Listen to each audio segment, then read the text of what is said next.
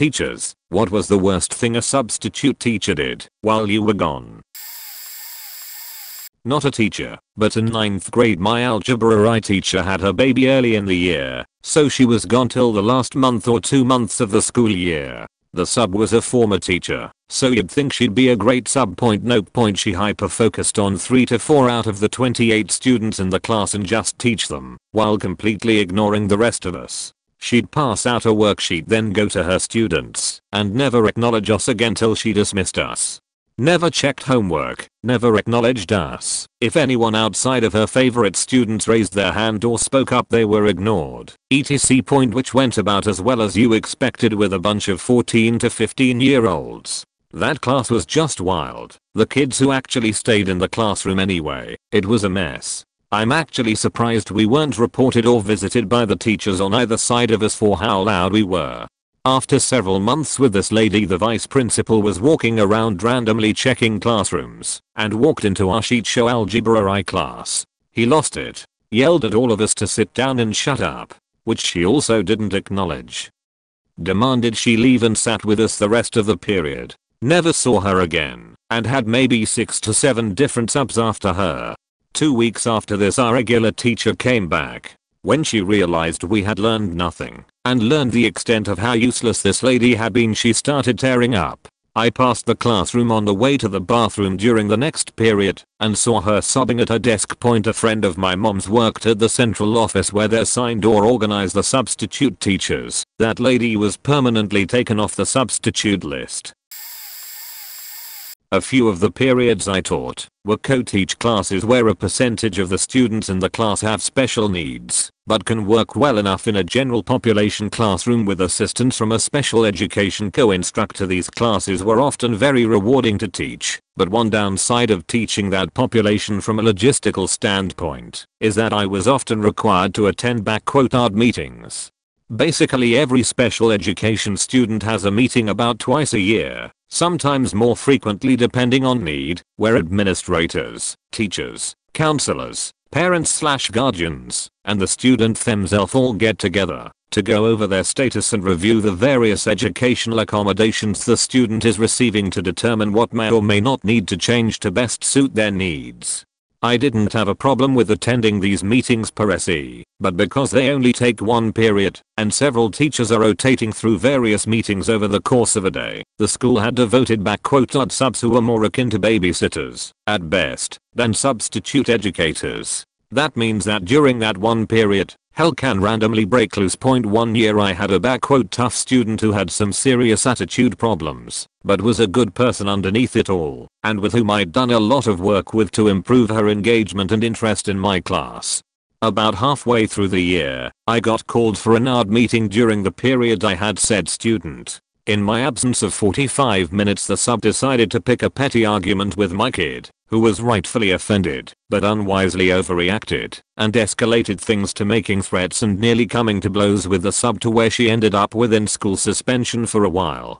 Getting the story from all parties and witnesses involved later, it's pretty clear the sub was to blame, and the kid who I'd worked so hard with was back at square one. I eventually got her back on track, and she ended up with one of the highest grades in my class at the end of the year, but I could only imagine how much better she could been without the setback and the amount of trust in adults she'd lost.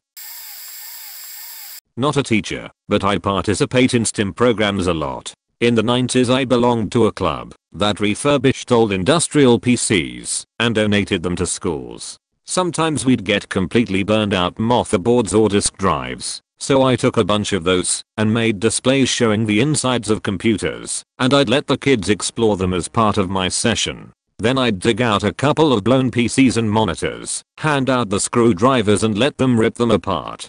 Yes, I was always careful around the old tube monitors. Once they were done, I'd let them pick apart if they wanted to take home. The younger kids especially loved this, and frequently I'd see some kids take home a hard drive controller or a graphics card like it was a real treasure. I even made the local news with my program. That's the thing about living in a small city. Eventually everyone makes the news.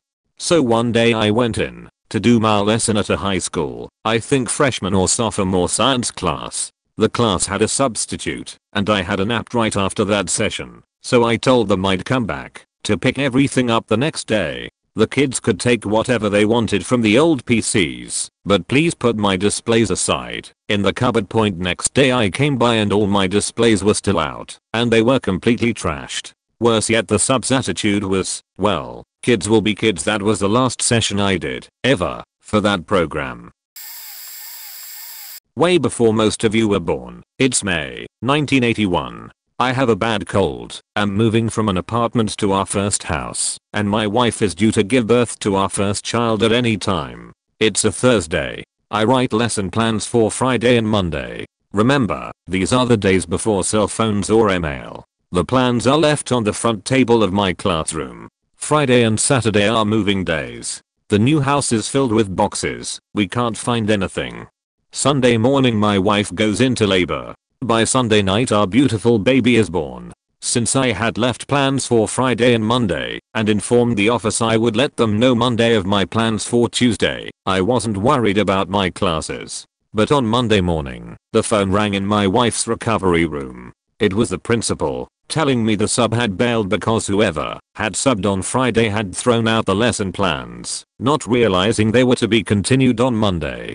The Monday sub, probably rightly, refused to work without plans. I didn't know the sub on Friday wasn't going to stick around for Monday. Again, with no email option, I couldn't just send new ones. The principal demanded that I return to school. The school was in a rural small community about 25 miles from the city where we lived and where the hospital was located.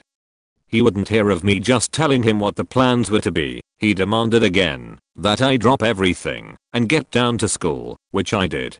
Someone else later that day picked up my wife and son and drove them home to our house full of boxes, so I didn't get to have that experience. The principal called me into his office and lectured me. He said, my wife had breast cancer surgery. You know what I did? I dropped her off at the hospital door and came to school because that is my job. I expect nothing less from you. Needless to say, we never really got along after that. I'm thankful that he retired a few years after that, and I went on to teach until 2008 and had a very good career, but it would have been much better if that substitute teacher had not thrown out my lesson plans that Friday afternoon. The first year I taught 5th grade, I really wanted to do something special for my students before Christmas vacation.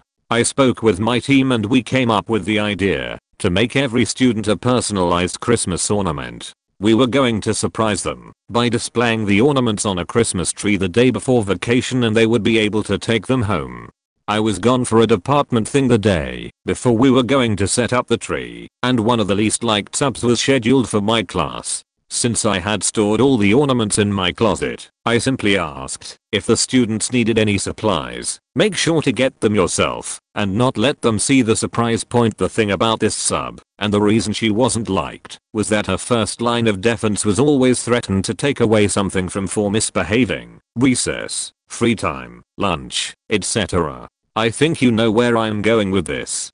Fast forward to the end of the day, I get back to my classroom and the last 30 minutes of class, so I could dismiss them, when all of a sudden, I'm met with 25 kids asking about their ornaments. I tried to play dumb and asked them what they were talking about, and of course they informed me the sub said something. She told the students about the ornaments and said if they misbehaved, she would tell me and I would take away their ornaments. Instantly, I was filled with horror that the surprise was ruined for all 5th grade, their kids. They told the whole grade during recess. Anger because that damn sub ruined the surprise. And disappointment because I really wanted to see their faces when they walked through the door the next day and saw a special Christmas tree with their personalized ornament. It's not the biggest deal or anything, but I was really upset that weekend. To this day, when I talk to my old partners, I still refer to her as the Grinch. Not a teacher obviously. One time my regular gym teacher had to go on leave for a few weeks due to family issues, so she was replaced with a substitute. Turns out that sub was the ex-wife of my mom's recently separated boyfriend. My mom broke up with the boyfriend only a few weeks before this happened. During their time together, the ex-wife made the relationship hell by verbally attacking him and my family. Basically, and I hate him, so I will make everyone's life hell. type thing. It got really serious when she started to claim that I was bullying her son, when it was the opposite point. This was also the period in middle school where we had to sit through the sex ed class, so of course, she took on the role of teaching that. She spent the entire time during both PE and sex ed belittling me and making fun of my weight. Anytime we covered the negatives of puberty like pimples and voice cracks, she would often target me as an example. Nobody liked her, especially once I told everyone who she actually was. Things ended when I convinced my mom to send the school all of the horrible messages, emails, and texts she had sent our way, including some very harsh Facebook posts. They replaced her, and she was barred from substituting at any school in the district. Found out a few years later that she actually lost custody of her kids, my former step-siblings I guess, because she tried to move out of state repeatedly without notifying the father and the gov. A sad turn of events, but her kids were already in high school by then, and pieces of shit themselves, so whatever. Back in year 2, I had super bad growing pains. Like couldn't walk, move, nothing, and needed a wheelchair bad. My school was gearing up for sports day, so they had year levels take it turns walking the oval to win points for their house. 1 lap equals 1 point. My teacher was lovely and either let me sit out or let the older kids push me so I could still win points and get some sun and winter. Well, my teacher was away for a week I think, and we had this sub come in, and it happened to be the day it was my class's turn to walk the oval for an hour, so I'd put all my things down, walked over to my wheelchair at the back of the room, and sat down so my friend could wheel me. And boy, she didn't like that. She demanded I get out and stop playing in it cause it wasn't a toy. I knew that, said that, and tried explaining, as a shy 8-year-old with a stutter, how I had crippling growing pains. She wasn't having any of it and grabbed me by my arm and threw me out of it and told me to get up. It felt like every one of my bones broke. The walk to the oval was horrible. She wouldn't let my friends help me walk. She screamed at me if I fell behind and tell me I'm holding everyone up. I was crying and I lost my lunch break because I was putting on a show. She made me walk the oval after pleading not to. All my joints were swelling and pulsing to the point I felt sick. I got halfway around the oval. Our oval was around the 1.5 kilometer mark around, and I passed out. Lucky we were oval walking with the year 7s. One of the footy boys ran half the length of the oval to come help, and he carried me down. The sub was yelling at him to put me down cause I was just doing it for attention, and the king he was with, a now screaming 8-year-old in his arms, just walked past her and told her to go fuck herself. He took me back to the classroom and used the class phone to ask the office lady to call my mum to pick me up. By that time the sub had reached the class and the year 7 boy had put pillows on the ground and set up a spot for me to lay down till mum came to get me, and the moment he left she'd just fly off the handles.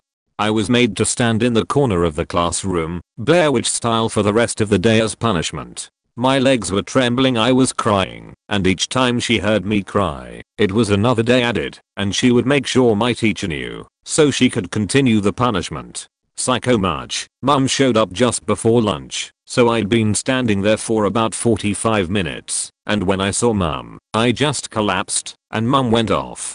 My mum is a beach, and boy did that teacher cry. The sub called for the principal's help, and apparently he could hear my mum yelling for him to come down, so Beach have the whole class backed me up and told him what she had done to me, and she ended up being fired. That hour and 45 minutes I had her as a sub caused so many issues over the next 3 years with my joints, and ended up not being able to walk for about a month. Apparently that wasn't the first complaint, and she wasn't allowed to sub or teach again. Had my students call him daddy. Had a sped meeting, and I was gone for about 20 minutes. He also went through my computer, had to leave it logged in, and projected for my kids to see my lesson. I trained them to read through the agenda and do the tasks if I'm gone. This was before Google Classrooms. He went through my computer, dug through files, found IEPs and displayed them. My instructions to him were watch the kids. Make sure they are doing their bell work quietly. Nothing more, nothing less. So I come back, and my cousin, yes, my cousin was my student. I was the only advanced LA teacher. We had no choice but to have her in my class. Immediately rats him out. He gets defensive and says she's lying. Told him I doubt that, since there is literally nothing for her to gain from it, and I have a great relationship with her. He looked at me and said something along the lines of all kids lie, blah blah blah, all. My kids did the O sound. One piped up and told the sub he messed up twice. One for the daddy comment, two for saying my cousin lies. Kid then explained our relationship to the sub. I walked out to the principal's office and let my boss know that 1. The sub is creepy and wants my kids to call him daddy. 2. He is never to be in my classroom or one of my team members. 3. Was looking for IEPs and didn't follow my sub plans. 4. That I will be bringing up this issue to the union. 5. Insinuated that my cousin is a liar. I'm her emergency contact for school and dealt with all the school stuff for my aunt and uncle since they don't speak English. Boss surprisingly agreed to each point. Sub was moved to the elementary schools though. That creeped me out. I think it's cause we were short on subs. I was a substitute teacher and here my biggest shame. So I'm a full-time science teacher, not a substitute, but I have to cover for other teachers when they are out because my district think that I $ more educational than hiring a $ newbie. So I'm substitute teaching for an English teacher who is actually a good friend of mine. She calls me the night before and is like, can you have the kids read the poem My Papa's Walls and facilitate a discussion in which students discuss whether or not the narrator's memory of the walls is a fond memory or a bad memory? I tell her I can. I'm familiar with the poem from when I was in high school. I figure I can give it a shot. Point the next day instead. If having a prep period I head to her classroom and hand out the photocopied poem. After the kids read it, I start prompting them with questions about the tone of the poem. So is this a fond memory or a bad memory? I ask. I get a lot of silence from students that don't know me well. I rephrase the question. Still silence. I start to panic. I revert to my STEM insert. I tell the students to assign each line of the poem a positive or negative value from 10 to -10, depending on how positive, how negative, or how neutral the tone of each line is, in their opinion. Then I have the students sum the total of the lines to get an overall score for the poem. Some students have a positive value, others have a negative. The bell rings, and I feel proud of how great an English teacher I am.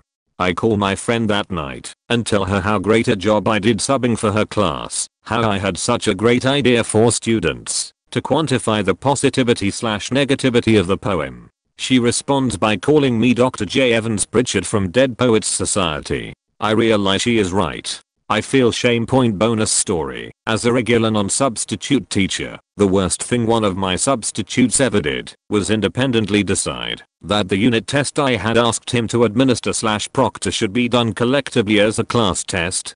Apparently all it took was 1 or 2 complaints of this test is hard, can it be a group test? For him to decide that he should be the cool teacher and allow students to work collaboratively on it, moving from desk to desk copying/discussing each other's answer. I mean, that sort of thing can be a valuable learning experience, which is exactly why we had done just that sort of thing with various problem sets and lab activities leading up to the assessment. You know how much time and effort goes into authoring an accurate, well-targeted formal assessment. Rage.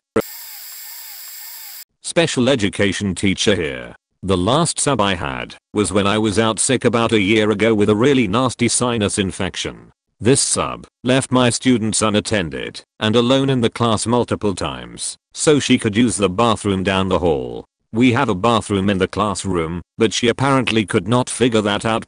Tried to force my ID student who is dyslexic to read and would not leave him alone the entire day. He cannot read, and his IEP specifically says that information must be presented orally and that he be allowed to dictate answers. One of my students has vision issues and did not have his glasses on that day. She was convinced he was blind. She then asked him if he lived in a gated community or a nice house, and when he said yes, she said, well, you should be able to afford some glasses then. Completely ignored my lesson plans and did her own thing. Also ignored my instructions that my ed was in charge and that she, the sub, should follow my aide's directions, constantly berated my students for their behavior, tried to force them to do busy work, and then decided to ignore them and focus on the ID student all day.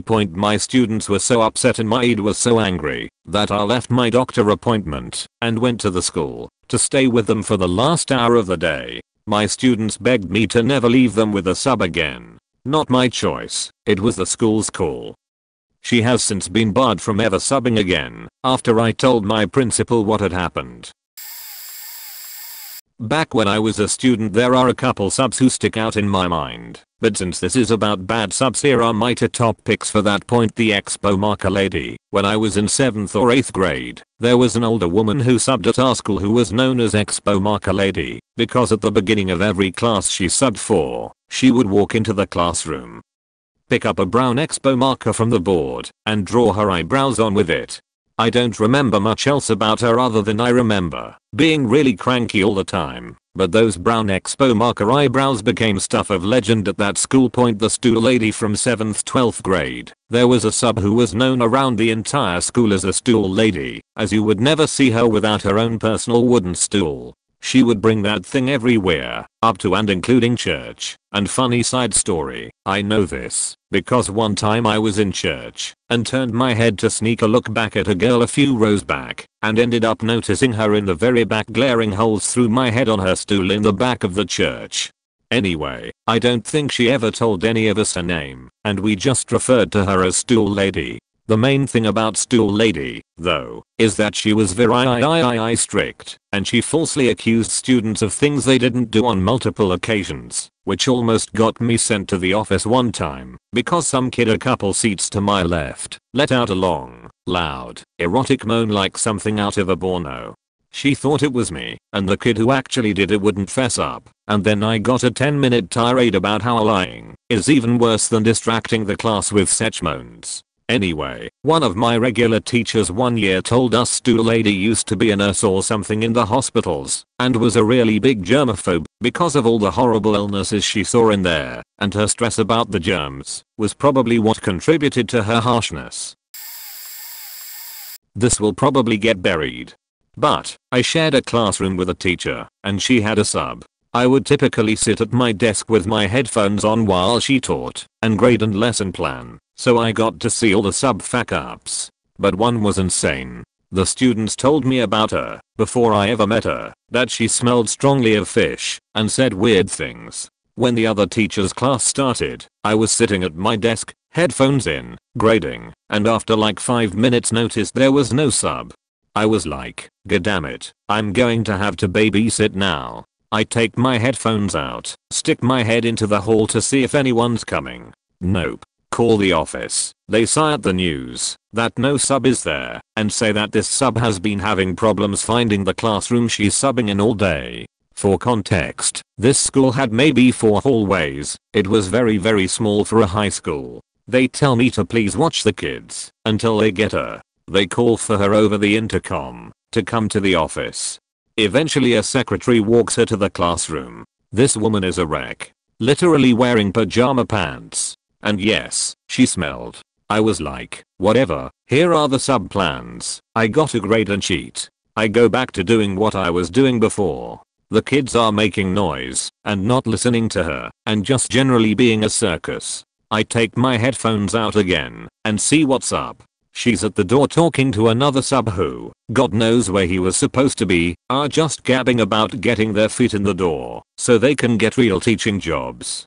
Oh god. The woman hasn't touched the sub plans. The kids are just faking around on Chromebooks and walking around. This was a creative writing class. It was a mess. Anyway, I leave and go to the gas station to get some snacks, since it was still my off period.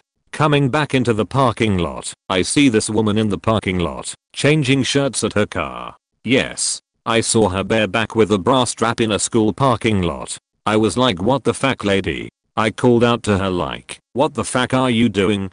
She says, oh, can you let me back in the building? I'm like, you left? We go back to my classroom and the kids tell me she said she just randomly needed to change shirts and walked out. They were like, we have more to tell you when she leaves. The next day, the kids tell me that, after about 20 minutes of not giving them any instruction, this faking goon goes, "Okay, so this is a creative writing class, right? Let's do a creative writing experiment.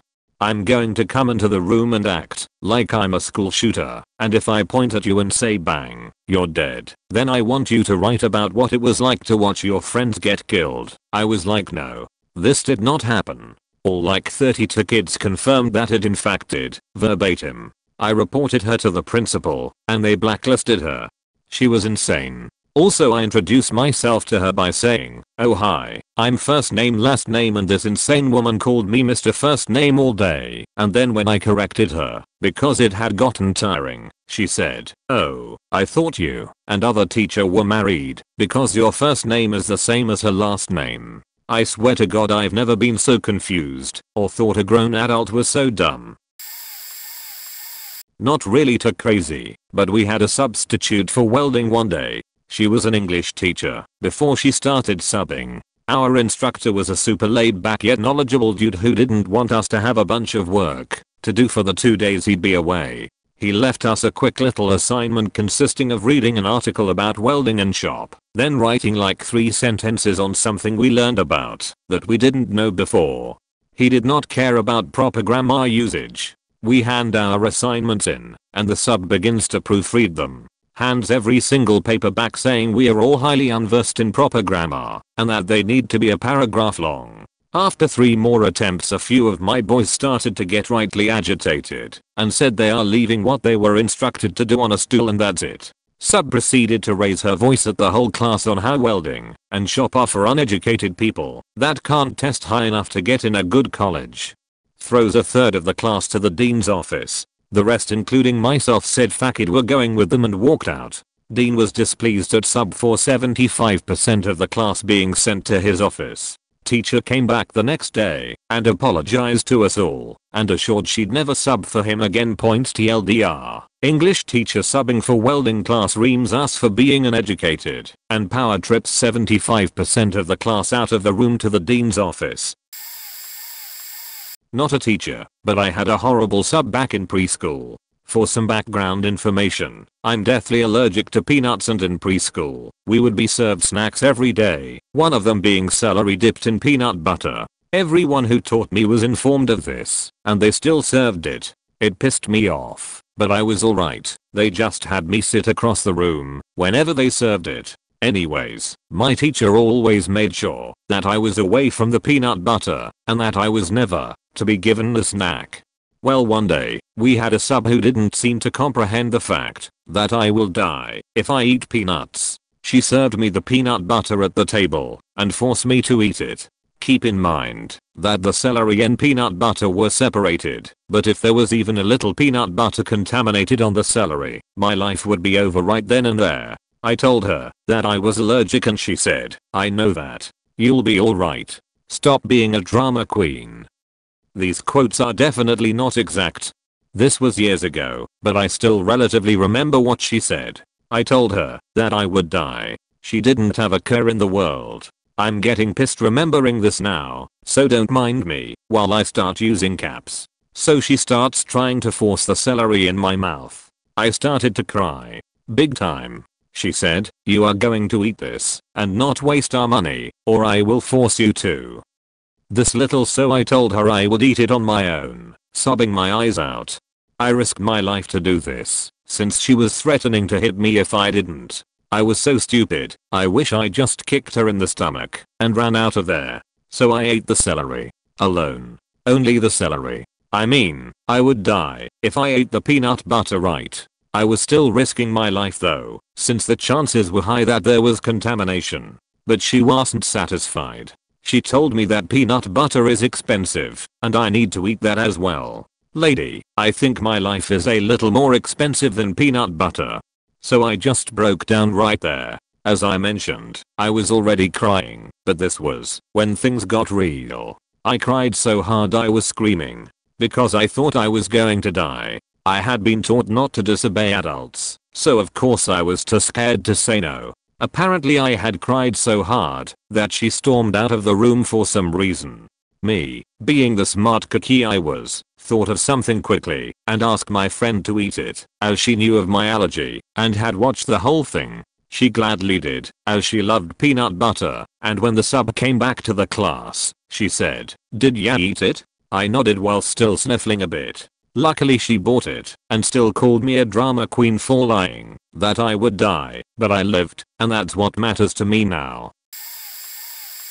I had a day off for a medical appointment and left very detailed lesson plans for the supply teacher. One thing that I made sure to print in bold lettering was that the AKU provincial testing was coming up and I wanted her to go over one specific math concept to refresh their memory. I wrote out exactly how the lesson was to be taught, provided the questions in full, made sure my I's were dotted and my T's were crossed. I came back the next day to no note from the supply teacher and my math bulletin board covered with turkeys.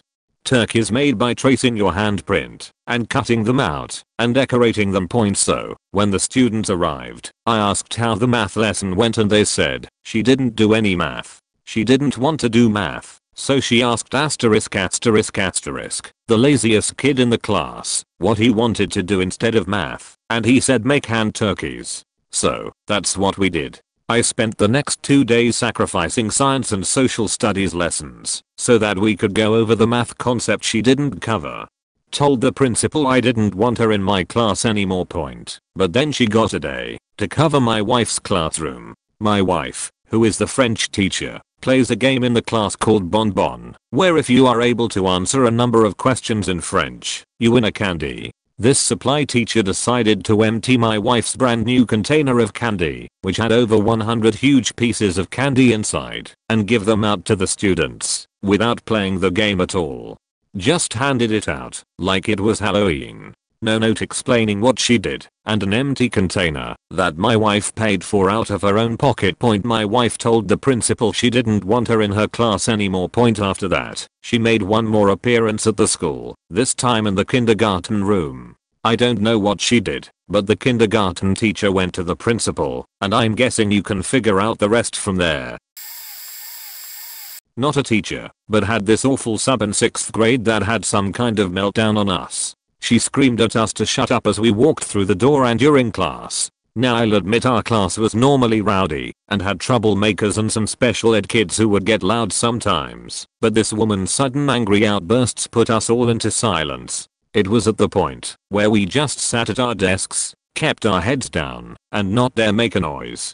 Even with our uncharacteristically good behavior she kept screaming shut up, shut up, shut up. Then to make it worse, the student teacher came in. She was studying to be a special ed teacher and worked with one of the kids in my class, so we saw her often and liked her. She heard the yelling and tried to stop it. The sub turned her attention to the student teacher, screamed at her, cursed at her, and sent her crying into the hallway. Some of the girls ran out of the classroom to comfort her. The main problem student told the sub that she couldn't treat people that way. The sub marched to his desk, grabbed him by the collar of his shirt, pulled him up so hard that she tore the collar, yelled at him for being disrespectful, threw him back onto the desk, and stormed out of the classroom with one last round of shut up, shut up, shut up. No one was talking. She ran to the principals and quit on the spot because we were the worst class she's ever had. When we tried to explain what happened, no one believed us. We were the rowdy class with the bad kids. They didn't listen to the student teacher either. We were punished with extra homework, in-class assignments, and were left out when the other classes had fun activities. I was the teacher's pet of our class and tried to explain what really happened when things cooled down. Their response was, "It's really nice that you care for your classmates, but it's wrong to lie for them." It's been 18 years. I wonder if they would believe me now. My daughter was in a medical class in a vote CJ school getting her CNA, and they had a sub one day. There was a girl who was slow, but not in special ed, and she was a minority. My daughter was a peer mediator, and was expected to help the guidance department help students. These girls, the mean ones, took this girl's book, and proceeded to rip pages out of the book. The sub ignored this. They were disruptive, and she ignored that as well. The poor girl was beside herself because she couldn't get her book back and they were trying to destroy it. My daughter had enough and got up, grabbed the book, the pages, and the girl, and told the sub, "Going to guidance." The sub said, "No you aren't. Sit down." The mean girl snickered. My daughter said, "Watch me," and she took the distraught girl out. The sub wrote her up. I was subbing in that school that day, and when the referral hit the discipline principal's desk, he mentioned it to me. My daughter had asked me not to get involved unless she asked, so I waited. She told me what happened. She walked into his office and sat down and proceeded to list everything that happened in the class and what she did. Then she said, "If you suspend me or give me detention for this, I'm going to Mrs. S, principal, because that is just what peer mediators are supposed to do." He looked at her and told her she wasn't in trouble. He just wanted to know what actually happened.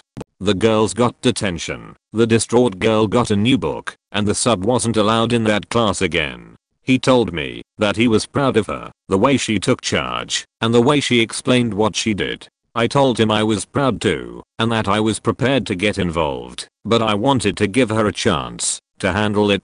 Now, she's working in management in the government. I had to be gone for 3 days in a row. I slaved over my sub plans. The kids had app tests coming up. It was the perfect blend of kids being productive and the sub having a relatively easy time. The sub told my kids the plans were garbage and that I didn't know anything. My kids and I have a good relationship, so that immediately turned the kids off to him. He made sexist comments about how women shouldn't teach about government and politics.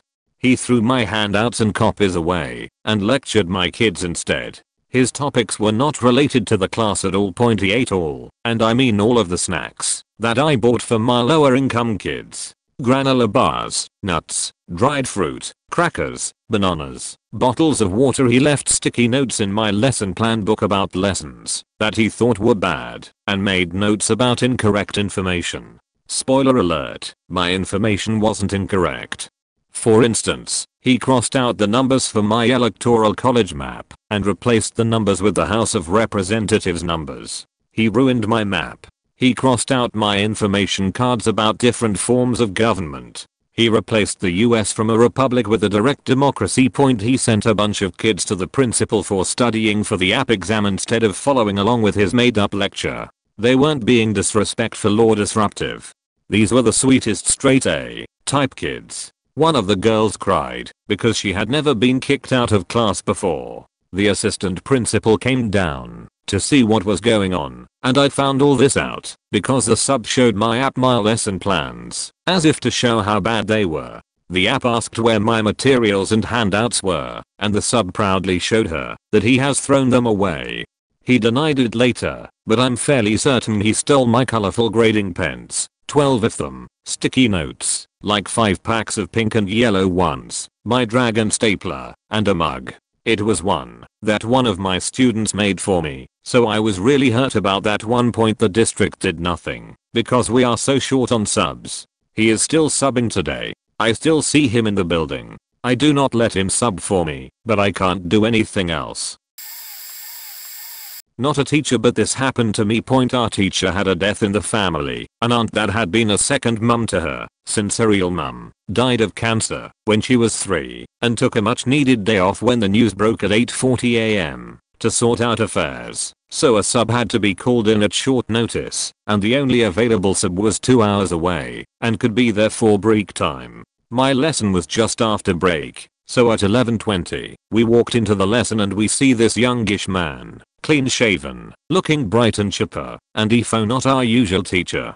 He started the lesson asking us where we were at and replied we had coursework to finish as we didn't have any set work for that day. It was a Friday and Fridays was usually coursework day with our normal teacher. He said that wasn't fun and that we should play a game instead and has us hand in our coursework so everyone would be paying attention to this game. The game basically involved him asking us what we liked and didn't like about each other in the class, as his motto was honesty is the best policy. So one by one we go around answering, and it got to me, and at the time I was very much into high fantasy fiction, and as soon as I said that, he immediately latched onto it, calling me a nerd, and that I should be like a real man, and have a proper hobby. He then spent the next 25 minutes asking others, but also asked what they hated about me. He could see I was getting very emotional, and was doing the "is the Eichel baby gonna CWY" routine, egging on others to single me out. Little did he know he was bullying someone with Asperger's and someone who at the time was very suicidal. So lessons end, I book it for the door, not before he trips me up. This got another laugh from the class, and I just head home, missing the rest of school, and to which no one knew. I tried to kill myself again. I knew that if I could get home, no one would be there for hours. Luckily for me, the teacher noticed that I wasn't in the next class and asked some people where I was, and they explained what had happened and had contacted my mother, who worked in the same school at the time, so she knew I'd head home first as she wasn't due to be home till late due to a parent/teacher conference. Well, what happened to me was bad. What he did to the class was worse. So he had a free lesson after us, and he shredded all of overdrafts of the coursework we left in school a month before they were due in for 60% of our grade. Last I heard of him was when I was asked to make a statement to the police, as he had a warrant out for his arrest. After that they made sure to properly vet any and all sub-teachers and didn't rely on the agency they got him from. This actually happened recently. Due to COVID, I'm in a blended setting where I come to school, but teach the students through Zoom. We are also short on substitutes, so oftentimes other teachers will give up their planning period to cover a class. So another teacher covered my lunch period Zoom class, which is about 45 minutes longer than a regular class period. To accommodate the lunch shifts, she never turned on her camera, but marked students as "absent" if they did not have their camera on. When the students pointed out her hypocrisy, she said, "I'm a teacher. I don't have to have my camera on. It's school policy. We do need to turn our cameras on." She gave students the instructions for their assignment once, and was annoyed and refused to repeat herself when students asked for the instructions. Many students have poor internet, since it is a rural area, and so we were trained to repeat ourselves and always have written instructions ready. She did not post my instructions either. She also did not dismiss students for lunch. Granted, they are at home, so they could have gotten food anyway, but if they left the meeting or even just walked away, she marked them as absent. She also wrote them up if she saw the meeting on camera. And she's not just a sub, she's an actual teacher at my school. I feel horrible for her students. It's a shitty year for everyone, and it's nearly impossible to be such a stickler for the rules this year. I deal with a lot of troubled students in that class, and had worked hard to build their trust and enthusiasm, and after her, some of my most difficult kids haven't even showed up. My partner is a first grade teacher, and she teaches at a school that has a lot of trauma-impacted students. In any given class, about half of them might have come with their families as babies seeking asylum from violence in Honduras or Mexico. Trauma and poverty obviously can leave their marks on a kid pretty fast, and they also make totally normal things like being dyslexic or needing glasses or a hearing aid become huge problems. Anyway, she had a student one year, a boy, that was a total sweetheart. He didn't speak much English yet. It's a bilingual classroom, and he was extremely shy. But he was smart, kind, creative, just a great kid. He didn't like to be touched though, at least not unexpectedly, and he didn't like loud sounds, because he had witnessed some really unthinkable things already in his life, like murders. Anyway, she gets sick, and there's a sub for a day. When she gets back, she finds out from the other students that this kid, one of her best sweetest students, was suspended. The sub basically walked into the classroom and, in English, told every to get to their seats and pull out a specific book or something like that. But this kid didn't understand that, because he didn't know those words. So the sub walked over to him and confronted him directly, again in English he didn't understand, and the sub felt like his non-response was a sign of disrespect. As if all little first grade brown boys are inherently disrespectful or something. That was the vibe of it. Then the sub started yelling, and the boy just shut down, because he had absolutely no way to handle that point. And that cycle continued until the sub grabbed him, and walked him to the principal's office, and said he'd been causing problems, and needed to be sent home point anyway. My girlfriend got it all cleared up, and obviously the boy wasn't going to get any more punishment. But it set him back like a month. It had taken her months to get him out of his shell, to get him laughing and engaged. In one day that sub shut him back down for a month point. That was a couple years ago, and she's been terrified ever since then of ever taking a day off point. Can you imagine being such a pathetic, racist, angry substitute teacher that you robbed a month of a child's happiness from them? I went out on paternity leave about 2 years ago, just a week. I just trusted our secretary to pick someone we trusted. No, they went with a new guy who was a neckbeard. He tossed out all my history lessons and taught 7th graders, 12 and 13-year-old kids about the truth and why they are wasting their time listening to me. I had a few students email me their concerns with the sub. I went in early the next morning and talked to him about these changes. He told me the students were lying, but couldn't show me any work they were supposed to complete because they were lazy. I set him faking straight and told him he would be using my materials to teach. He acted like I was insulting his mother or something, but he eventually agreed. He was very disgruntled moving forward. He did stick to the lesson, kinda. But he decided to root through my desk and take stuff like pens to resources I keep for students when they need them, paper, penciled, snacks in case they are hungry. He even destroyed a notebook I kept for brainstorming lessons. I didn't learn any of this until I got back. My students never contacted me again, so I thought everything was okay. They did ask me to never have that sub again. And yes, some of the girls felt uncomfortable around him. This was kind of a substitute. Our physics teacher quit mid-semester to take a job at a private school. Don't blame her. She had a PhD and the other science teachers walked all over her, so we had a semi-permanent substitute for about 3 months. Prior to my teacher leaving, we had been working on a group project for about a month, about 3/5 days a week, and there were times we had to take it home to work on it. This was a big deal to us. We were all pretty passionate about it, and it was a fun project that made us care about physics, which is hard to do for high schoolers. He walks in day 1, sees we've been working on this project with weekly check-in grades, sees we're all doing really well, lowest grade was like a B, and he scraps the whole thing. He thought the best way to teach physics was to just lecture and talk at us for 84 minutes and give us pop quizzes almost every class.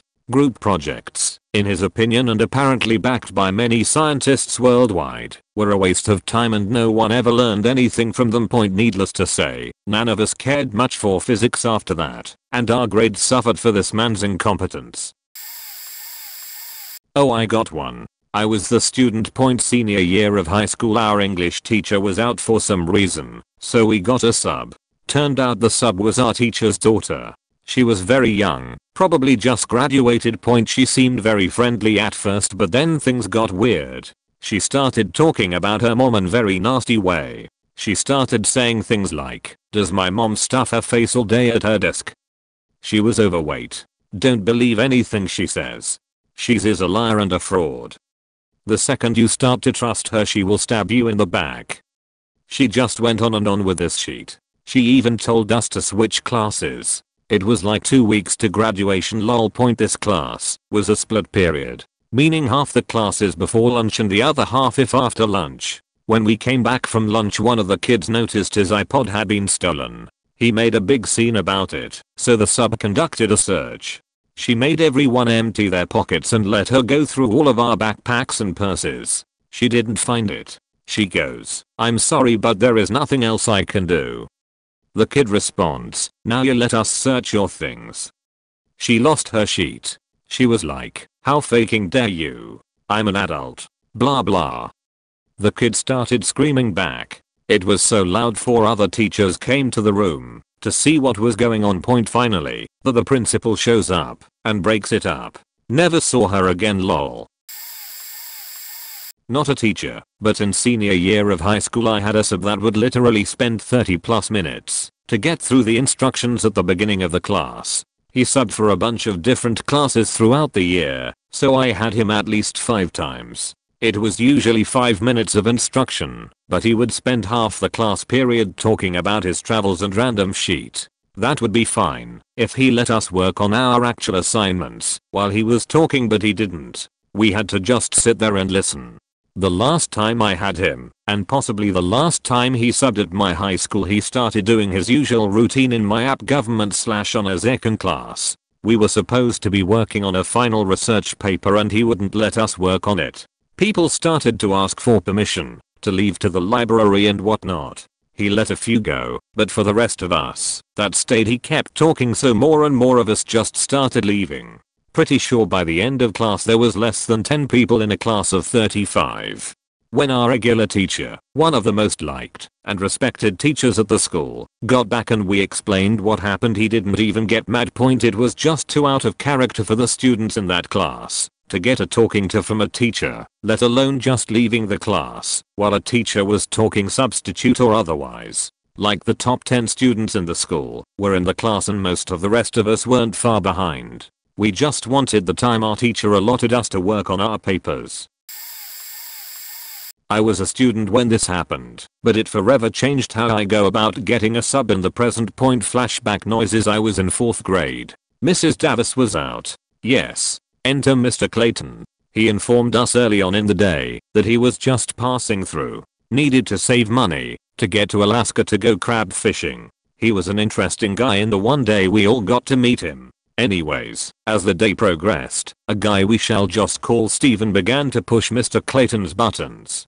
This kid laughed like Beavis, brought baggies of road salt to school to eat, and was a general problem on the best days. The sub eventually had enough and threatened to paddle Steven. Mrs. Davis's paddle was no joke. She never used it, but it hung above her desk like some ancient mystical weapon passed from generation to generation. Natty Bumpo has killed deer, and so Mrs. Davis had whatever the fuck that thing was named. It looked unpleasant to this 4th grader. Now Steven isn't dumb. He's actually kinda smart. He immediately replies that subs aren't allowed to paddle anyone. Mr. Clayton doesn't miss a beat and states then he will throw the paddle in his direction. If it hits him, it hits him. A clever distinction, but one that wouldn't hold up. Steven had the first part of his retort leaving his mouth as Mr. Clayton let the paddle go. It had somehow found its way to his hands. It might have been magic there. Regardless, here we all sat, stuck in slow motion, as we watched the flight of this infernal instrument of punishment. End over end it tumbled. The gods weren't in Mr. Clayton's favor that day, let me tell you. You see, this paddle didn't stop at Steven. It went wide left and hit the sweetest, most kind-hearted girl in our class in the face. Hard. She starts crying. Steven is laughing. The rest of us are shocked. Mr. Clayton looked on with a face that said he was more disappointed he didn't hit Steven than he was for hitting the innocent girl. Mr. Clayton had to leave early that day and we never saw him again. Aspen cried until she went home with a red stripe across the face. Steven kept eating road salt. Not a teacher, but I was in app art my junior and senior year. There's 2 different classes you can take. It's different from other art classes. We don't have prescribed assignments where you have to include things like 5 forms of line ECT. We just get to use the supplies the art department has. A huge plus for broke kids in high school to work towards our portfolio, what we submit to college board on the day of the test. The atmosphere is really collaborative, and we were encouraged to play music and talk to each other throughout the class period to help each other develop our final portfolio to submit to the college board. We were also allowed to use our phones and computers as much as possible, so we could look up reference images and research the focus for our portfolio. For a straight week of class pretty close to the app test our teacher was out, and the substitute refused to believe we were allowed to talk at all, which as far as I can remember, is allowed in art classes of all levels. Play music out loud / listen on headphones. Or use our phones / laptops for a search. More than one person in the class was using music as a focus for their portfolio and were unable to play the pieces as they drew, even via headphones. I don't remember my focus, but I was drawing lots of people in like mid-action poses, and my main goal was to convey movement and make them look as natural and unfrozen as possible. I couldn't use any of the reference photos I had saved or look up new ones. The girl who sat across from me was trying to incorporate Hindi calligraphy into her pieces, but as she wasn't fluent she was relying on her relatives to translate, and the internet to double check her script was readable / couldn't be mistaken for another letter in the alphabet. She couldn't speak to the relatives who were helping her translate or look at literal academic sites outlining the basics of the alphabet. We missed so much class time at such a crucial moment doing literally nothing, because this sub was on a power trip, and we couldn't even help each other workshop completed pieces as we weren't allowed to talk. Still makes me mad, haha. Oh. I worked as a sub for a few years and I can absolutely tell the worst thing I had ever done. I was called in last minute to sub for someone for summer school. I showed up late because last minute and was walked to the classroom where I was greeted by the app who had been watching while they waited for me. The app gave me the instructions of they're working on a packet they already have, so I was like, okay, and let them work on their packet for like 4 hours. Most were done before the day was up, and I was like, I don't have anything else to give you.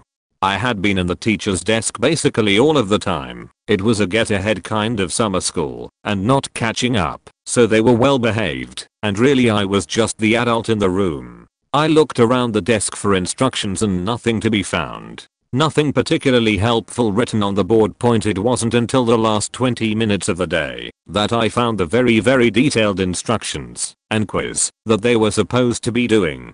It was on a table on the opposite side of the room near the microwave on a table filled other papers. It was so close to the end of the day, the app hadn't noticed the instructions, and I was never going to be able to do any sort of justice to the work that I just pretended I never saw it and didn't say anything.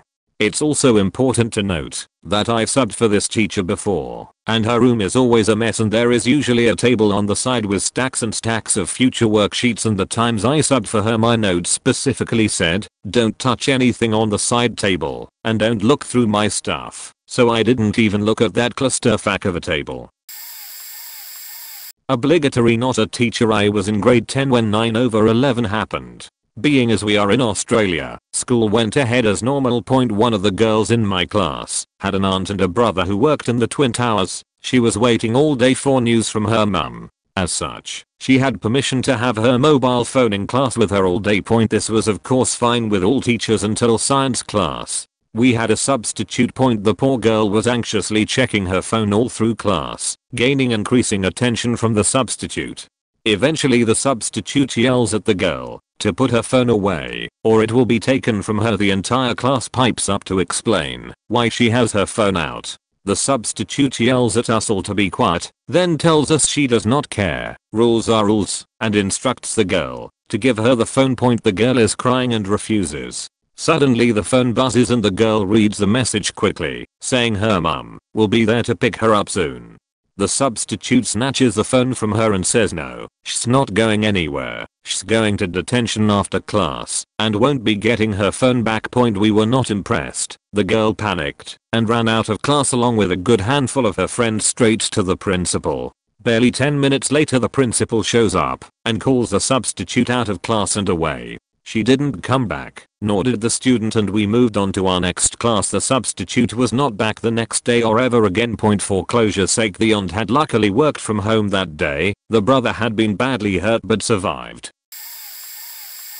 I teach music now in my own classroom. I subbed for about a year during college, so I knew how subbing went, and my expectations for subs were pretty high. This woman comes into my classroom and completely ignores the lesson plan. Completely. As far as I'm aware, she didn't try to follow it for a single second. In the notes she left for me, she says how the students created this great piece called Rainfall. It was such a neat thing to see, she says, even though nothing was written down, and this class tended to have a short attention span for classwork. So that's pretty sus. What actually happened? Students just started playing the theme from Undertale and stuff from some rapper, I forget who now. The thing they tended to do when they really didn't want to work on anything The sub recognizes none of this and tries to twist their game into a creative activity, but actively just puts silly adjectives to things kids were already doing. Nothing was written or original in any way. The kids recounted this with both hilarity and astonishment at this poor woman's incompetence. The tone of her notes also told me that she had a very loose attitude about music, one that didn't recognize it as a discipline or class, but viewed it as playtime. I became very skeptical of subs after this. TLDR sub ignores plans left for her and tries to make kids endlessly playing meme music seem deep/productive. I'm a SIWA who works mainly in classrooms with behavioral students, mostly boys, most of which have dual diagnoses with learning/developmental delays and disabilities. Took a half day. Came back in the afternoon to one of my more rowdy/disrespectful, clinically diagnosed, boys running to me as he saw me walk in. He was already at the office, telling me he hated my supply and wanted to report her. She was still on duty, so I calmed him down a bit and took him upstairs to class with me. Not knowing who I was, when we walked in together she told me that boys not allowed in my classroom. Remind you, a SIWA support staff, and we still have a teacher, so I don't know where she got off saying that. I told her I was the SIWA who had taken the morning off. She went on a tirade about how disgusting and disrespectful this student was, and how he shouldn't be allowed back to school, in front of the student and all the others. I told her that it's unfortunate there was an issue in my absence, but that he had as much right to be there as any student. This class is literally in place for children who can't function in a normal classroom setting. It's what we were trained for, and what we do at every school. Then she absolutely went off. She told him that she was going to call the school board and have him permanently banned, that she was going to make sure he didn't get an education, and that he'd never hold a job. He'd never make anything of himself. Really disgusting shit. I told her she needed to leave and ejected her as out of my classroom. After talking to the kids and reassuring them that they were loved and cared for at school, I asked the student what happened in my absence. He was straight up with me. I didn't like her, so I called her a stupid bitch. I wouldn't do what she asked me to do, and I ignored and laughed at her, etc. It's important to note that as a child and youth worker within a city, kids, these are the most mild of behaviors for a behavior classroom. It's literally what we are paid to deal with. I couldn't believe she had been on the board for something like 7 years, and getting called a bitch set her off like that. Try getting kicked directly in the front your kneecap so that it hyperextends backwards and having Windex sprayed into your eyes at the same time, honey. And I still love that kid. We filed a complaint with the principal and never saw her again. Obligatory not a teacher. Back in vocational school, one of my instructors, Nick, was having personal difficulties. Unknown to most in the class, his wife was fighting cancer, and for one semester he wasn't around a lot. We loved Nick.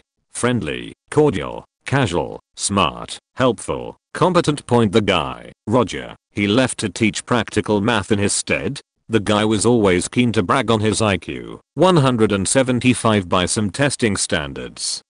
I'd join Mensa, but they bore me. To anyone who'd listen, but he couldn't teach a cat to cover up sheet.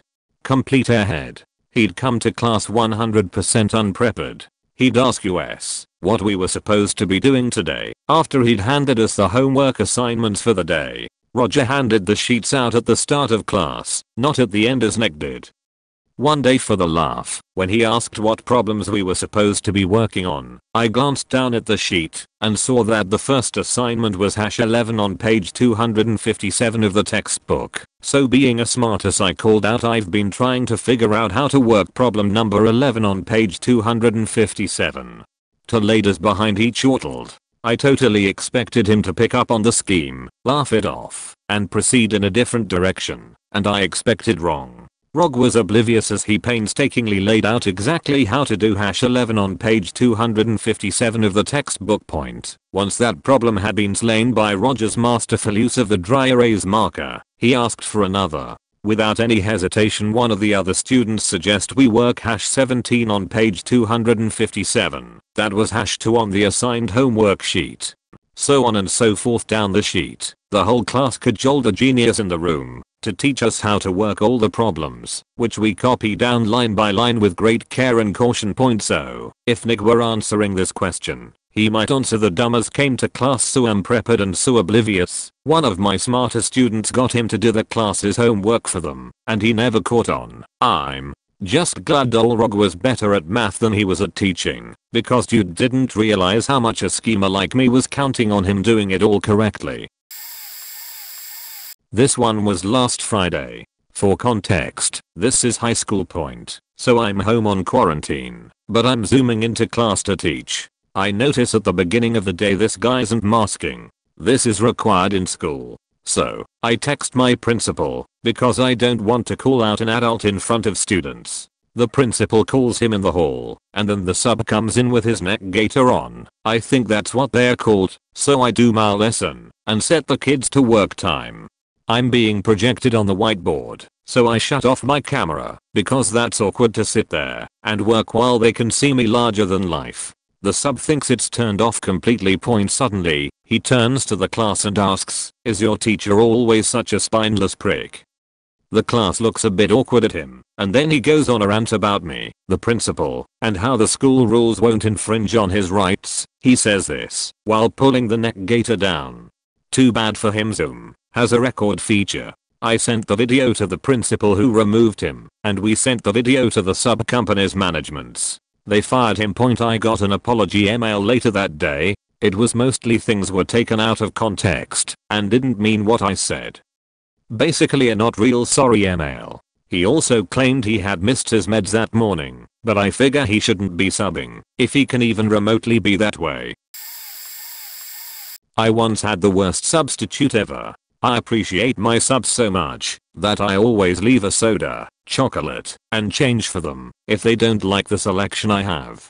So I was going to be gone because my son was having surgery. I left detailed instructions. I have a color-coded notebook and I make copies and super easy to follow instructions for the subs. Think step by step with sticky notes. I even simplify it so all the sub has to do is hand out the worksheets. I write the assignment on the board and instruct the kids the day before. This should be the easiest day ever. I returned the next day to the kids begging me never to have that sub again. Apparently, she came in and didn't like the lesson I had planned because she didn't feel it was rigorous enough. We had just tested the day before, and I didn't want them to start a new module without me. So she asked what lesson we just finished and just picked up from there in the wrong module. We were on 3, and she started halfway through 4. Then she yelled at the kids for not knowing anything. When the kids tried saying anything, she wrote their names down for referrals. She then went through my things and ate my special chocolate. It was hidden and not opened and was a gift from another teacher and still had the card attached. The kids told me about the chocolate. They even told her it was my special chocolate and she didn't listen.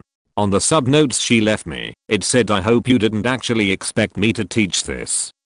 Needless to say, I requested that she never sub for me again. Edit. I forgot to mention she saw the tests on my desk that I had finished grading but not put into the gradebook and gave them to the kids and told them to take them home. That was a fiasco trying to find them all in order to get them in the gradebook.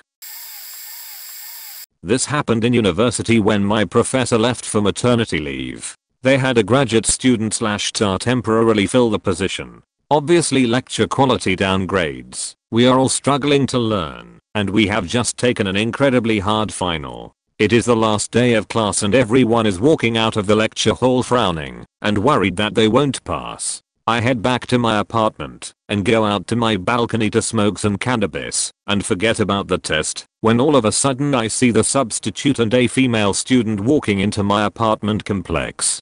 This girl lived literally across the hallway and I have met her multiple times. We even studied together for the final. They go up to her apartment. Keep in mind this is 2 hours after the exam. I decide to stay on the balcony out of curiosity. 30 minutes later they both leave her apartment. He has a sheet-eating grin on his face and she is fixing her hair. This scumbag substitute professor was pressuring girls into giving him sexual favors if they wanted to pass the exam.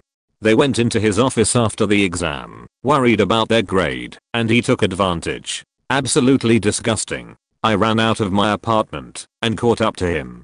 Explained to him what I had just seen, and his face turned ghost white. I said I am not giving you a blue job, but I'm getting an A+ in this class too, or I'm heading back to campus with you, and we can walk to the dean's office. He is piss scared, and says okay. My grade comes in, and I have an A+. Scumbag. I still reported that horrible human to the dean and emailed my professor. Fuck that guy. Poor girls. Not a teacher, but friends with several, that worked at the same school and all had problems with the same substitute. All of these schools are high schools, and this sub is maybe 23.1st story. This complete corkwomble let an entire class talk, ask questions and flat out cheat on math quiz that was about half the student's grade. When my friend got back to his class the next day, the teacher in the other room next to his told him what happened, as did the student helper in that class. The student helper also took down the names of the students who didn't talk or cheat during the exam. The students who actually followed the rules got ice cream, while the rest of the class had to retake the test. Second story. Few weeks after the first, he flirted heavily with multiple seniors and a couple juniors. The girls in question were, obviously, very upset and disgusted, and told their teacher what had happened. He'd also let this class run rampant and the regular teacher got noise complaints the next day too. Last story. Sometime after the other two, another school, and I only heard this one second hand, friend of a friend deal. Sub was letting the kids go wild again. But this time, one of the students informed the teacher this sub was selling drugs to some of the students: weed, cocaine, meth, you name it. He was apparently also high majority of the time he was substituting, which explained a lot of the noise complaints. He couldn't be asked to quiet them down. Needless to say, this horrible substitute was fired, jailed on drug charges and sexual assault charges, and probably a few other things I didn't hear about. The worst part, his father was a gym teacher at one of these high schools and scrutiny was put onto him as well, though he was found to be innocent of his son's bad life choices. I have been a teacher's assistant for 14.5 years for the same district. My first year as a TAR I worked with a first grade teacher. Another teacher in the quad of classrooms was absent one day and this middle-aged guy was subbing. He was a bit greasy and set my radar off, just didn't sit right with me. One time during the day he was picking the class up from lunch and had stopped outside the cafeteria, where the bathrooms were, to allow students to use the facilities. I was also there with my class. I was kind of keeping my eye on him. I happened to notice that there was a moisture stain on the front of his pants. I mentioned in passing that I knew it could be difficult to find time to get to the bathroom, though he had just had 30 minutes for his lunch, and if he wanted I could watch the class while he went to use the men's room. He said he was fine, the wet patch growing larger. I didn't push the issue, but planned to mention this when I got back to class. When I got back to the room with the class, the teacher was still out, so I settled the class into their next activity and waited. When the teacher returned, she sent me into the workroom for something. This room had doors to each of the first grade classrooms in the quad and so I peeked into the other class and saw him sitting at the teacher's desk with 4 or 5 little girls around him, one on his lap. I quickly went back to my classroom and told the teacher what I had seen and about the wet spot on his pants I had witnessed earlier. She went into the workroom to check and came back to call the principal. He was gone before the end of the day and the students dispersed between the other 3 classrooms for the remainder of the day. I later learned that when the principal mentioned the wet spot on his pants, he said he had spilled tea, but she said she had smelled urine. She just told him to go home. I expect she called and warned other schools about him as well. I never saw him at our school again. Edit for clarification. 8. Not a teacher, but here are a few things that happened through my years of primary school. Year 1. For the end of the year we watched Charlie and the Chocolate Factory. My friends and I then go out to lunch and reenact the movie. We ran around the playground finding golden tickets, one of them being a leaf off a tree. All the leaves were dead cause it was fall. A substitute we had came up to me and told me that I was destroying school property. She paid no attention to my friends and took me away to sit on the bench and watch everyone else play as my punishment. Year 2, we had this reward system where we would get golden time at the end of Friday just so we could relax before the weekend. Every time you did something bad during the week, you would get time taken away from your golden time. One Friday I came back from lunch early, and about 5 minutes before class starts, I ask my substitute teacher if I can use the bathroom. I run down, and as I'm coming back I hear the bell ring, so I slowly jog back. As I come back into the classroom, my teacher looks at me and asks me where I was. I explain that I just went to the bathroom, and she tells me that I should have gone at lunch. When I explained that she literally told me I could go, she told me off for talking back and said that I lost all my golden time, 50 minutes. I then had to sit there doing lines as the other kids played around me. Year 3, we had a sub for a few weeks, and one day we were completing some math work. She knew my friend and I well enough to know that we were top of class and would usually finish quickly then talk with each other. She gave us our math sheets and told us that we could work in partners. My friend and I got together and we got stuck on one of the questions. I figured it out, and as I was explaining it to him, our substitute teacher came to us and told us that we were being off topic and distracting the class. She made us stay in during our lunch time to write 100 lines of "I will learn to stay on task" during class. I'm hella late, so don't know if this will get seen, but I had to share. On mobile also in Australia.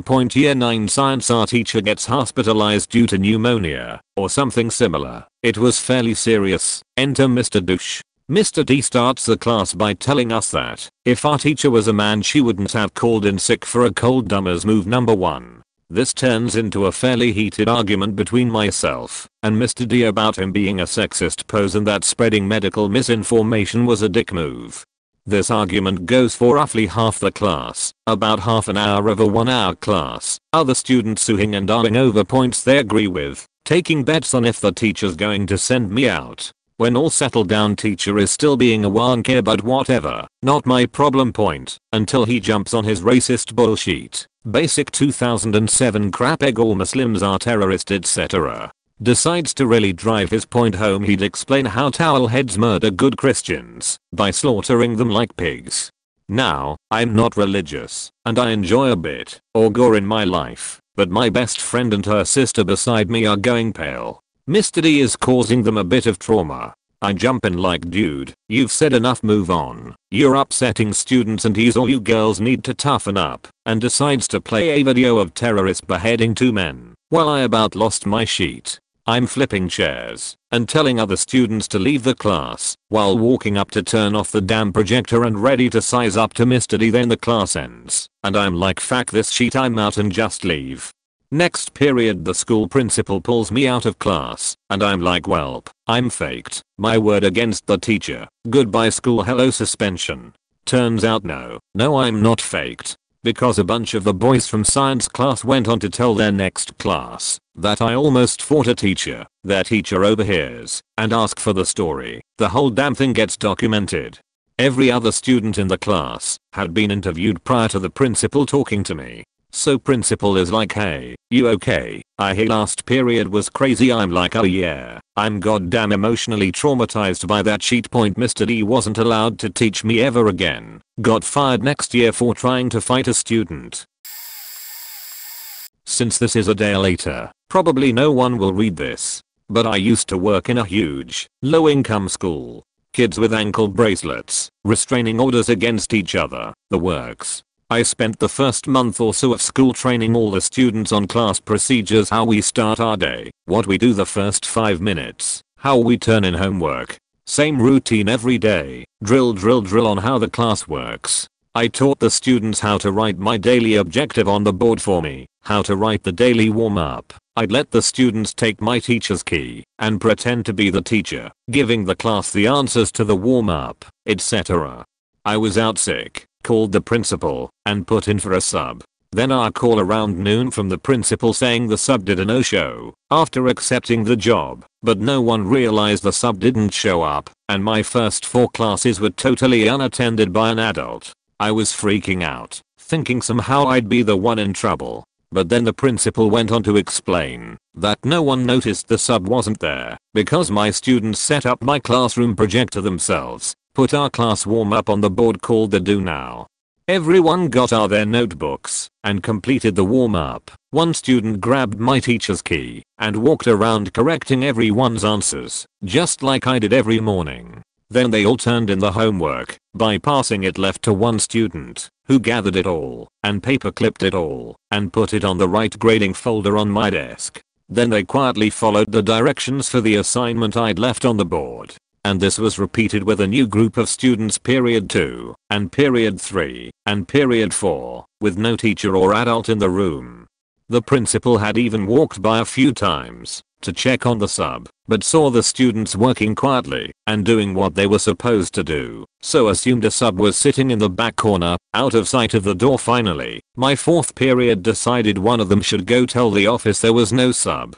The front office was shocked that there was no adult there for the first 3 periods, but that everyone had done their work anyway. No yelling or screaming, or turning off lights. Kids are obsessed with turning off lights in school. It's a thing. No one got impregnated. There were no fires. It was a miracle. So those kids were the real MVPs. 8th grade badass, getting their education on with or without a teacher. Ha. Obligatory not a teacher, but I was in app physics in high school, one of 4 11th graders in the class. The rest were seniors. Our teacher was pregnant and knew she'd likely give birth before the app test and was preparing for that few week period before. But she went into labor over a month early. In our school there happened to be 2 people certified to teach this class, and the other teacher had a partially overlapping class. The class was 1 period every other day and 2 periods on the alternating day. She tried to rearrange her schedule to take it. There were more general physics teachers, but no other app certified teachers, but wasn't allowed. She'd teach the class during the alternating second period every single day. I'm sure she was not compensated for this knowing my school point, but anyway, they still needed to find someone for this other period, and they had to be qualified to teach app physics. The guy they found was somehow both overly critical and completely disengaged. He'd subbed for us before the teacher had her baby and made a joke about taking her on a long ride on his motorcycle to hurry the baby along. It was reported. They reportedly tried to find another sub and couldn't. So we had this guy. He was sexist, almost always ignoring the girls in the class. He barely taught us anything that would be on the app test, and this was in the month and a half leading up to an app test. Eventually the class gave up. There were multiple days all the 12th graders just went home because they had cars, and it was the last period of the day. This didn't happen when the other teacher came in to teach us. He didn't notice or care that the remaining 4 students were calling their parents to let them go home. He rambled on about things only tangentially related to physics and didn't care that no one was listening. Students would often get up and wander out. He never noticed. Once my friend and I ended up in the back prep room, and one of the teachers there implied the sub was often drunk. One day, someone was openly going through old boxes in a corner and found a frisbee. One by one about 10 of us got up and walked out to a courtyard next to the physics wing where we played frisbee until someone accidentally threw it through the window of an open classroom, and we all ran back in time for security to run past the open classroom door, and everyone involved couldn't stop laughing. The sub said, "Wow, we're jiggly today," and kept rambling. We mostly failed the app test. This will be buried, but oh well. Maybe someone will read it and get a kick out of my short-lived teaching career that was still somehow not short enough to include a substitute teacher losing one of my kids and not giving a shit about it. I taught elementary school special education for 2 whole months when I was 22, before I had what you could basically call a nervous breakdown and just quit everything. Anyway, I had 10 children ranging in grades from 1st to 5th with various moderate severe disabilities and needs, and because of the program I was in, I was going to school full time myself to get my master's. It's a lot. I drank when I wasn't teaching or doing schoolwork. This comes into play later anyway. I had a day off for some reason. Who knows, probably had an anxiety attack on the way to work. That was happening more and more, and the next day I was with my class. My teacher's aides told me the one girl in my class managed to just walk away from the class after lunch and go to the playground on her own. She had intellectual disabilities and would have walked off with anybody, and we were in one of the worst neighborhoods in the city. When someone realized she was missing an hour later, he freaked out and wouldn't let the aide call security to start looking for her. When the aide left the classroom to start looking for her, she went to the security office and they all started looking and found her having a good time on the playground alone. Later on, after I quit teaching, I was at a hipster bar with some friends and a guy with a haircut like a bad toupee made of old badger starts talking to me about teaching and how he failed at it too because he couldn't work with tarts, and I was immediately irritated. I asked him to elaborate, because I'm an instigator if nothing else, and he talked about a stupid kid running off when he subbed. I asked about what school and when it was, and, yep, it was my class. Ignorant and sad. I was the student in this particular case, but I'll never forget both how pissed the teacher was and how bad the outcome of this particular sub-point. The class was high school health class, and we were on the mental health unit. It was so simple, really, all she had to do was display the notes for us to write them down. The sub was apparently also certified to teach health, but she never learned the mental health stuff or something, so she clearly didn't know what she was doing and actually tried teaching this unit along with giving us the notes. We talked about suicide and was extremely light-hearted and cavalier about it. She went on to tell us, in a very bright and bubbly tone I might add, that she once taught at a school where she was annoyed that they didn't have coat hangers in the bathroom stalls for her to hang her purse on, and they had told her that they got rid of them after a student at that school hung himself on one of those hooks. The class just collectively stared in awkward silence. There was an uncomfortable shift in the room as we all quickly jotted the notes down while trying to forget what she just told us. One of the students silently cried in the back of the classroom because she had struggled with suicidal thoughts in the past. When the teacher came back the next day, he was absolutely appalled at what had happened and couldn't believe she had taken it so lightly. Thankfully, he was able to persuade any student that was negatively impacted by it to talk to a counselor, but still faking yikes dude.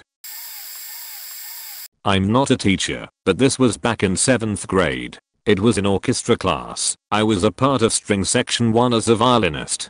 To any of you who does not know, being a part of string section 1 says nothing about your skills. String sections are used for different harmonies to make the music sound fuller. Anyway, our orchestra teacher was a really cool dude. Unfortunately, in the first half of the year, he was diagnosed with cancer and had to be hospitalized.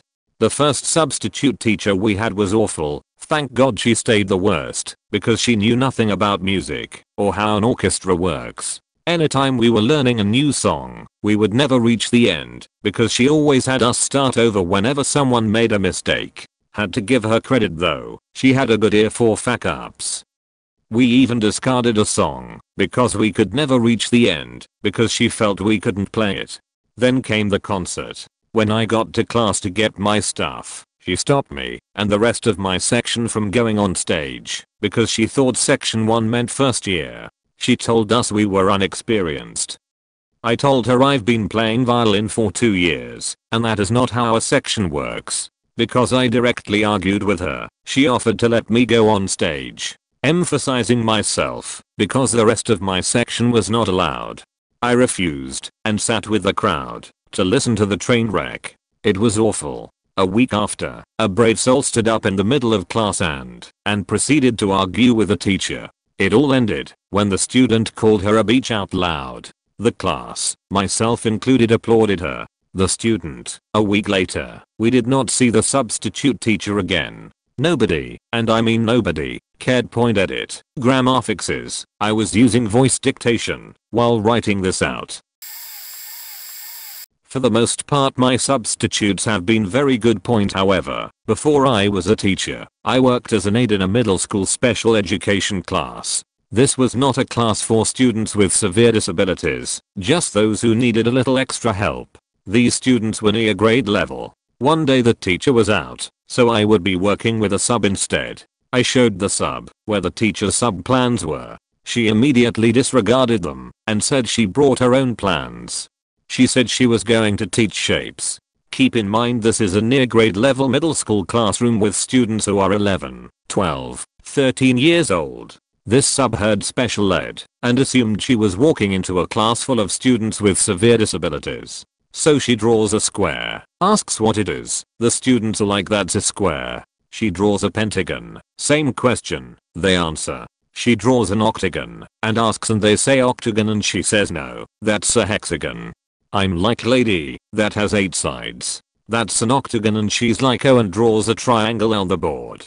Just a regular equilateral triangle. She asks what it is, and the students, who are by this point a combination of bored and amused at this sub, answer triangle. Then she goes, nope, it's a cone. She hadn't drawn one side curved like a circle, no dotted lines to represent depth, nothing.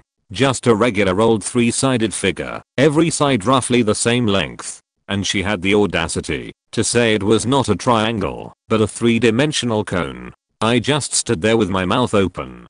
Quick little bonus story. When I was in middle school as a student, we once turned off the lights and convinced the sub that the power went out.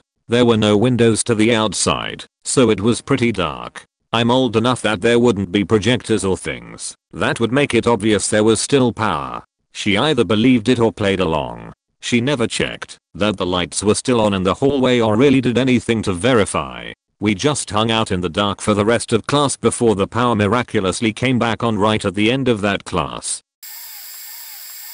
I'm a teacher, and the truth is that you largely don't know what happens when substitutes. They usually write you a note, but OBV they are not going to say, it really went off the rails when. Honestly, a lot of the time a sub comes in, and it's just study hall. The sub often doesn't know how to teach the curriculum, even though they might theoretically be qualified to, and anyway they don't know how I'm going to teach it, what we are leading into, etc.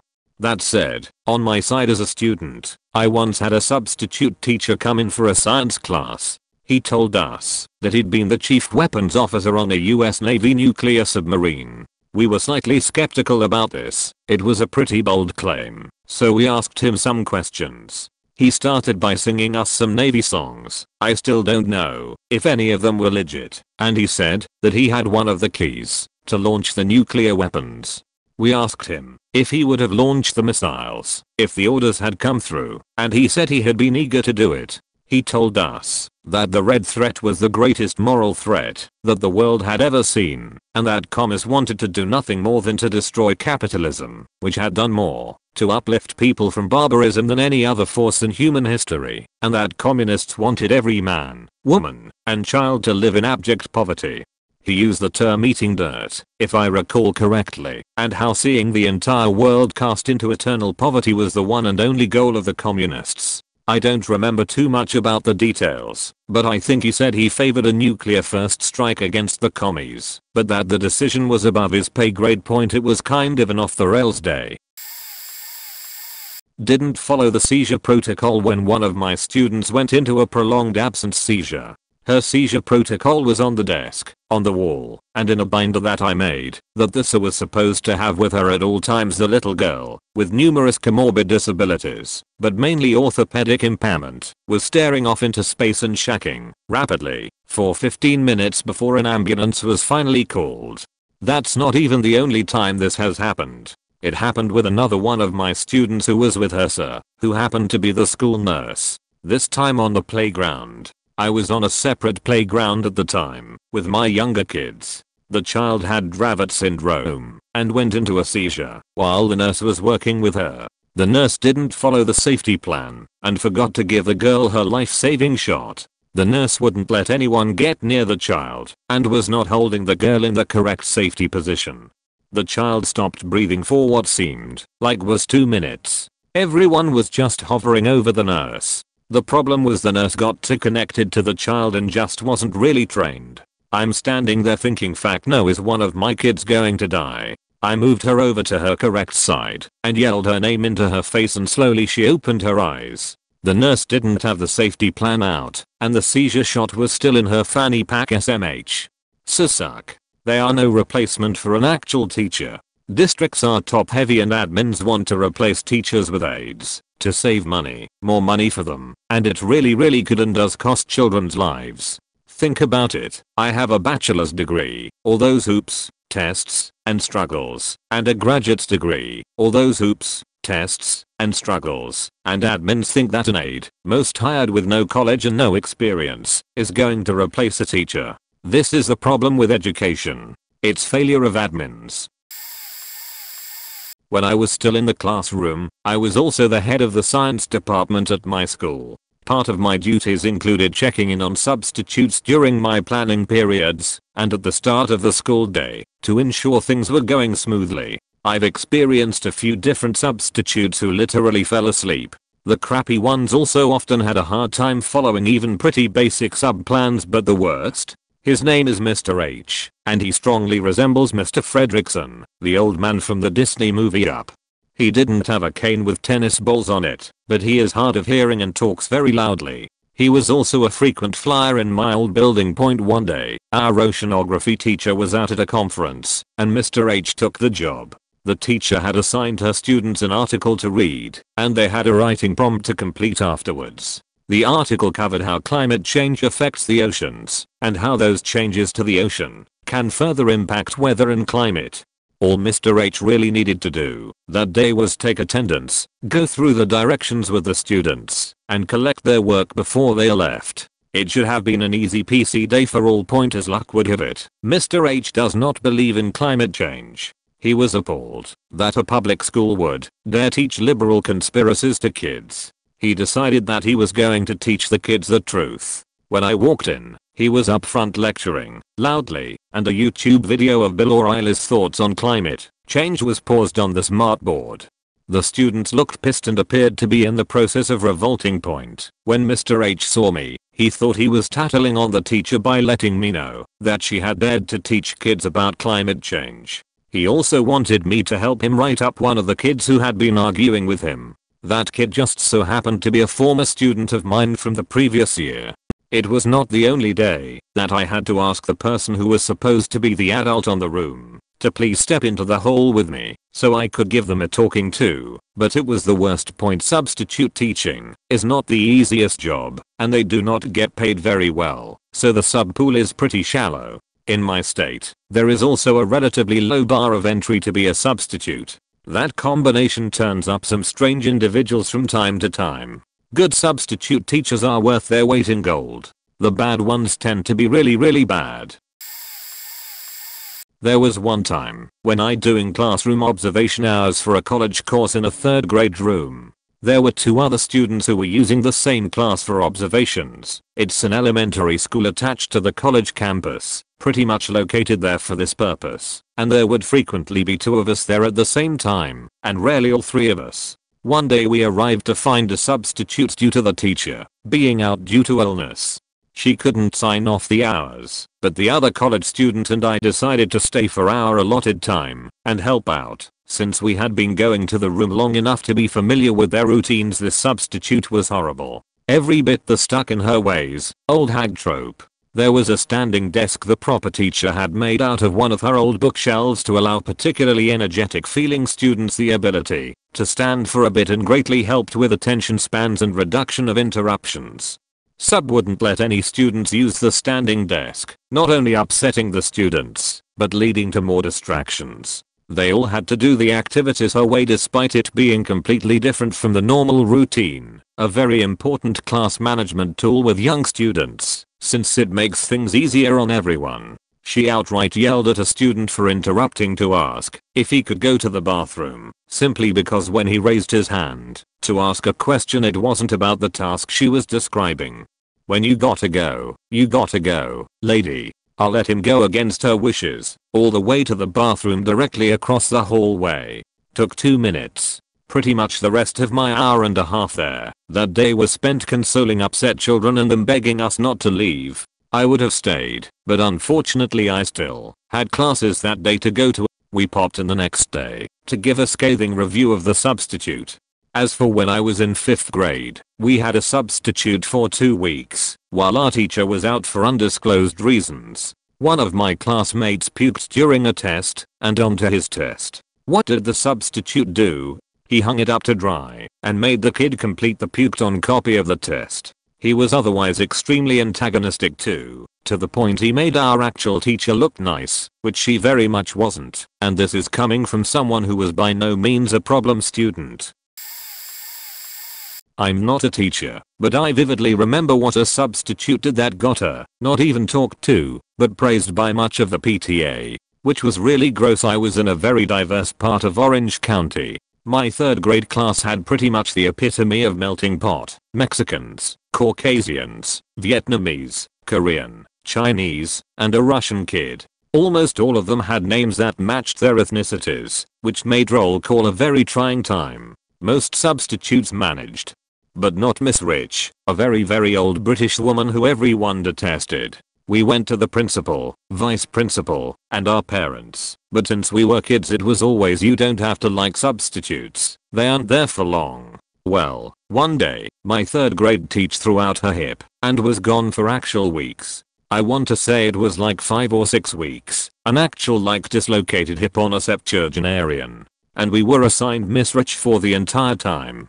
She decided that, since we were in America, every child had to pick an American name. Now, she didn't say it was for acclimating, she didn't even say it's easier to pronounce or remember for her. She said, quote, "Foreign names in this country just sound disgusting to the ear, don't they?" And pretty much everyone started a commotion, and mind you, we were kids in the early 90s. Since we objected, she just started assigning names. Diana Perez became Diane Peters. Trung Chung became Tim Chadwell.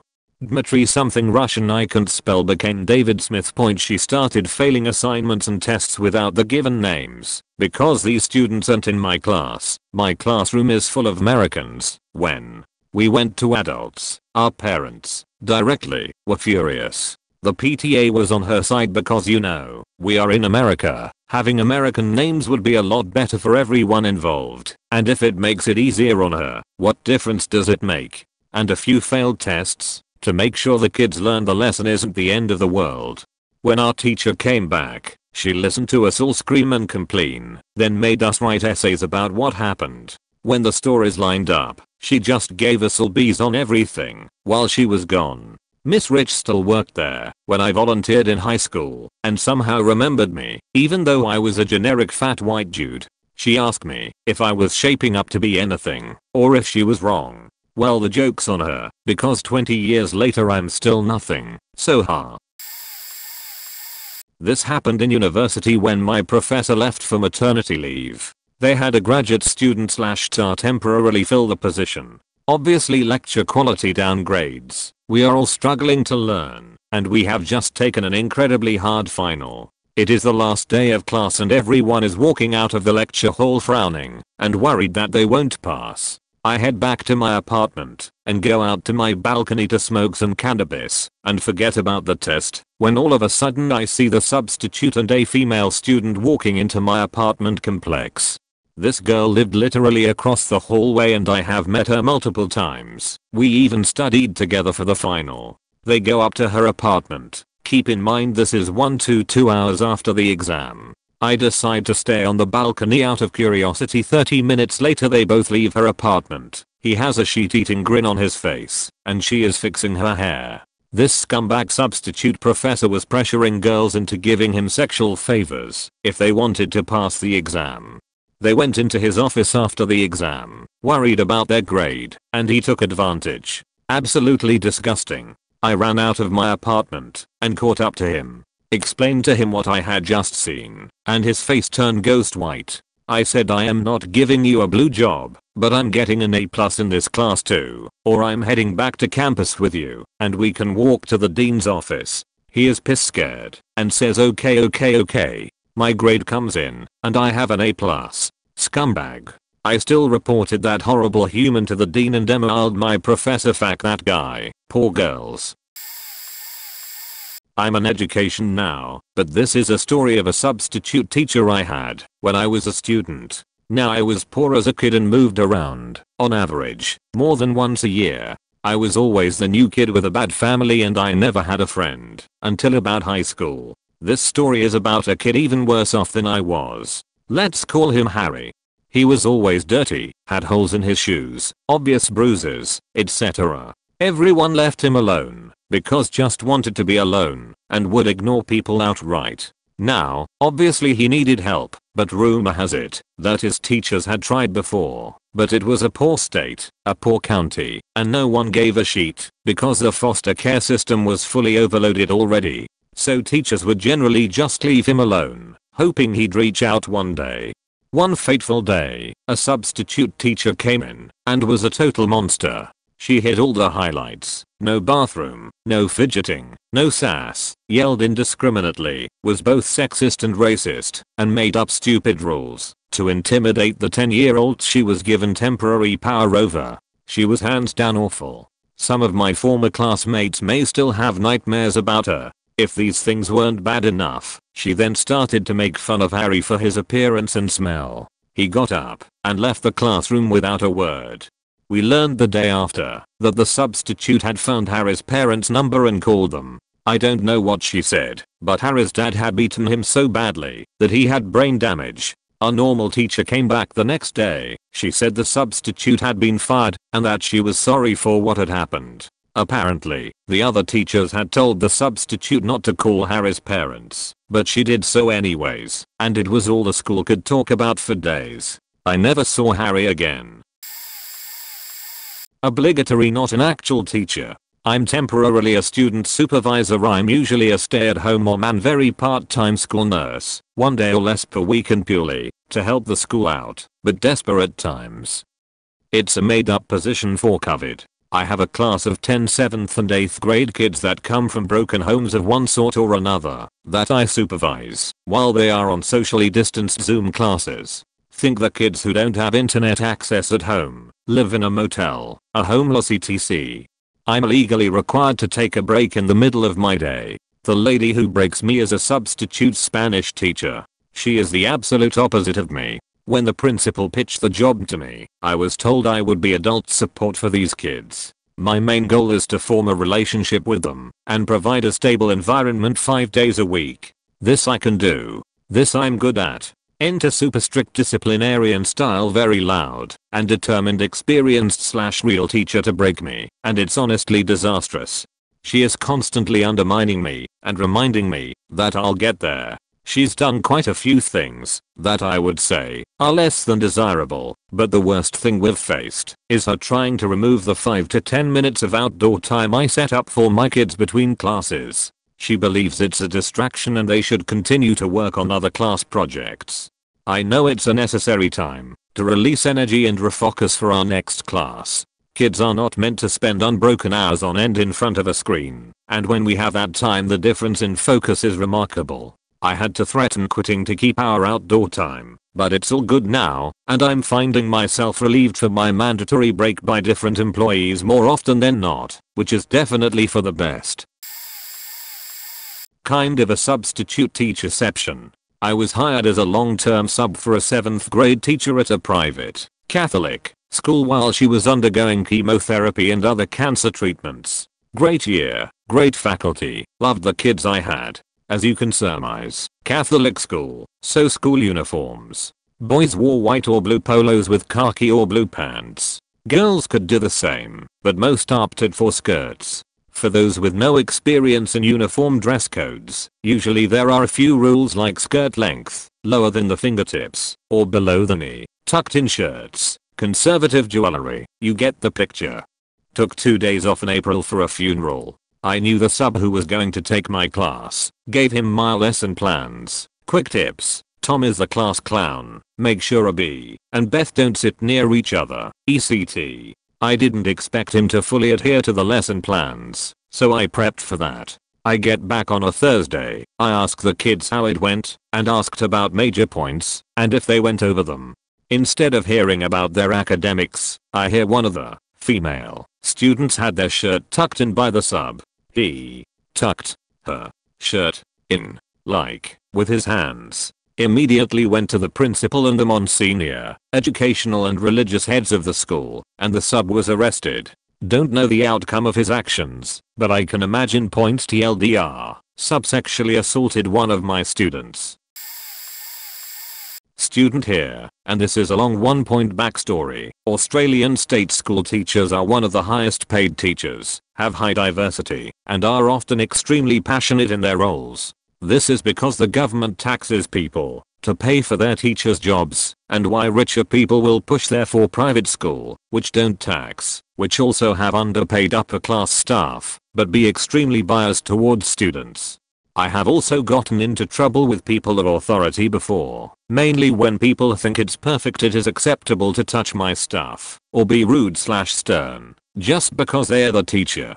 This is relevant later. My English teacher in grade 11, 12 was awesome, like top tier teacher. He was not only smart about English, but film and media too, making all his assignments movie/book based. Plus he was the head English teacher, so we always fully prepared for class quizzes and exam. In short, I freaking loved this dude. The story: one day, his puppy got sick, and he took the day, his only day off with him as my teacher, I might add, to take her to the vet. And we got a substitute shudder. This piece of work was rude. They didn't call the roll, didn't tell us that what we were supposed to do, and eat in middle of class while chatting on the phone. They was gross. The worst part was we were supposed to finish our assignment this week, and I had scheduled to meet up in class with my awesome teacher today. I was freaking out. But as it seemed all lost, I got a notification on my phone, opened my laptop, so I wouldn't get in trouble, and my awesome teacher, no, I will not stop saying awesome, had emailed me during class to ask questions about my assignment. This is where it got worse. As I was writing up my reply, the substitute closed my laptop, turning it off, and gave me an angry look. Sub. You should studying. Everyone turned around and looked at us. I should clarify here that there is no reason to not use your laptop in school unless it was inappropriate. This wasn't. This was normal for students. Me, being an idiot, you should be teaching. Turns my laptop back on. Sub. Fine. Then. Takes laptop. You can have this back once I'm finished. Proceeds to teach something completely different to what we were learning. End of the class. I sit behind, secretly hiding my phone to text the reply to my teacher when the sub finally lets us out after the bell, because apparently everyone needed to suffer, then called me up to the front. Sub. Being online to chat with people in class is unacceptable, regardless of who it is. If you weren't at this cheap school, you would get a good lesson in respect for your teachers. Come back later when school's finished. Proceeds to lock my laptop in desk while knocking over awesome teachers' things and not picking them up. One day without technology in your life will get that mush out of your brain and learn something for once. I didn't say anything after that. I couldn't. I had to wait until the end of the day for my laptop, my own laptop that I paid for, to be given back to me. I had already gotten in trouble before, and I was just done with this sub. But some of my classmates, who had also scheduled time to talk to the awesome teacher, had emailed him what happened, and even took photos of the meeting in class, using their phone, and taking my property without good reason. They were transferred somewhere for their abuse of power, and I haven't had any more bad teachers since. Oh man, I wish I caught this when it was fresh. Obligatory, not a teacher, but one time our P.E coach had some week-long conference to go to, and so we got a sub. His instructions were specifically just let them play dodgeball till the bell rings. You won't have to do anything. Instead this dude decides he's gonna have us run until everyone in the class has puked at least once. No fucking idea why. So anyway, the most fit, best runner guy in the class was a black guy we'll just call DJ.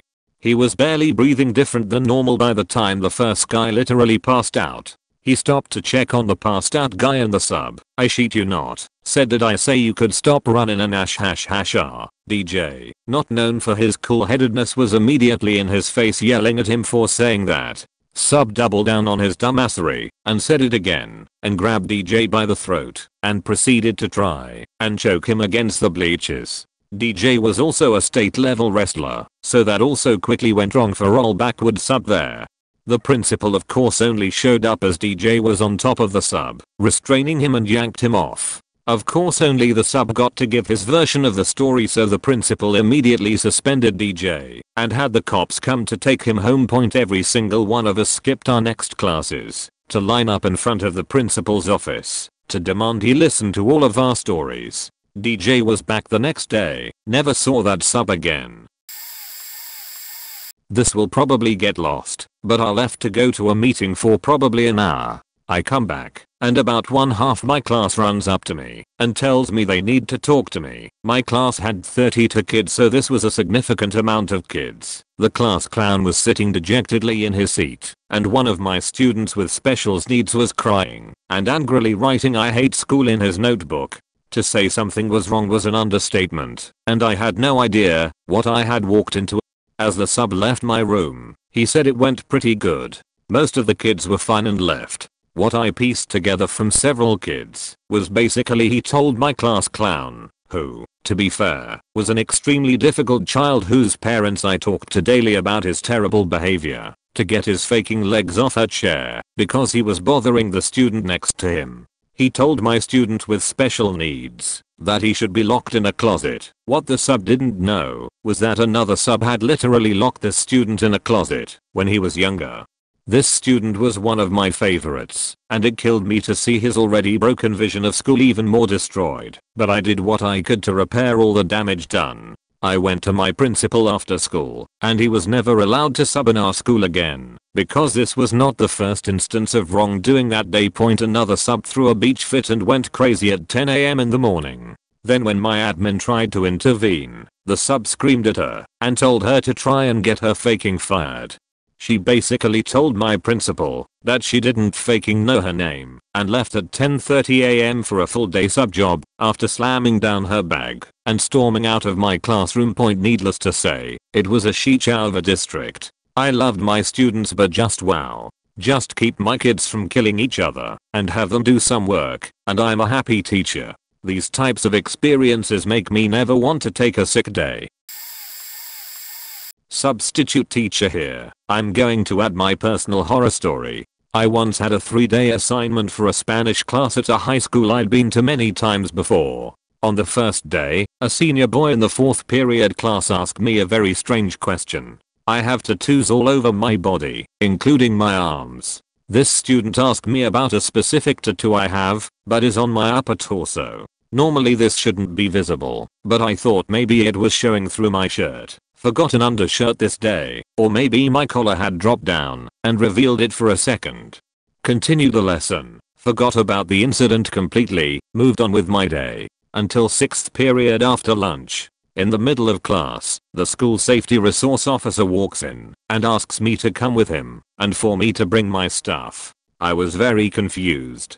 As it turns out, the student from earlier had googled me. When I was 18, I was arrested for a minor crime. Found not guilty, no criminal record, yada yada, and the student found a 8-year-old police article with my teenage mugshot wearing a tank top revealing several of my chest tattoos. The word got around the school very quickly, and eventually got to the principal, who called me in, sat me down, and turned her computer monitor to face me showing me this very article. She asked me how I got this job with a criminal record. I don't have a criminal record. Asked me about the incident from last September. It happened in September of 2012. She failed to verify the date and had me escorted off of school property because I couldn't be trusted around children. When I got in my car, I cried in the parking lot, called my mom, and really just kind of broke down. I had to have several meetings with the district's hours, which ended in me not being able to return to that school, but otherwise being welcomed in my district. Education is my chosen career field, and that incident very nearly jeopardized that. I have contacted the local paper, both before and after this, to remove the article, but haven't gotten anywhere with it. I'm not a teacher, but I went to public school in Vicksburg, Mississippi. Ever heard of it? Maybe once or twice when discussing the Civil War. Lol. My point, very small town, understaffed schools, poor education system, yada yada. There's one specific sub, who I will gladly name, known as Write Him Up Gaines. Mr. Write Him Up Gaines took pride in his substitute teaching record, which was most write-ups for any substitute in the state. Write up weird disciplinary notes that usually ended in suspension. He was popular among teachers because they believed he would keep students in line. I had him a few times, but no real issues personally, until he substituted my 11th grade chemistry class. Mr. Gaines tried to explain about valence electrons, but continuously called them valence electricians. At first I thought he was joking, and a few of us laughed. He then started shouting and asking what the problem was and who needed to be escorted out by security. Our class president raised her hand and stated, "Mr. Gaines, we thought they were pronounced valence electrons. We weren't talking amongst ourselves." He proceeded to go batshit. He called our class president a N-word, stated he was allowed to do so because he was black and alive in the 60s, and proceeded to write her up. Needless to say, our CP, who was as sweet as sugar and as kind as the day is long, burst into tears and went to the principal's office explaining everything. They threw out her write-up, but get this, write him up, Gaines is still substitute teaching. Gotta love the South. Not a teacher, but a student, and I have a few stories. In first grade, I had a substitute teacher who looked, I kid you not, exactly like the old hag from Snow White, 1937, but with glasses. I still remember her name, Mrs. Giesel. She terrified everyone, and she was way too impatient to be a subbing a first grade class. My mom was a room parent volunteer in the morning in class that day, and she got to witness this old hag take over the class. It was in the fall, so we were doing some activity where we cut out pictures of parts of a pumpkin and glued them together. She explained the activity totally wrong and told us to glue the entire paper before cutting out the pieces, when we were actually supposed to cut out the pieces first, then individually glue them together. She saw me doing it the way she said and humiliated me in front of the entire class by barking at me, "What are you doing? Cut it first." Turns out the entire class was making this mistake, and then my mom had to awkwardly get up in front of the room to explain the class how to do the activity for the teacher. As mom left for the day, all the class looked at her desperately to please stay because this sub is so grouchy and scary. The best was at the end of the day when a kid stood up to stretch and she screamed at him through gritted teeth to sit down. And then she went on a rant on how we are the worst behaved class she's ever taught. The next year in second grade we were learning about Dr. Seuss and how his real name was Theodore Seuss Giesel, and me and my friends were all saying that was the last name of that scary old lady we had as a sub last year. In second grade, my teacher had to go to a meeting, so we had a sub. This woman comes in and she does not look well put together, and she has messy hair and smeared makeup and lipstick all over her face. She then just up and left in the middle of class, and we got a new sub who said when she walked in, "I'm a very mean teacher, so you'd better shut up, be on your best behavior." Everyone was silent and no one would cooperate with her because she terrified everyone. She later screamed at the class to cooperate with her and said, "See, I told you I was a mean teacher." In third grade, we had this grouchy 70-year-old woman who kept rolling her eyes and muttering stuff under her breath. She read us Walter the Fatchting Dog and got mad at us, freaking third graders, for laughing. She then gave out a sheet of book comprehension questions, but they were for an entirely different book. When this was pointed out to her, she got so angry and yelled, "Guys, I know it's the wrong worksheet, but just make your best guess on the questions, because sometimes in life you don't know what to do, so you just gotta make your best guess on what to do." Probably not the best life advice, and jokes on her. I had already read the book that the worksheet was for, so I didn't have to guess. My mom was a room parent for my sister's second grade class, and they had a sub that day. The kids went off to music class, so it was just the sub in the classroom, and my mom was at some little desk in the little second grade pod area where the classrooms were. Sub was in the doorway of the classroom with her back turned, not knowing my mom was in the hallway, and started using her breast pump. She then proceeded to lazily leave the breast pump on top of the students' cupboards. When the students came back in, they were all curious on what that thing was on top of their cupboards, and they started touching it while asking, "Ooh, what's this? Is this baby stuff?" Edit. Once I had a math teacher who told the class that she was walking by a third or fourth grade classroom that had a sub that day, and the sub was teaching the kids that the hundredths was to the right of the decimal, it's the freaking tenths, and my math teacher had to go into the classroom and correct the teacher and the students. Edit for clarification. My mom's a teacher and I not only go to her school, but I went to middle school a few miles away, so substitutes crossed over. Okay, I've had this lady as a sub way too many times and she hated everyone. I didn't like her both in high school and middle school because I like to draw and she'd tear up any drawings, which is shitty within itself. Last year before COVID, the culinary teacher was out and left the kids Ratatouille to watch. My mom, art teacher, walked into the teacher's lounge and the sub asked her how to make the kids take notes on the Ratatouille.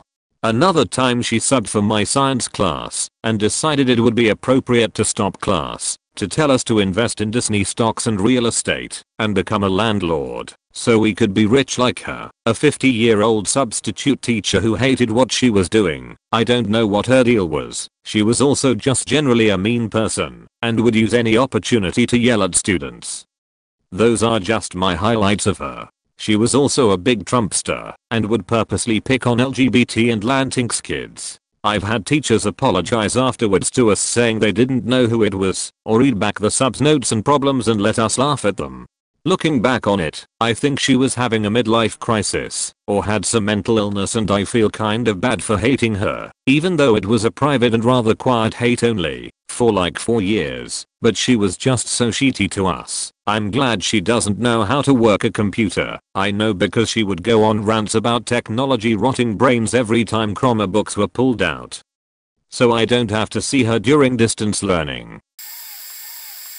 I had a sub that spent most of the class talking about the 2012 Mayan calendar and what might happen because she went there and talked to the local same class. Different sub. Me and 3 others were working on a group science project in the back of the room, in one of the giant science classrooms. The sub walks to the back because a girl literally has a stool on the ground sitting on it sideways pretending like she's riding a horse. The girl was immature, nothing wrong with her, 10th grade. As the sub is walking back, one of the guys in my group looks straight at the sub and says girl's name. "If you don't stop I'm going to, but fuck you in the ass." The sub just turned away like he never heard or saw a thing. Point a few more. We had a sub that would show pics of his grandchildren telling us what they were going to be, president, race car driver, etc. The whole class. Another allowed us to run around the class shooting each other with a potato gun with paper balls. Another teacher was obsessed with superheroes and had posters of them all over. Well, when we had a sub one time, 3 girls decided they were going to twerk. I mean the feet on the walls, hands on the ground type, all over Iron Man. Well, while these 3 girls ripped this poor teacher's posters to shreds, the sub just sat there writing referrals for them and basically trash talking them. One of my undergrad psychology classes had me spending 8 hours a week working with middle schoolers that the district had listed as at risk. Whether it was mental disabilities, physical disabilities, bad home life, failing classes, whatever, they would be in this specially supervised study period where I'd come in, chat with them, help them with their homework, and otherwise mentor them. I'd basically rotate between 6/7 8th graders for 4 hours a day twice a week. On occasion there'd be a substitute, and I was never told in advance. One substitute yelled at me, an adult, for explaining what homeschooling was. I'd been homeschooled, so the kids were very interested and genuinely wanted to know more. She got angry that I was answering their questions, despite me regularly reminding the kids that homeschooling is a lot more work. Another gave me a deer in the headlights look, assumed that I must have been a backup sub or something, and had me run the class while she sat there. Teacher for my 4th/5th period was covering for my 2nd hour teacher, but arrived late. After 5 minutes I convinced the class that we don't need a teacher, we can do this on our own. Checked in with each of them on their assignments and got them working on their own. Teacher walks in with bewildered amazement that they were all working independently, even the kids with behavior issues. She ended up checking off attendance and playing on her laptop because there was literally nothing else to do. Not a teacher, but I once had a sub for my history class in middle school who was a pretty bad sub, but probably the funniest sub I ever encountered. She was an older woman, maybe 50s or 60s. When I was in the class she handed out the assignment we were supposed to work on. She had no idea what we were supposed to do, so she couldn't answer the questions we had. We basically just sat there, and she got excited all of a sudden screaming, "Oh, I found the answer sheet, guys. Pass it around so we can get the assignment done." Then at the end of the school day, one of my friends who had the same class but after me told me that she turned on music and danced on the desks. She got fired. Lol. Their only other sub that I had, that I actually hated, was someone who basically ended up replacing my teacher in 5th grade, and she was evil. My real 5th grade teacher had a lot of medical issues, so she stopped teaching about halfway through. I was once talking to my other classmates about her, and she came over, grabbed my arm, and lifted me off the ground, and carried me that way till she was at her desk, and yelled at me asking why I wasn't where I was supposed to be. There was other terrible things she did, but I think I ended up blocking it from my memory. I just remember that instance, and crying my eyes out in my mum's classroom all the time. She worked at the same school at the time. My mom managed to get her fired, but then after a few weeks the school rehired her, and the principal made me and that Satan of a sub apologize to each other. 5th grade was the worst year I ever had in school. I'm a student, not necessarily a sub teacher, but given how trash she was I might as well just say it. So earlier this year my secondary 2 class, grade 8, had a new science teacher. It was fine at first, but by the second lesson he started scolding students for ridiculous reasons, because they didn't follow his instructions. For example, we had to make a name stand cause his dumbass can't remember our names, and we had to make that name stand in the way he wanted to.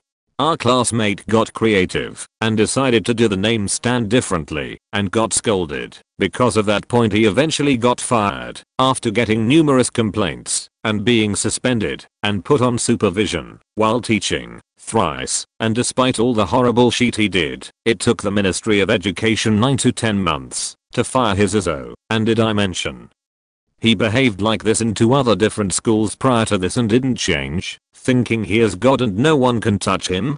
Fuck you tongue cheeky yang. I think even as a travel guide no one's gonna like you fuckers TLDR. I had a new science teacher this year. He was ridiculous and started scolding numerous classmates because they were too creative and didn't follow his instructions. Got his ass fired after he did even more terrible shit throughout the year. Was fired from 2 diff schools prior because of his behavior. Not a teacher, but 2 subs I had in elementary stand out in my memory. Point I was in 1st grade, and we had this little board for birthdays that would get filled out based on whoever's birthday was closest. Sub started erasing the dry erase marker and picked up a bin clearly labeled permanent markers to fill it in with. I pointed it out, seeing as she was going to ruin the board, and I knew my teacher paid for everything in that classroom out of her own pocket, and the sub called me an idiot, said she knew what she was doing, and used the permanent markers anyways. My teacher was pretty pissed when she got back to find that her board had indeed been ruined. My classmates did stand up for me, however, and pointed out that I did try to speak up and say something. Point other sub was for French class, and we all hated her.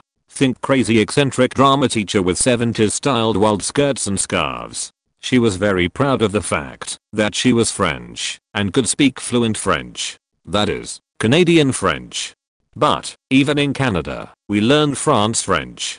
There is a pretty big difference. She was trying to teach the class the definition of a word, and I pointed out that she had the definition wrong. I corrected her, politely, mind you, and it escalated into a screaming match between the 2 of us that ended when she slammed a French to English dictionary on my desk and asked me to prove that I was correct. Surprise surprise, I was right.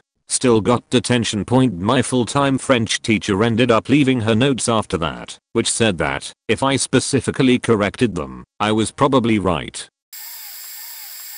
Not a teacher, and probably too late, but the incidents that come to mind. Late elementary school, one sub gave each of us like 10 worksheets to do and said they were due at the end of class. We all went crazy trying to get this insane amount of work done. Teacher came back and was pissed because we were only supposed to get 1 or 2, and now she had nothing left in her sub ABZ work folder for the rest of the year. High school. Sub kept telling my friend that he had to take off his sunglasses. He explained that they were transitions lenses and were in fact his regular glasses. She says okay, but you need to take off your sunglasses in class. This went on for several minutes until his glasses finally went back to clear. High school. Not my class, but the story spread quickly. Sub showed up and appeared to be very intoxicated. Wrote his name directly on the wall instead of on a whiteboard. Proceeded to rant like a lunatic the rest of class. High school, less a story about the sub, and more about us. We had multiple lunch periods due to having so many students. Some people had lunch before 6th period and some after 6th period. Sub for my 6th period got confused and went to the first lunch, so we arrived to an empty classroom. One kid decided he was gonna just take a double lunch and left. The rest of us stayed in the room talking and goofing around and playing on our phones. After like 45 minutes a girl noticed the VP through the glass and whisper screamed, "They're coming. They're coming." So we all scrambled to our desks and pulled out books and pretended to read. Turns out the kid who left had gotten caught and covered by saying he was going to the office to let them know we had no sub. VP commended us for being so responsible because most kids would have had a party, lol. So, in 9th grade biology, we had this sub who was apparently the neighbor of our teacher, both of them being in their 60s and single. Everyone could immediately tell that he had no teaching experience whatsoever, and he started out the class with roll call. My teacher usually let me sit in the front to see the board better because of my terrible vision, even though that was not my official seat. At the beginning of class, the sub read my name off the seating chart /roll and got really mad when he realized I was in the wrong seat. I told him my teacher let me sit there, but he kept yelling at me. I was almost to tears, and my classmates were speaking up for me, telling him that I always sat there. I eventually moved and was really embarrassed by it. He finished roll call and pulled out our homework from the day before to read us the answers so we could grade ourselves. It was a free response assignment, but he would call on the students and tell them to mark themselves wrong if their answer wasn't exactly what he had on his paper. At one point, the kid, who we all considered the smartest, got so pissed at the sub that he walked out, saying that he was taking a walk. I was crying, trying to hide my face behind my homework. By the end of class, everyone was livid with this guy. The whole school had heard about it by lunch, and the news eventually got to our teacher. She made sure we never had that sub again. I'm pretty sure she stopped talking to him too. I was the student in this one. I've worn hearing aids my whole life. We had this crotchety old science substitute in 7th grade who clearly hated kids we were doing worksheets. The normal teacher for this class didn't care when we used the bathroom, so I got up to go, and I hear, "Young lady, where are you going?" explain that I'm going to the bathroom, and the class explains we normally don't need to ask permission. He grumbled something. I said I'm hard of hearing and couldn't hear him. He turned away and said something else. I told him I still couldn't hear him, and I read lips. At this point half the class was trying to help, and he yelled at them to be quiet.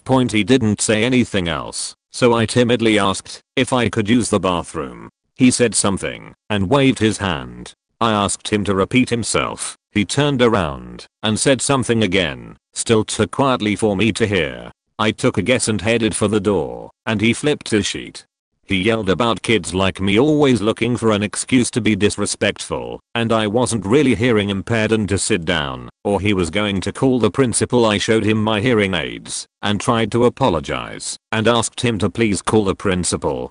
He kept yelling about me trying to sweet talk him and young ladies these days, and I was using excuses. I was so embarrassed. As soon as the teacher came back, the class told her what had happened. I didn't have to say a word. He was banned from that class. Anytime I had him in other classes, he treated me like dirt. Fuck that guy. CTLDR below. Back when I was in high school, over 10 years ago, we had a geometry teacher who retired early due to an illness. During the second week of school, we had multiple subs until they found a long-term sub who can teach for the rest of the school year. He was a bit immature for someone in his 30s. He would give out 2 worksheets a day and show us how to do 1 or 2 problems, then sit on his desk watching YouTube videos for the rest of the class period. To be fair, if you asked for help, he would gladly help you until you understood the problem. If he didn't like you, he would make smartass comments towards you. In the middle of the semester, he started playing Family Guy on the classroom TV once the day before spring break, where no teacher gave work, and every block day after that. He would also play his students in online video games. He wrote his screen name on the board and told us he plays around 8 p.m. in case we wanted to play games with him and would discuss the games the next day. He also made all exams and quizzes open note, which I'm pretty sure the teacher would not approve of if she was to return. Fast forward to Friday before Memorial Day. He told us we will have an exam the Tuesday when we return to class. No one studied because it was open book. The review sheet was the same format as the exam, with 1 or 2 challenge problems, so all you had to do was plug in the different numbers and you are guaranteed a 90 or better. Tuesday comes along, and we have a sub. She told us that our teacher will not return, and she will take over for the remainder of the school year. She claimed she did not know if he was fired. When she told us she was pushing back the exam to the next day, we asked if it was open note. She said of course not, it's an exam. We had to explain that he gave open book exams and we were unprepared. She was shocked. A few of us spent the night studying the exam. The next day, the new sub told us that she met with the department chair to discuss what we told her. Ultimately, the exam was called off. Instead, she gave us a practice problem that counted as an exam, which she went over. Also, the previous sub was a month behind in grading, to the point that grading the assignments was not practical for the new sub. She ended up throwing out the assignments and let people redo missed work for full credit as a compromise. Most of us ended up doing poorly on the final, as we were behind. First time I've ever failed a final exam. TLDR. Long-term sub gave open note quizzes and exams, played Family Guy during class, cracks lame insults to students he didn't like, was a month behind in grading, and was later fired. Edit, spelling, grammar edit 2, detail. We have a fairly thin pool of substitute teachers in our district, and as someone else mentioned, it is easier to just go in than deal with making idiot-proof plans and then have an idiot mess it up. Because of this, I do not like having a substitute, but unfortunately I have had several eye surgeries over the past several months, which means missing days. We have one sub, nicknamed Guitar Guy, who, as the name suggests, brings his guitar with him. I have asked the kids if he plays for them, but apparently not. According to the students, if they ask questions, he is very rude to them. Even simple things such as asking to sharpen their pencils, he makes some uncalled for remark. The work left rarely gets done, or even handed out. At least this year has been different. I can meet with the kids remotely during class as needed, at least to give help or instruction. I have the work posted in the online classroom, so he does not have to hand anything out. All he needs to do is monitor the classroom, but somehow this gets screwed up, and my room is a mess. When I return. This year, I have a student teacher who started a day before I had emergency surgery. Guitar Guy was assigned to the classroom. I do not know what happened or what she said to him, but she taught all day and he disappeared after first period. I have not seen him in the building after that. I have a great student teacher. Very late here in the student, but we had a good sub story in high school. My high school had a bit of a reputation for being rough, so I can only assume that this sub decided he'd handle things like this because of that. Anyway, we all file into our mobile classroom and sit down, and before the last student closes the door this guy barges in and states in a loud and aggressive manner, "Alright, I'm not going to be putting up with any nonsense from you lot today. Sit down and be quiet, or you'll all be getting detention." No preamble or introduction, just that. He turns to write his name on the board. Bam. Someone had cut the end off a Pritt stick, a kind of push-up glue stick, and fired it at him using a ruler. It was inches from his head. He screams, "Who did that? No one's going to own up. Then you're all getting detention."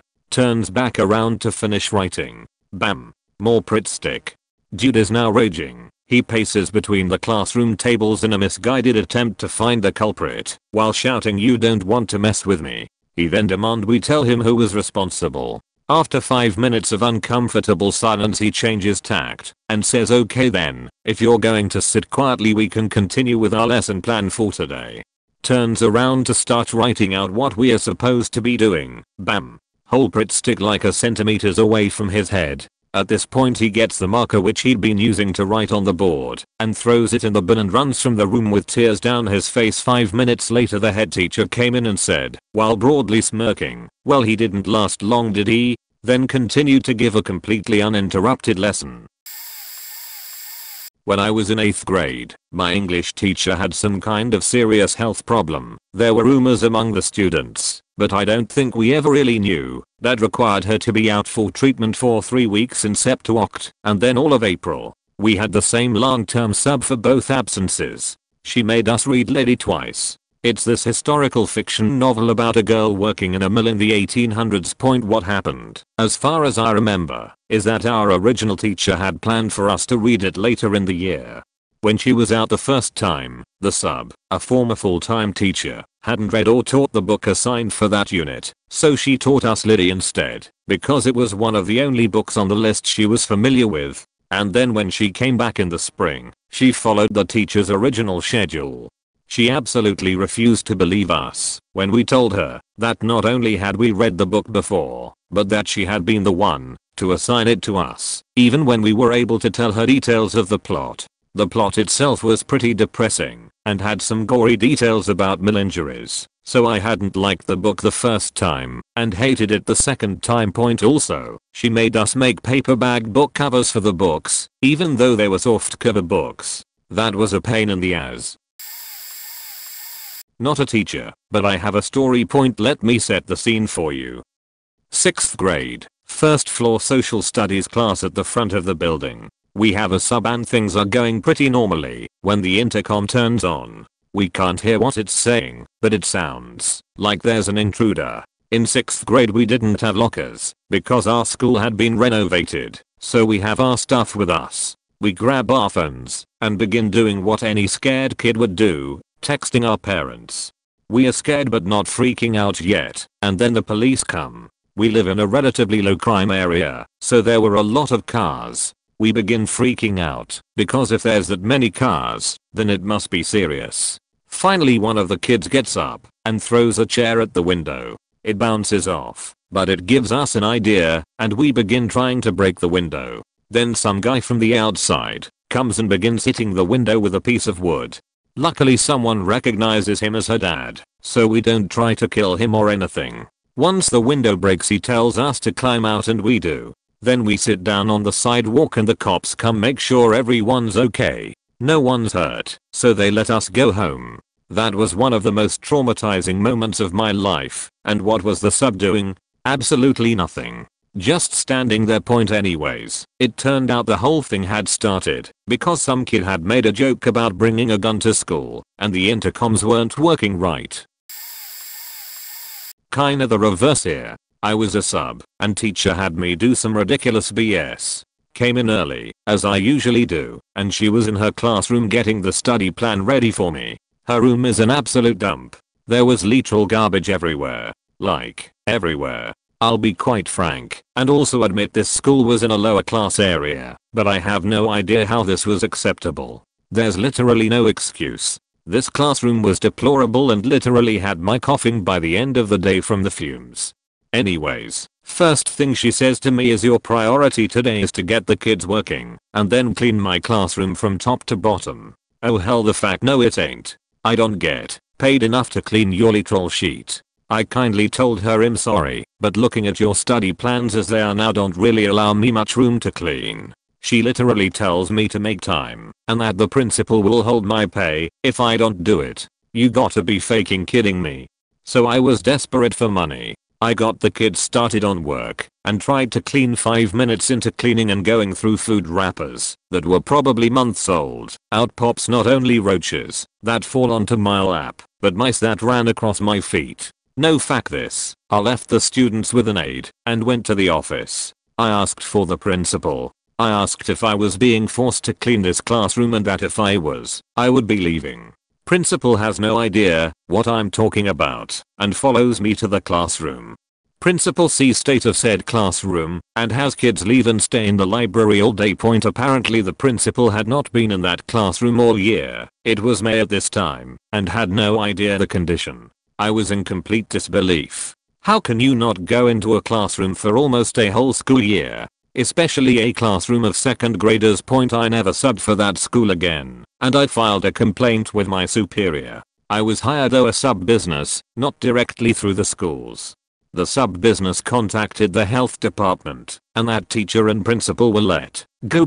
I'm still, to this day, in utter disbelief of that day of work. Let's just say that day of work started the change of my career. I was in school for elementary education, and after seeing the state my local schools were in, I decided that was not my path in life. I'm now almost finished with a degree in it, and I'm glad that I subbed for a couple years and had to experience that, despite the absolute awful days I experienced. Pay teachers more, have better vetting processes, and pay your subs more. Also teachers, you'll have better subs if you treat your subs well. Most teachers do, but some teachers treat subs like they are lower than them. Just remember being a kid yourself and giving your sub hell for fun. That's what we go through every day. It sucks, and the pay sucks. But what makes it good is the good teachers and the helping of students. Not a sub, but the librarian who teaches a small lesson during library time while I'm still there, but more supervising than teaching, tells a kid with a rough home life and a slew of anger and behavior problems as a result that he can't take out books because he hasn't brought his others back. The 6-year-old kid tries to explain that the books were at his dad's house and he was with his mom this week and couldn't get the books. She tells him he needs to tell his mom to go over there and get the books. He replies that his mom and dad don't talk, so that won't work. I give her a look like stop talking, you are going to set him off, and rush over to try and step in before it's too late. She then asks him doesn't he have a key, couldn't he just sneak over there with his mom to get the books. I just wanted to yell at her, but I calmly said no, that will not be necessary. I will check out the books and he can just keep them in class.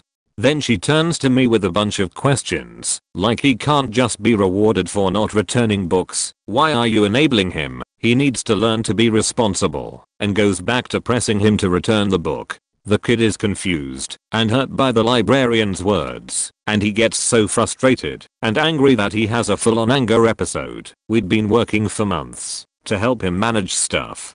Anyways, I had to try and reassure him, but the damage was done. He got aggressive, we had to clear the room, and the librarian had the audacity to be shocked and ask what had happened to make him do that. I was always worried about leaving my kiddos with anyone but me after that.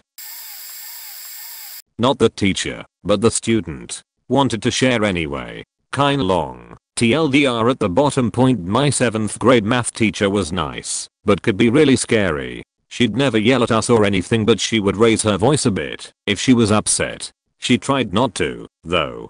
Her raised voice was a bit louder than the other teachers, though. One day, she had to go out for a few days for personal reasons. I was in her honors math class, and that year, that was her favorite class. It was also her only 7th grade class. She told my class why she was leaving, but I'm not gonna share that.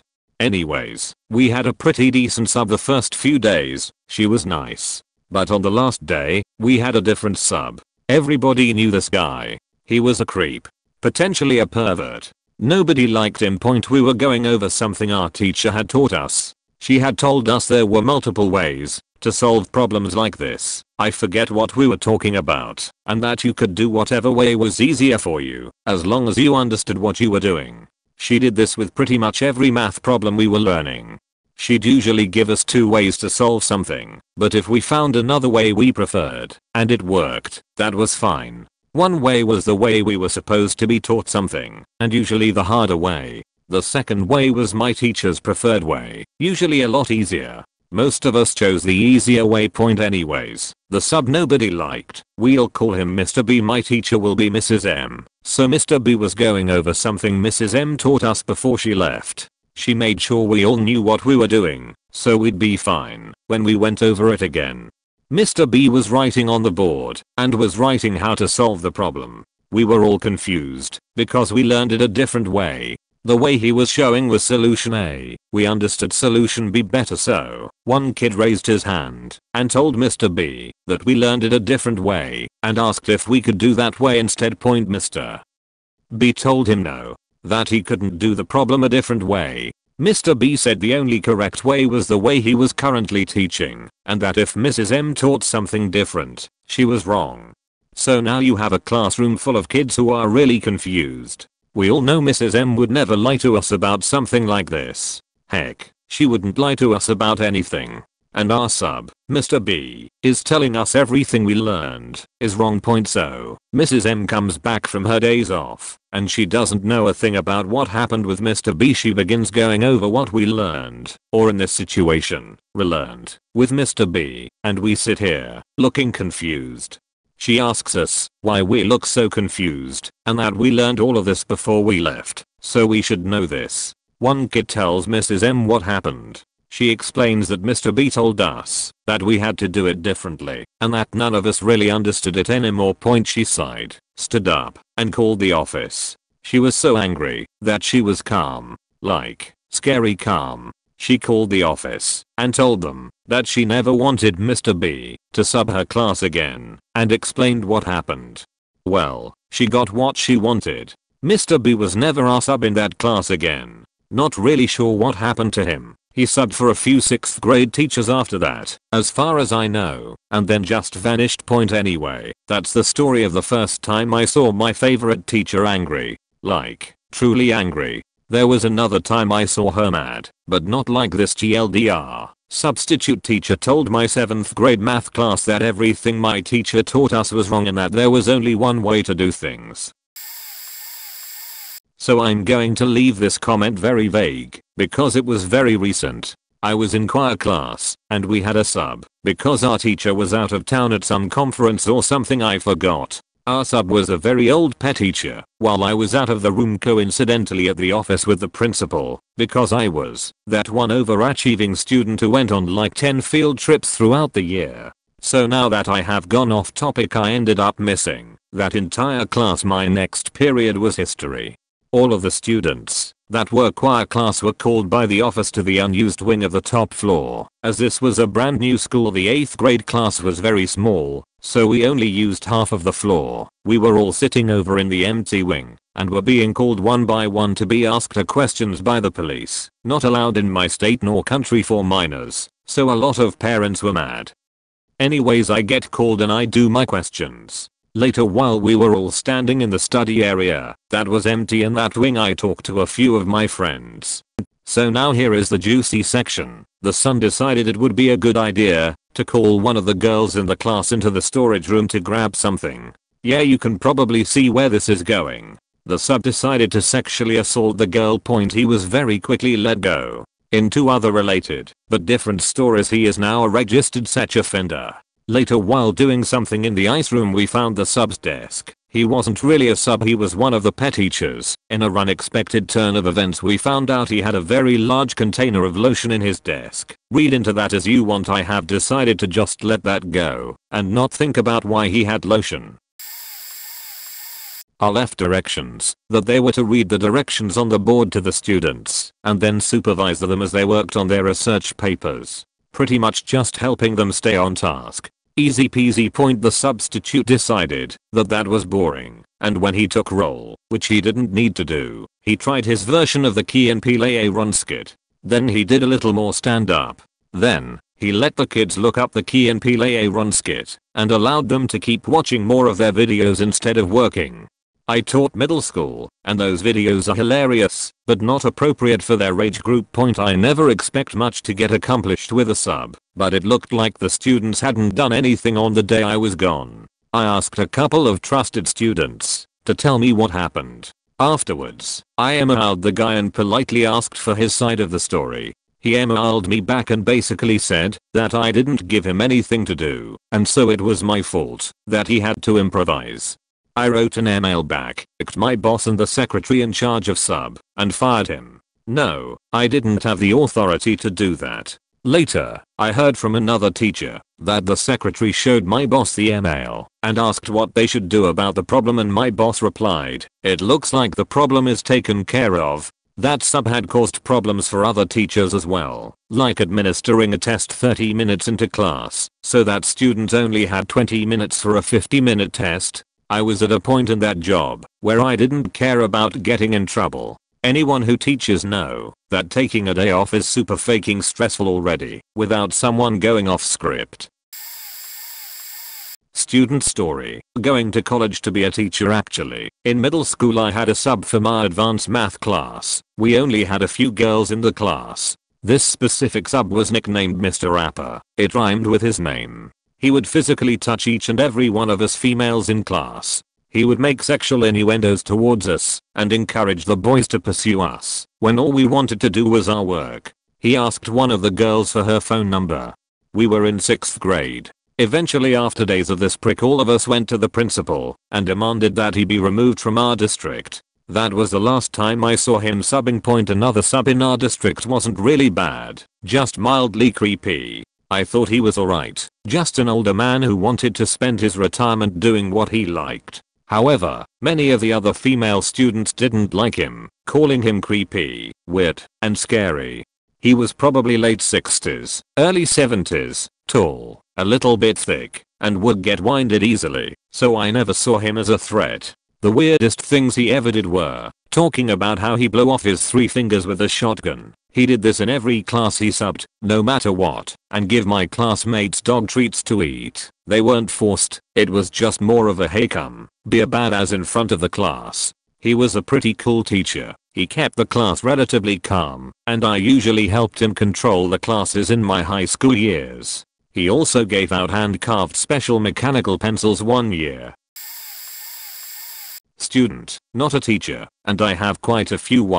In year 6, the sub kept us from going home for over 15 minutes. I and 2 others left, and she wouldn't let the others out until we went back inside too. A red sub didn't show up for half an hour, then got mad the class was chatting. I made a comment, so he came over to me, preparing to lecture me. I pointed out that I'm not a boy, and he didn't know how to respond to that, and sulk into his corner.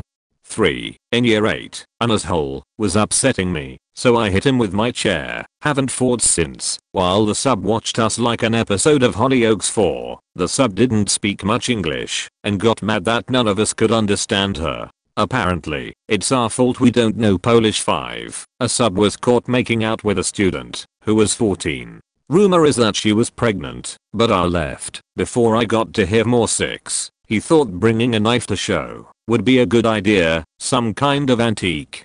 Well, a kid stole it and threatened another kid with it, the latter losing a finger. The sub, for whatever reason, wasn't fired. Needless to say, we stole his bag, buried it, and the kid who lost his pinky shat on the guy's car. Still didn't leave. 7. Committed murder a decade ago, before becoming a sub. He told us about killing his baby sister and stepmom, going into the details of it, likely during some mental breakdown. It was maths, and I learned it takes 10 minutes to strangle someone to death.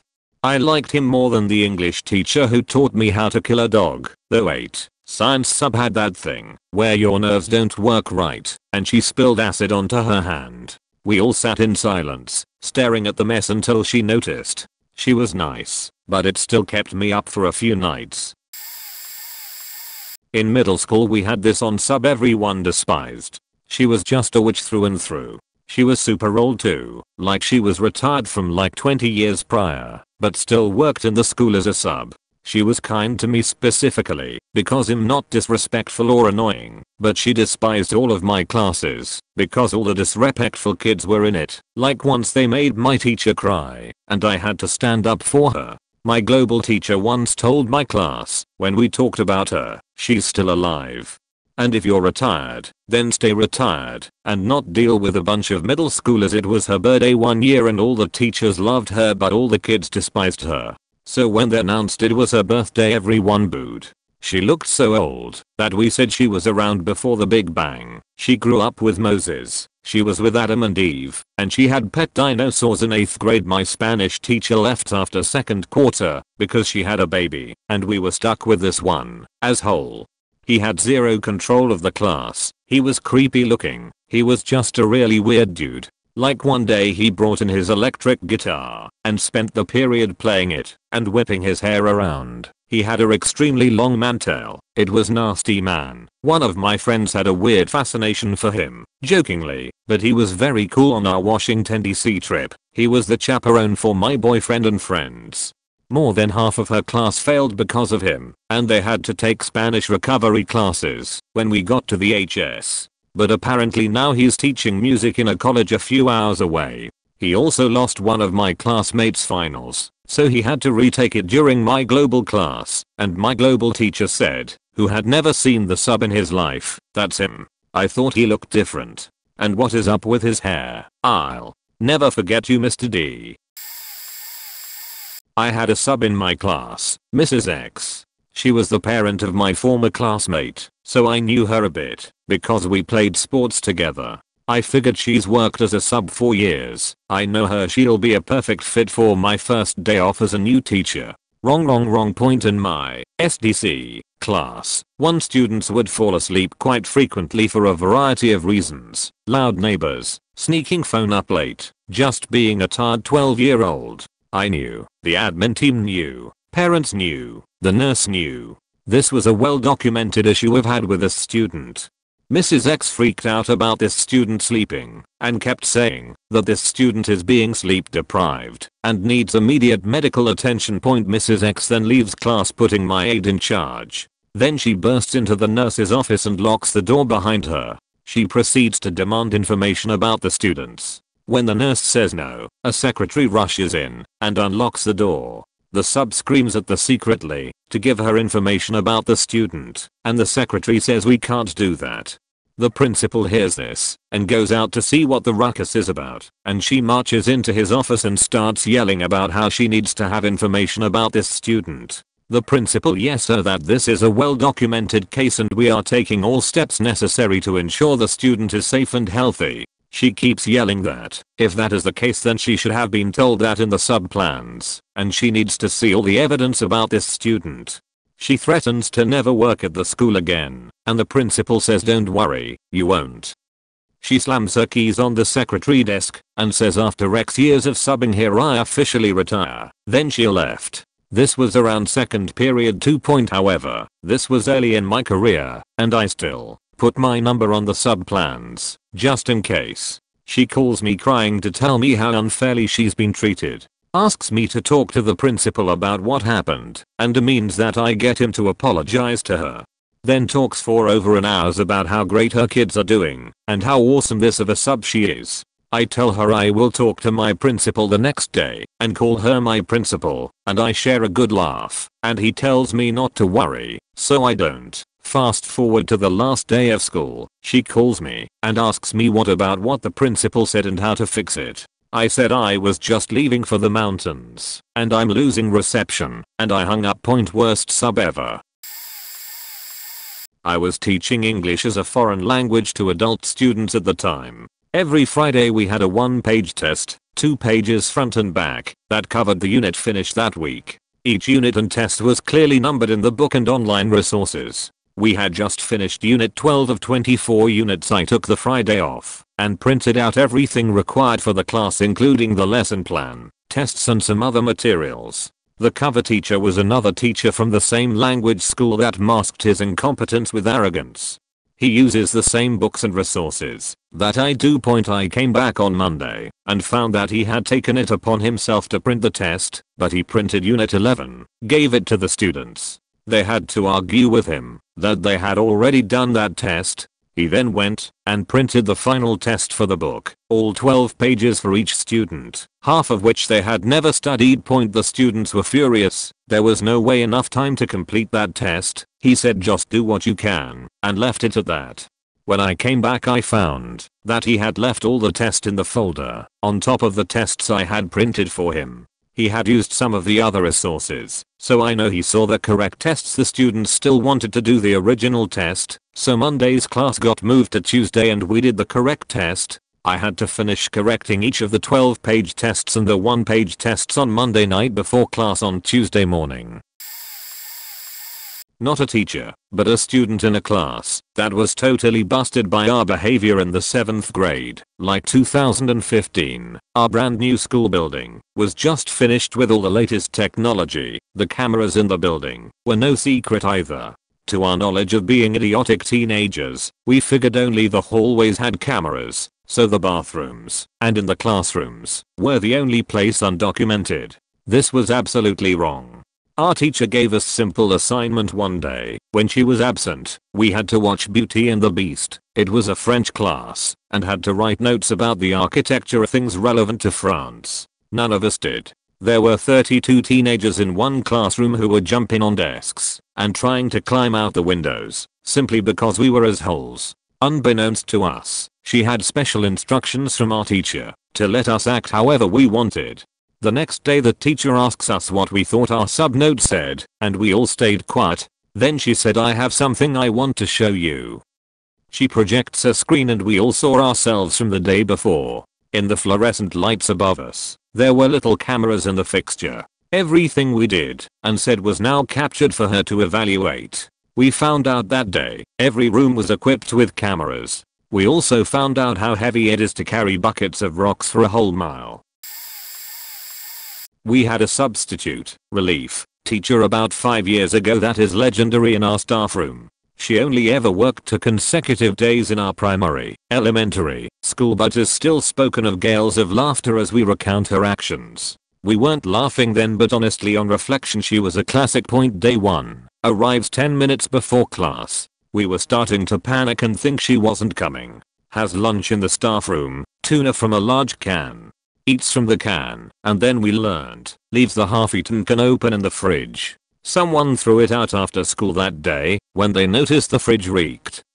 She had taken her shoes off, and they asks one of the other female teachers to help out her shoes back on because she can't reach down and do them up. Point day 2, arrives just as the bell rings to start the day. Sends 3 or 4 kids out of the room to the office, because she can't control them. Spends 10 minutes at lunchtime complaining because she can't find her tuna. Point we had a whole school assembly in our hall. We all sit with our classes and control any behaviors. Her class is boisterous, she can't be found. Finally, another teacher finds her asleep in a lounge chair which was stored at the back of the hall during renovations. She was drooling, so the story goes. We wake her and watch her head droop 3 or 4 far enough for her to wake with a start. The principal walks into her room 5 minutes before the end of the day, returning a student from the front office, and finds all the students with their bags packed, sitting at their desks. A year 3 student tells her that the relief teacher had packed them up earlier, had sat there waiting for a while, and then had picked up her handbag a couple minutes beforehand, and said that she had an appointment and had to go. She told them to sit there and wait for the bell and make sure they pulled the door close behind them when they left.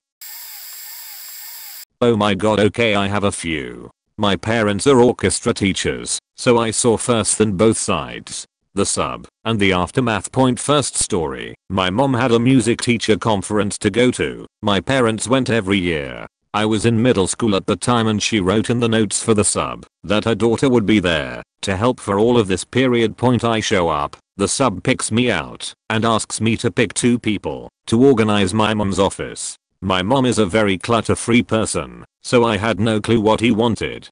He wanted us to reorganize her music, which she did once a year before school started. I picked 2 of my friends and we just kinda pretended to work. Point meanwhile, the class was supposed to be watching the video of our last concert and taking notes about what we liked, what we could do better, etc. But instead the sub brought a DVD of Cars or A Bug's Life or something and watched that. Point he also used my mom's microwave to make popcorn, which he burned most of and handed out with his bare hands to my classmates. We had to throw out the microwave because her whole office smelled like popcorn, and there was popcorn in the carpet for a year afterwards. She got him blacklisted, and he was not allowed to return to the school again. Point second story. Mr. Reed, a retired band director, was the sub for my dad's class when I was in high school orchestra. This guy would show up, make fun of kids, mostly girls, for what they were wearing, the music we liked, how they played, etc.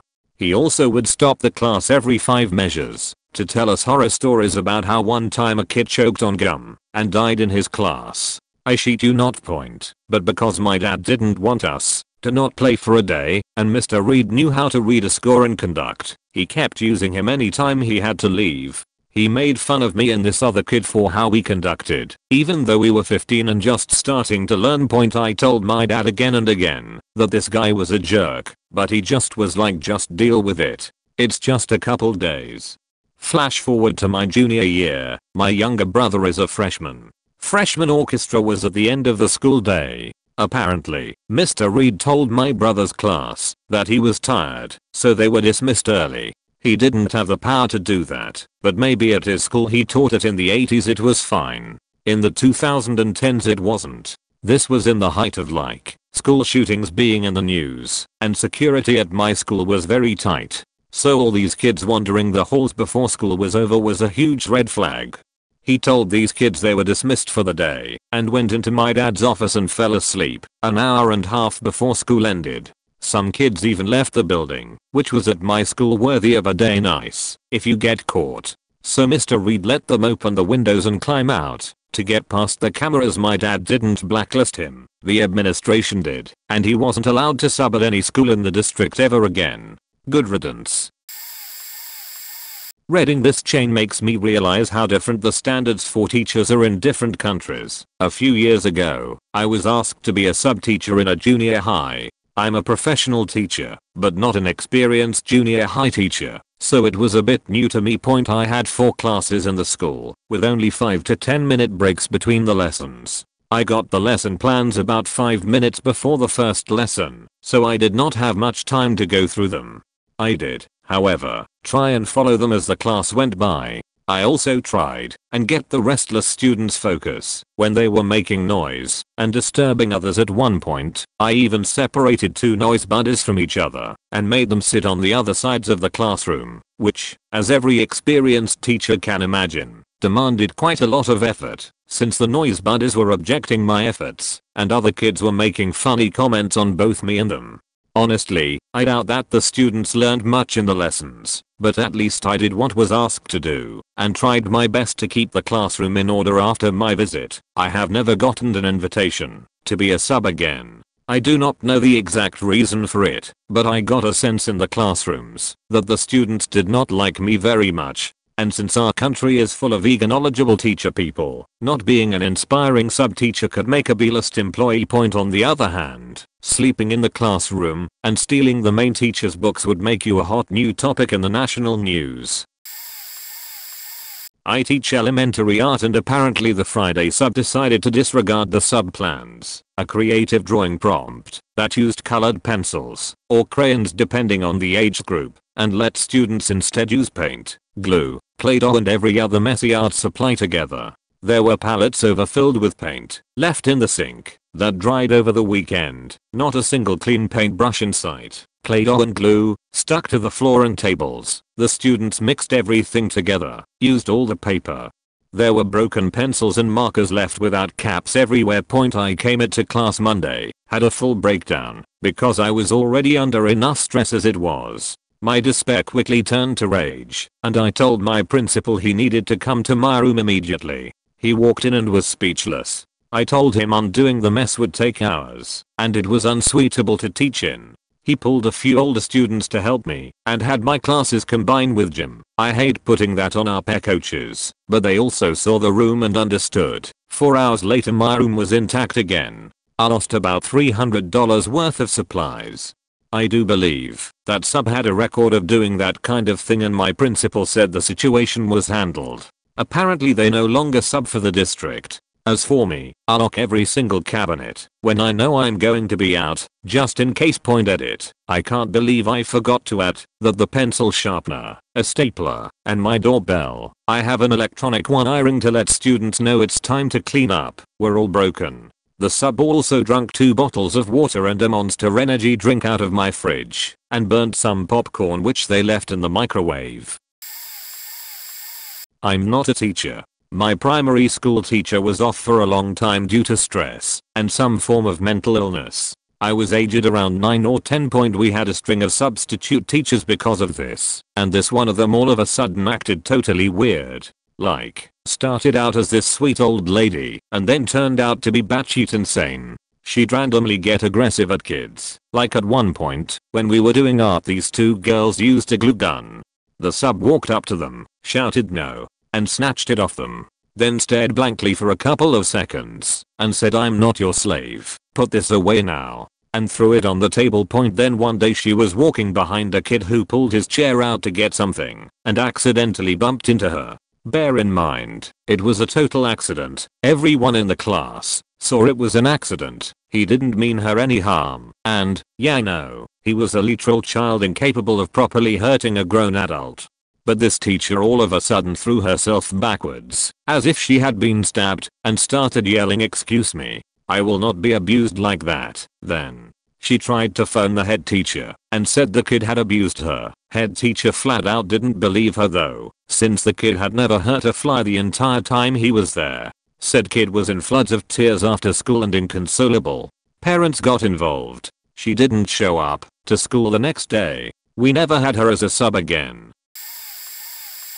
Ohohoye. I teach A-level biology. Brilliant subject. At the time I was teaching, the school had a system where 2 teachers taught the same class. So we split the units between us. I taught unit 1, the long-term sub taught units 2 plus 3. It's all going okay, but I've only been teaching a few years myself, and I'm just the other teacher. I'm not the sub teacher's line manager. Anyway, rolls up to 4 months before their final exam. Kids ask me, "Miss, when are we going to start learning unit 3? Now we work off the same timesheet. She should be halfway through unit 3 by now point." So I immediately speak to her, the deputy head, and her line manager, and explain. The solution? They put on extra classes on Saturday mornings, so the other teacher could teach them the last unit. They paid her extra for this. Fine point until a month before their final exam. "Miss, we are all getting a bit worried about that unit 3. We still haven't started it."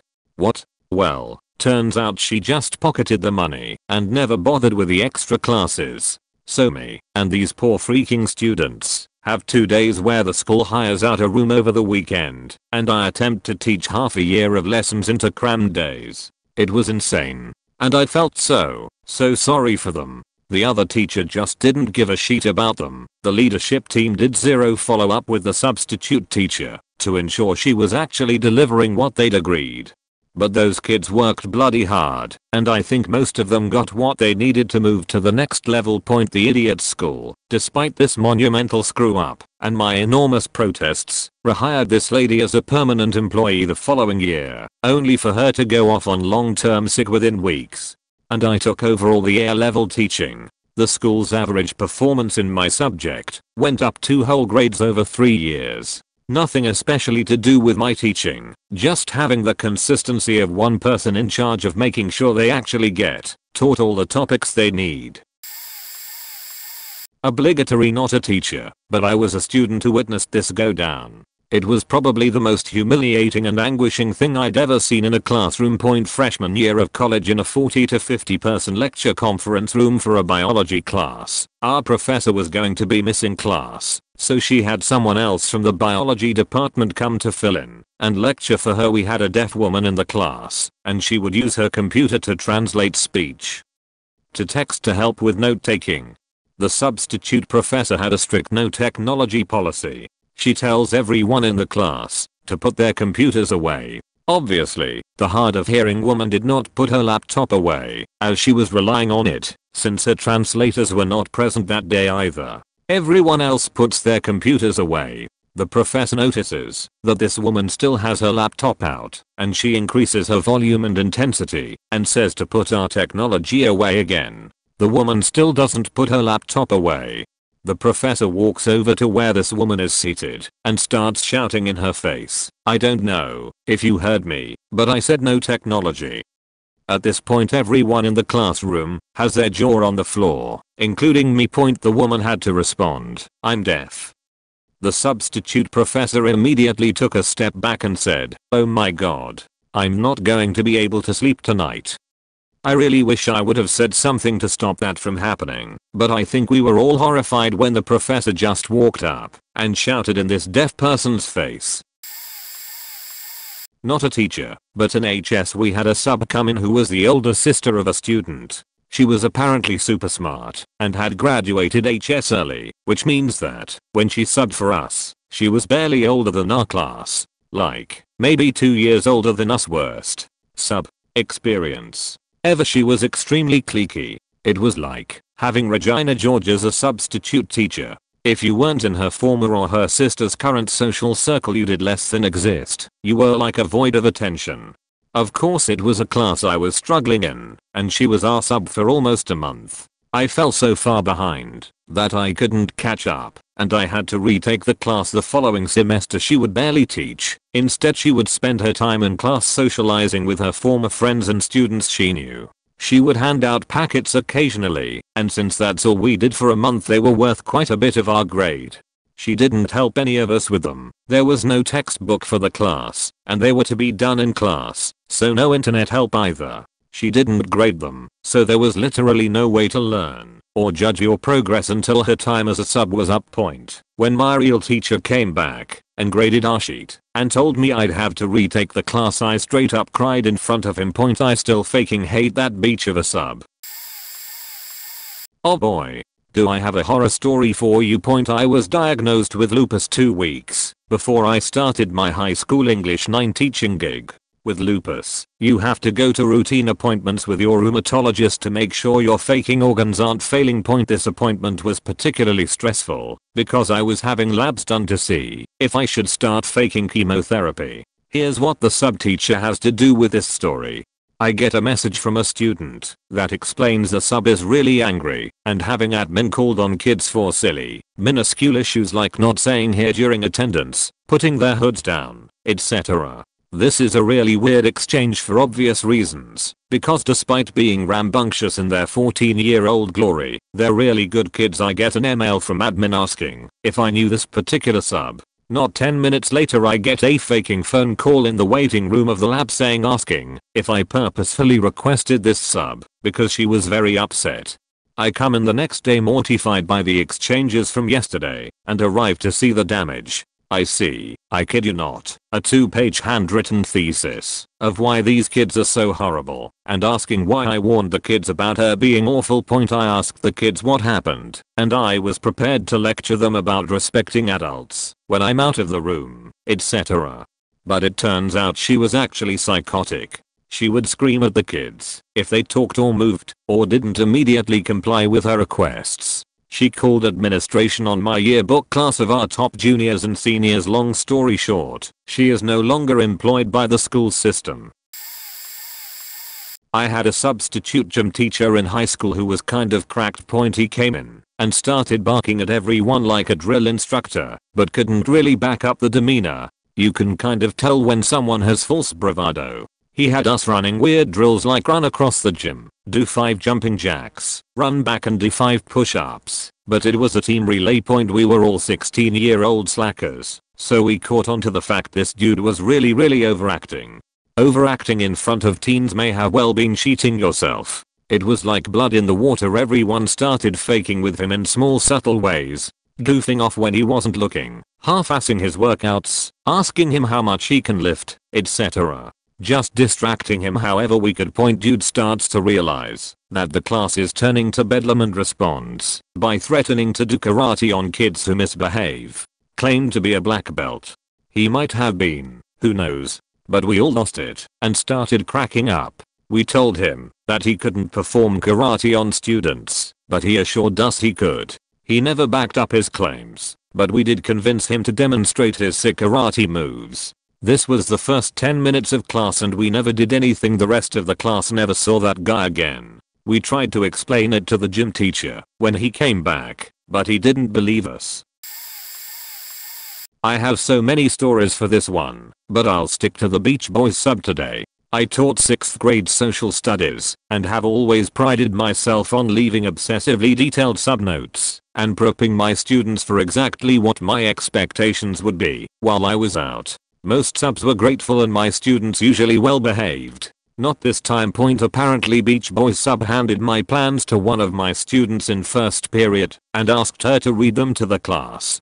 That took most of the period with constant interruptions, and then he let them play games. After that, he completely gave up on having them do anything. In the late afternoon, my principal was giving our new superintendent a tour of the classrooms and he walked into mine to see complete and utter chaos. The Beach Boys was blasting from the speakers. Students running around, hiding in the corner, parkouring off desks, classroom trashed.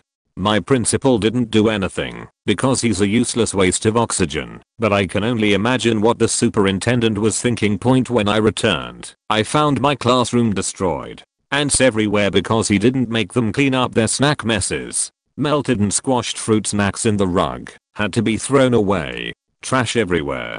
Laptops missing from the technology carts. I found one literally on the opposite side of the building. Furniture rearranged completely. Noise complaints from my neighboring teachers. He'd eaten all of my snacks and given away an entire 300-count bag of dum-dums, my bribe of choice. I only saw like 90 to 100 students that day because of block scheduling. So, if I did the math, he gave every kid 3 pieces of candy. No. Come to find out, he gave the most obnoxious boys in one class who wouldn't leave him alone the entire bag. My personal supplies were scattered to the 4 winds or gone completely. Never saw my good scissors again. Not sure why, they clearly weren't doing any work to need those supplies. He didn't clear the history from the computer's internet browser, so I know he spent most of the day shopping for used cars and discount insurance, with a fair amount of Facebook thrown in. According to my students, he disappeared in every class period for at least 10 minutes to go to the bathroom and they couldn't find him. He helped himself to leftovers from our teacher potluck the day before. Several of my best students tried to get him to follow the plans, but he made fun of them in front of the class, calling them goody two-shoes, and making one of them cry. Apparently he forgot he wasn't on a comedy roast tour. When the dust settled, I gave him a terrible review on our substitute management system, sent emails to ours, talked to my principal, etc. But as far as I know, there were no consequences. I was adamant that he never sub for me again, but I know he continued to get sub jobs throughout my district for the rest of the year. My students and I had a come to Jesus meeting when I saw them again, and most of them were very sorry. It took me 2 weeks to catch them up with their B-Day classmates. I had to piece together this story from students, neighboring teachers, and my best teacher friend, who apparently kept dropping in to try to get things back on track, but eventually just gave up and started to checking to see if he was just physically in the room and no students were bleeding. What a day that was. Not a teacher, but my friend's mom was a sub in the way back days, whom I got a few times. Went to a predominantly black school in the mid-90s, and somehow this very white woman thinks it's a good idea one day to use class time to start ranting about rap music. How it's internet, this, and internet, that. I'm white, and I was offended. It seriously came out of nowhere. Wasn't like we were acting up, kids were being relatively well behaved up until that point. Yeah, we were talking about music, but wow. Holy shit, did she light a fire in that class. Some real racist shit got aired out between a few students. She realized she really faked up and started having a panic attack, which just made things worse when her voice got higher, louder, and more defensive. Things ended up getting almost physical. One student tried to slap her. Ultimately the teacher from next door came in to find out what the commotion was about right at about that time. Luckily, he was the teacher that everybody liked, got the kids involved to calm down real quick, and pulled the sub and the kid who tried to hit her from class. He was also black. About 20 minutes later the VP, whom was also black, comes in and tells us our sub had been sent home for personal issues, and that we were to just read at our desks for the rest of the day. While she sat and did her job, my friend was literally waiting for me when I got home to get the full story and to let me know a couple of things I was ignorant of. Apparently, the previous day her husband had decided he was not only wanting a divorce, he had already rented a new place and had come out as a person transitioning.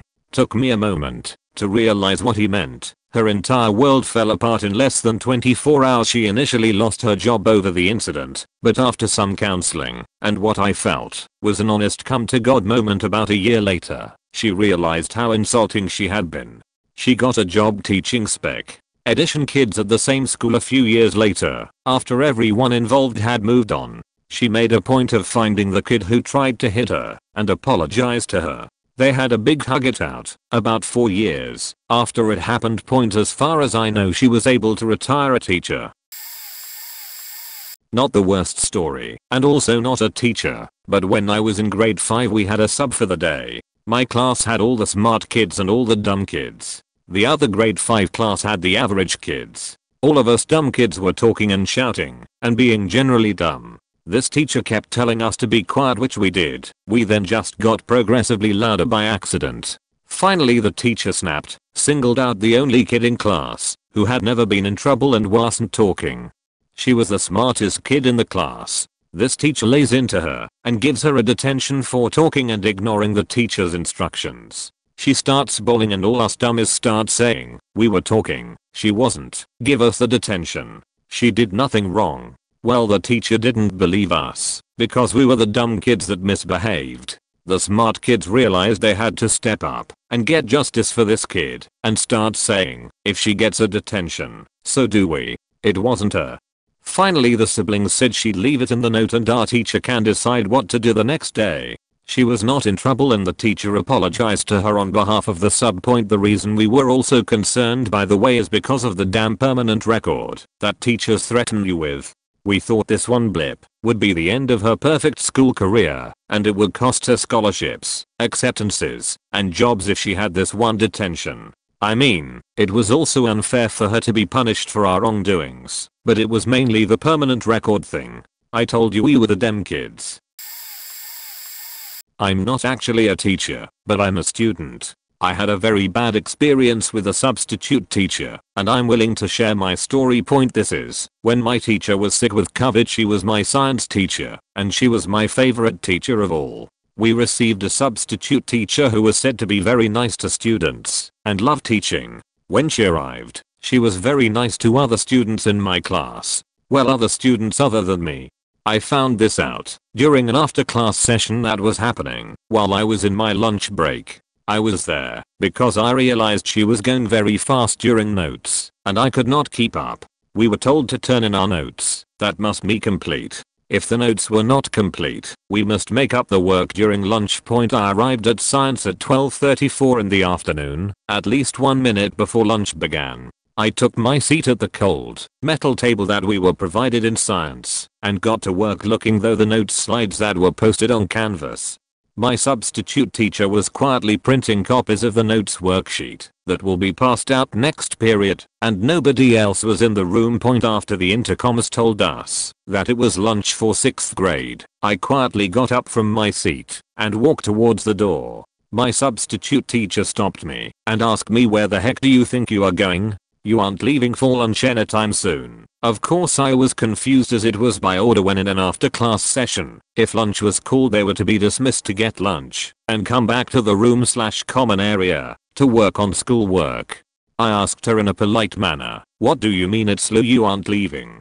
That's that. You have 3 different papers to do." This only got me more confused. I only had 1/2 sheet for notes and no missing assignments that were overdue, plus I already took science for class in 2nd period and the notes sheet was the only thing due. I didn't having anything else in other classes that I was aware of, and if I did I would have revived an email on Outlook. This is when she told me the things I had due. 1. You finish your notes sheet. 2. You write me an apology letter for not being able to understand. And 3. You are too stupid to even do any of those, so I think it would be better for you to pick up the trash left under the desks. I was shocked to hear that, but I responded anyways. Look, I know how to do those things, and 2, I'm not stupid. Oh hush, my name here. I bet your little mommy only even taught you how to clean and act proper with the attitude you have. I bet you cannot even stand up for yourself. Here's the thing guys, I taught myself how to clean up after my own messes, and also, my mom isn't little. She taught me self-defense and can throw me to the floor if she wanted to really test me. My mom also taught me how to stand my ground, cook, climb trees, skills of hiding and sneaking around places, and the basics of economics. I was escorted to my seat, where I decided to quickly rush through my notes and carry on with my day. My substitute teacher stared at me doing my notes for the next 2 minutes before I finished and turned in my notes. I turned to leave once again, only to be stopped once again. "Where's my apology letter? My name here? Did you even think about that?" To which I told her, "Just because I'm here to finish my notes, because I could not understand you for going very fast, doesn't mean I have to apologize for my lack of comprehension for fast speaking." Now if you can please excuse me to go and get some chips from the cafeteria, that would be appreciated. Like I said, you aren't leaving the class until you finish your work. I was starting to get fairly annoyed at this point with the fact my stomach was grumbling and hungry for food that I couldn't even get. I waked back to my seat and started to write a 3-sentence apology note on a lined piece of paper. At this point it was 12:43 and lunch was going to end very soon. I wrote the apology letter and set it on her desk, and then I turned to leave. This time she didn't stop me, and then I knew why. She locked me in the classroom with her. I couldn't get out. At this point my stomach was screaming for food, and I was terribly hungry. I asked my substitute teacher to please open the door, yet she refused. She told me, until you pick up under the desks, then you can leave. Okay, now I'll tell you this. I was very annoyed at this point, and I had enough. Grabbing the broom, I swept under each and every desk in the classroom, and carefully picked up pencils I found, and set them on the main table next to the door. After cleaning up, and after being annoyed to the point where my annoyometer was slowly about to reach its point, I asked to leave. Finally, after all this time, at 12:48 and 2 glorified minutes left of lunch, I could finally leave. I'll let you leave when lunch is over. And here I am, asking myself, how the fuck did you become a teacher? And hungry as a bear who never got how it feels to experience the feeling of eating a marmalade sandwich. I swear those were the longest 2 minutes of my life of waiting. During the wait, I cleaned up the desk I sat at and organized my things. I grabbed my things neatly in my hands and turned around and stared at my teacher at the door. 12:50 and lunch has ended. Hearing the clicking noises of the door being unlocked and slowly opening, I dashed out of there so fast. I swear I felt like my substitute teacher would chase me if I didn't get out of there sooner. I didn't want to explain what happened to my teachers or why my stomach was slowly turning into a bear or a dragon, but I ended up being noticed as unusually hungry by my social studies teacher and my math teacher. Not a teacher, but a student. Our English teacher got diagnosed with cancer a month into our class, so we had to have a substitute. Just as we started getting a routine in class, the substitute teacher was really bad. She had a lot of alternative ways of teaching which didn't really amount to anything. For example, she once made us create Facebook profiles for characters in this one book we were reading, and made us update these profiles on the regular as we got deeper into the character's development.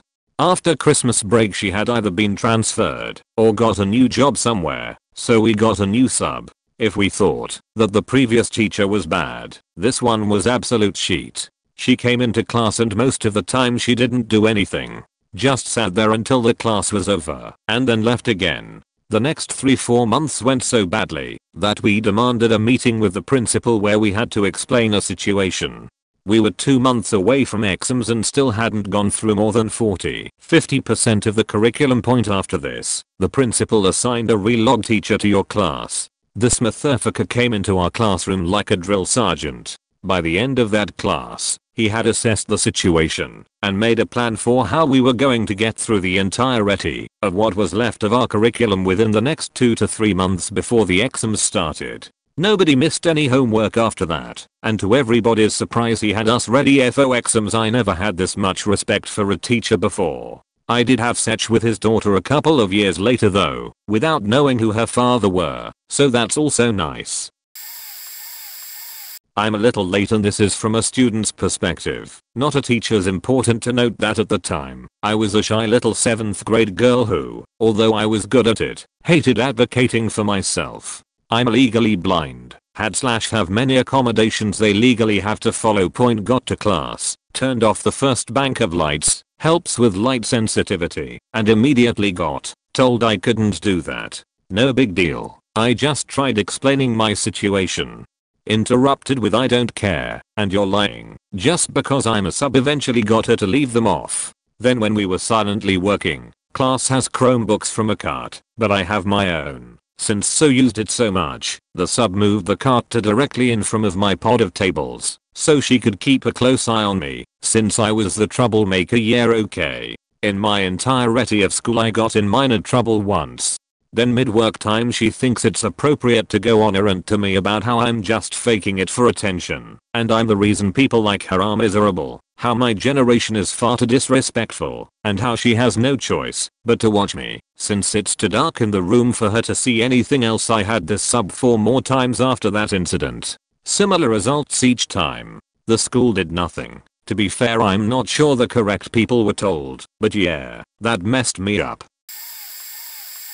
So again, I'm not a teacher. In 6th grade we had this sub, I will call her Sue. She was awful. One day, we were in class, and were working on group projects. We were usually allowed to go into the team offices, sort of like study rooms. We went in, and any time we spoke to each other, it was, again, a group project that required communication. She would scowl through the window and just watch us. Then, she eventually opened the door, and told us to be quiet, to which we explained that we had to talk. She eventually left. Another time, Sue came back, and was a choir sub. She had us do this thing where, when we took attendance, she'd read a name and that person had to reply with a US state. There were 60-ish people in our choir, 50 states. Someone pointed that out, and she heard them but ignored them. She also mentioned that we couldn't repeat states. So we started doing this, and every time someone who wasn't called on talked, or a state was repeated, we started over. Attendance took up about a quarter of the class time. Then, she told us to be quiet. We were quiet, whispering. Then she totally went off, and started yelling about how we don't know what silence means. My friend who was sitting next to me mouthed the words to the sound of silence. I did too, and she looked over, and my friend and said, you there. Stop talking to that girl. Eventually choir was over, and I went down to pre-algebra. I walked in, and our teacher wasn't there. We waited, and learned we had a sub in that class too. It was Sue. Of course. She was so rude to all of us, and totally changed how we usually did class. It was terrible. Sorry this is long. Nobody probably read this far. Anyway, we had a different choir sub that yelled at all of us while we were playing charades. Totally ignored it when kids were fighting, and was incorrect about several terms we were trying to study and learn right. Then, some kid talked after she said to be quiet, and she kicked him in the leg. Anyway, thanks if you read this far. Have a good day. You didn't ask for this, but I'm the student in this scenario. TLDR, my elementary substitute yelled slurs at a student and called him a dog. And I got in trouble for trying to report it. We had a substitute teacher in 5th grade. Let's call her Ms. Florida Lady. The name will make sense later on. Her first time subbing is near the beginning of the year. This day, we had a test in social studies. She hands out the tests and goes back to the desk and sits on her phone. About 5 minutes in, she gets a phone call. She picks it up and starts having a full conversation with her daughter about their trip to Florida. We all look back to see who the hell she's talking to, and she keeps on talking. Eventually, I guess she gets tired of the stares and yells at us to stop getting distracted and keep working on our test. She did a multitude of different things that day, but it's been so long that I forgot most of them. It gets so much better. The next time she subs is a few months later. She's subbing for our music teacher. She knew our class and remembered that we told our teacher about what she did. My teacher reported it, but the other lady still subbed there. During music class, she has her granny diapers in a twist about how we told on her, and she got in trouble blah blah blah. This kid raised his hand and asked to go to the bathroom during her rant. She got up and screamed in his face. She called him all kinds of slurs and referred to him as a dog. This kid was black, and she was white. The kid cried, and she told him, if he didn't shut up, that she'd expel him. What the fuck? Doesn't make sense now, but our 10-year-old logic was like. When the music class was over, everyone was terrified of this lady. I was the only kid with enough balls to do something about it. I write a note to the teacher and leave it on his desk. 2 days later this lady comes walking towards me with a teacher that I barely knew and the principal by her side. She proceeds to accuse me of slander and plenty of other things because I wrote a note to another teacher detailing what she had done. The principal was messed up, so she agreed with the sub, and my parents got called. My parents were basically like, lol okay fuck off, to the school. She tried to get me expelled, but had no grounds for it. I hope that lady is 6 feet under by now. Not a teacher, but rather a former student. For some basic background, I have Asperger's and severe social anxiety. Unfortunately for me, the teachers at my original school decided that these disorders didn't actually exist, so instead assumed I was behaving strangely because I was a terrible kid, and so they'd relentlessly pick on me. It got bad enough I had to move schools multiple times, so I did 6th grade literally 3 times. Fast forward a few years, and I end up having to leave school entirely and finish my final 2 years from home, because if I'd stayed in the school environment I literally would not be alive today. Few years after finishing my schooling, I decide to try a NIT course at TAFE. Basically the same thing happens.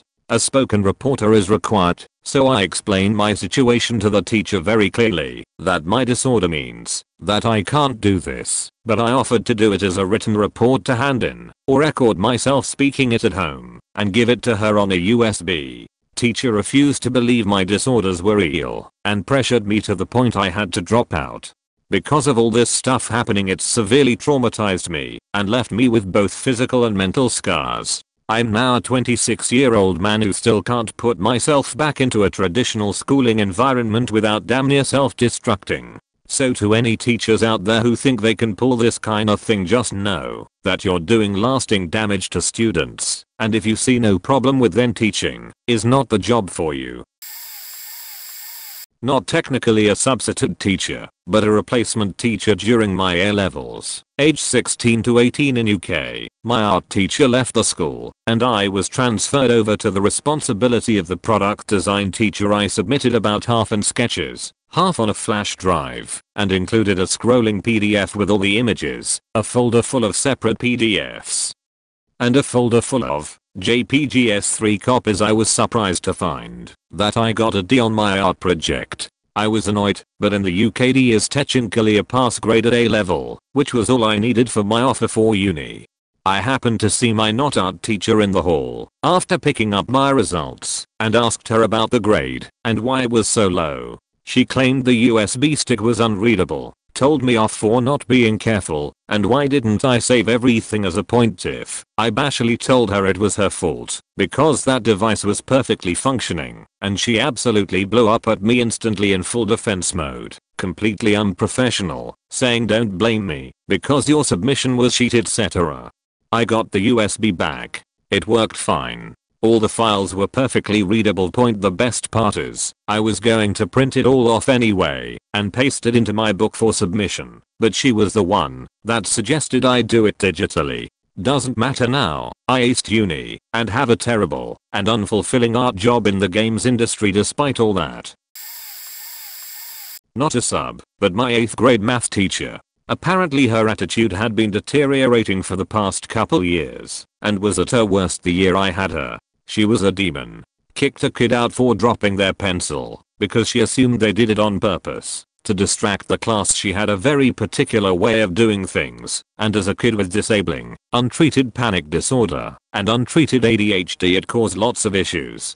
If she saw you glancing down for even a second, she would call out your name and say pay attention. I couldn't focus by looking at the board.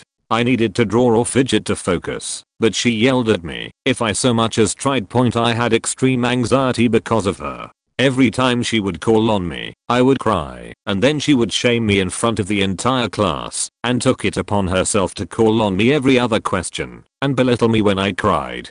I remember telling her I couldn't focus without doing something on the side, and she told me I could focus just fine, and brushed it off. One day she had enough of my anxiety, and spent the last 10 minutes of class and 10 minutes into the next class yelling at me about how I can't cry like that, I'm a baby, telling me I wouldn't get anywhere in life, etc. Every time she asked a question, my only reply was, can I please leave? I was so ashamed and embarrassed because everyone from both classes saw it, and I was bullied as it was. Another time, one girl didn't know the answer to a question, and she got right in her face and started saying things like you need to pay attention more because your grades are bad in front of the whole class. Right in her face point, she had to retire the last few months because of some health issue or something. It was amazing she was never fired. I have years and years of lasting trauma from it, and I've developed several other severe mental health disorders because of her. I still cry and shake thinking about it. Anytime anyone slightly raises their voice at me, I break down and am in complete shambles. I actually started crying writing this. Worst of all, my dad doesn't believe I have any problems and thinks I'm an attention hoe, making it worse for me. He yells at me when I have panic attacks and spent hours screaming at me after my suicide attempt and told all the doctors I didn't take anything and I was a liar while I was on my hospital bed. It only gets worse for me, unfortunately, and it all started with her. Not a teacher, but we had a substitute for band in 5th grade. Coincidentally, it was also the day of a big end of year party involving lots of food, which usually doesn't end well if there's no structure to how it gets passed around, and the person in charge doesn't know what they were doing. My band teacher knew what to do for something like this, and had been for years. The sub did not, and considering how pissed my band teacher was upon learning of the below incident, may have ignored any actual advice prepared for the situation, and left us to fend for ourselves.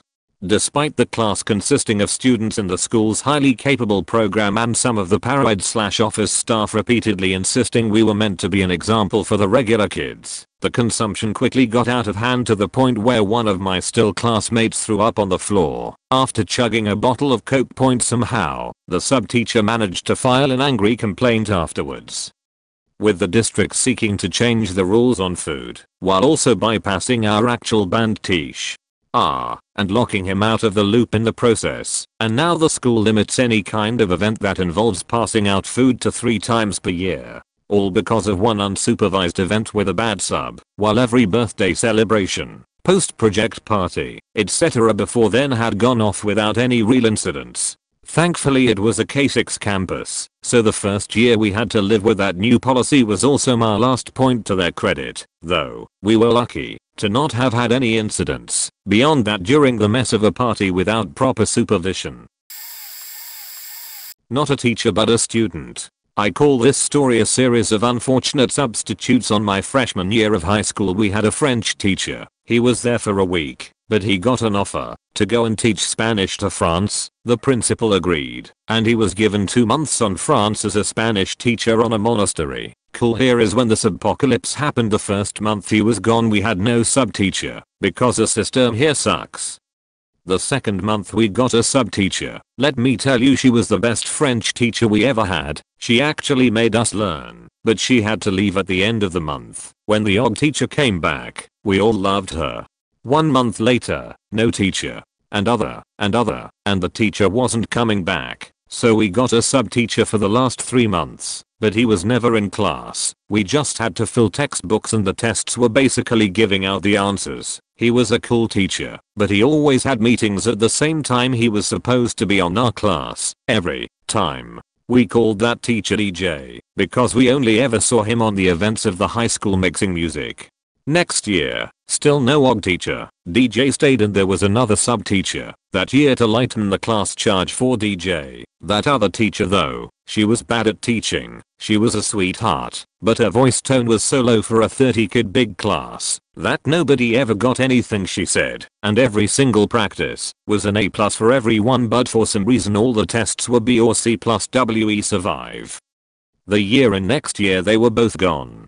Still no OG teacher, so they got another sub that ended up staying for longer. At the beginning she was the most beautiful, understanding and cool teacher we ever had. Everyone loved her, and it's safe to say she cared about learning. Every class the classroom was different. She always told us stories, and she was super fun. But she started telling more personal stories one day, and she made some polls and stuff to find out what we disliked from her. After that poll she changes. She started being angry all the time, to yell at us every chance she got, and the tests were way harder. The class got progressively more rebellious when she was gone, and it was pure chaos. Our class even ended up breaking a mini Eiffel Tower she had, and we put it in place. Next class she wanted to show us all something about it, and it broke on her hands. She thought it was her fault and we dodged the bullet. The year pass, the OG teacher never came back. We don't have mandatory French classes anymore, and on the year of our graduation we went on various road trips as a generation. On one of them, we even got a double bus. On the way home we had almost a party on the top part of the bus, and then we hear one of the popular people scream, "Hey, look what I found." A Facebook post spreads through all of our phones via the generation WhatsApp group. A week ago, thanks to God for being on the place, where I'm accompanied by a photo of two people on a French building with monk robes, one being the OG teacher that left when we entered high school. It's safe to say he was really happy there. Extra note, it seems that when we left HS the freshest teacher got expelled, with other two teachers that ended up having some faked up drama behind them, and they got another sub that ended up staying as a full-time teacher, the very first sub that everyone loved. Our HS got a happy ending at the end of the day. Not a teacher, but a student. I had a bad experience with a sub at the age of 12. Our teacher has left the sub to get us to do our group projects that were due very soon. We only had 1 week to do them. So the sub got some laptops and me and my friend started work on our project. The project was a PowerPoint, and it was on the school files that everyone can access. My other friends opened my PowerPoint and changed the title of it to "Your Mum." Don't judge, we were 12 or something. Me and my friend laughed, my other friends laughed, and we got back to work. Unfortunately, this nosy bastard of a sub comes over and sees the title. He asks us why it is "Your Mum" and continues to be a dick about it. Some things I remember that he did is repeatedly asking, "Why did you change it?" while we said we didn't. He just kept asking it and making us embarrassed. Our other friends came over and said that they did changed it. Thanks, Jaden. But unfortunately this stubborn piece of shit keeps going. After this session of getting nowhere, we are kept after class during recess time. He takes us up one by one to explain what happened. Quick reminder that this is about a title of a PowerPoint being "Your Mum." What we said was the same, and we all agreed that the same two friends did it. They even said they did it. He starts yelling and calling us inappropriate.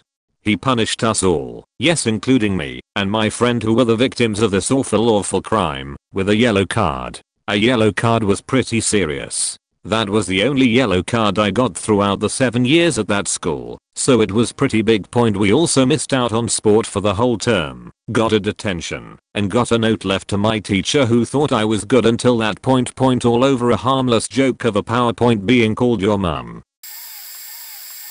Not a teacher, but I have a story from 4th grade. Our original teacher ended up leaving the school about 1/3 of the way into the year. No idea why. I heard a bunch of different stories, but many said that she was asked to resign for one reason or another. Either way, she was a very sweet lady, and I remember the day she said goodbye to us was full of tears and hugs after she left. We got this one Karen of a teacher, haircut and all. She was nowhere near as sweet as our original teacher, and actually swore at kids a couple times in class.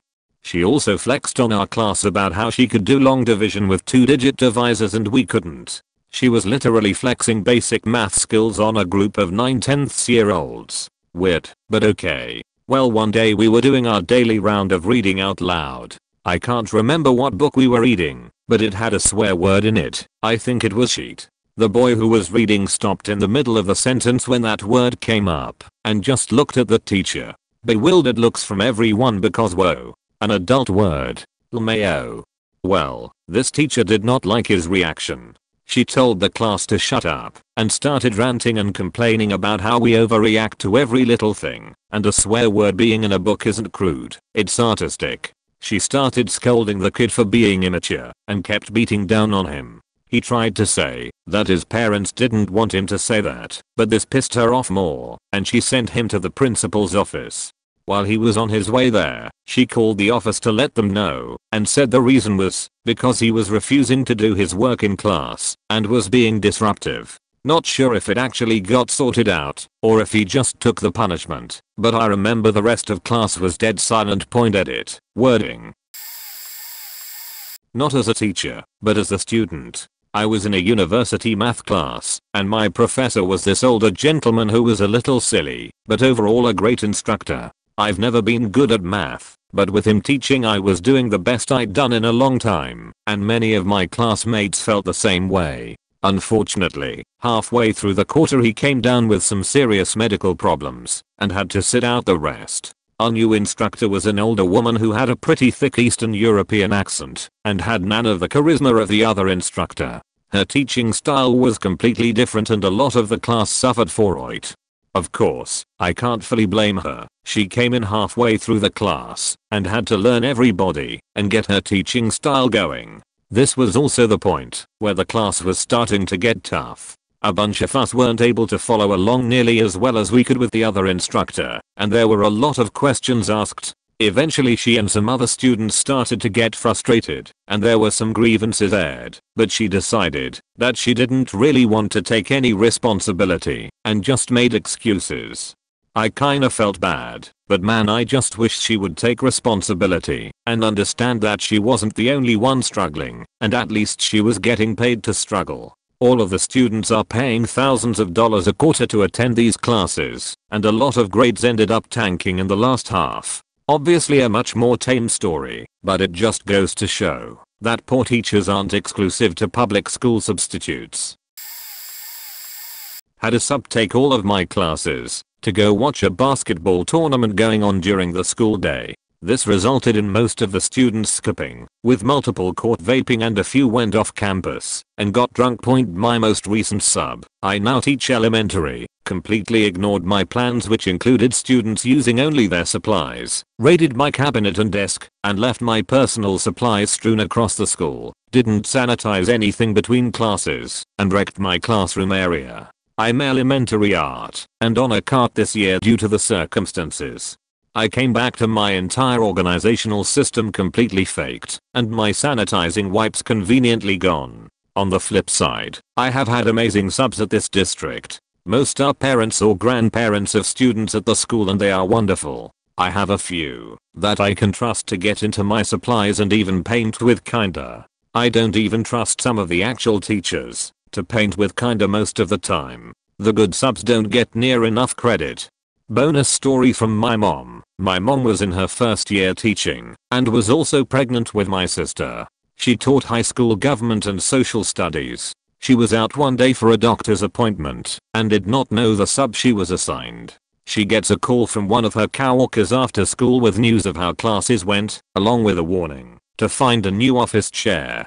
The sub she got was known to be a bit gross. Turns out he was having some issues and, rather than calling for someone to cover the class for a few minutes, he sheet himself. This sub literally sheet himself in front of the freshman social studies class and sat in it all day in my mom's chair. The principal ended up promptly replacing the chair and the sub was never seen again.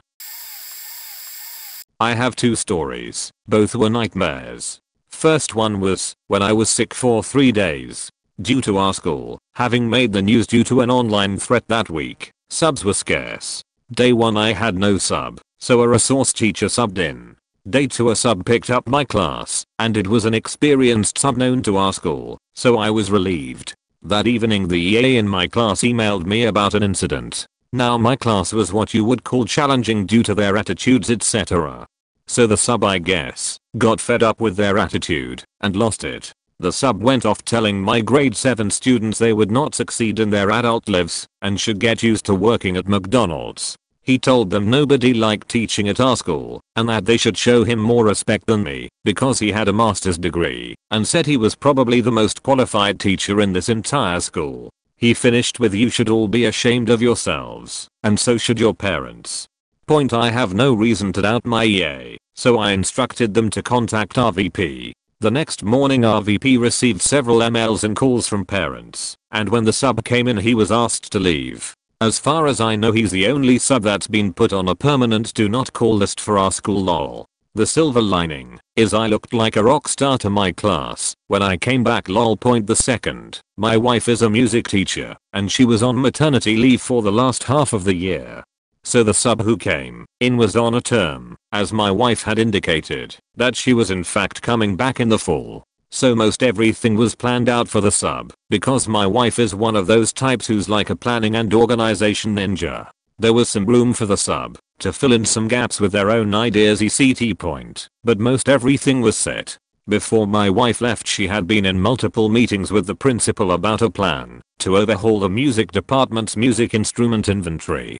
She was the first full-time music teacher they had for over 10 years, so the music department was lacking a lot. So the principal and my wife had put together a strategic spending plan over 3 years to modernize the instrument selection and other resources without dipping too much into the school's reserve funds and maximizing grants, etc. Well, just before the end of the school year, my wife goes in to gather some stuff and to get an idea of where things will be when she comes back. As she's going through stuff, she notices a purchase order for $1,500 worth of instruments, which was not part of her plan. The sub had decided to order these in and nobody questioned it.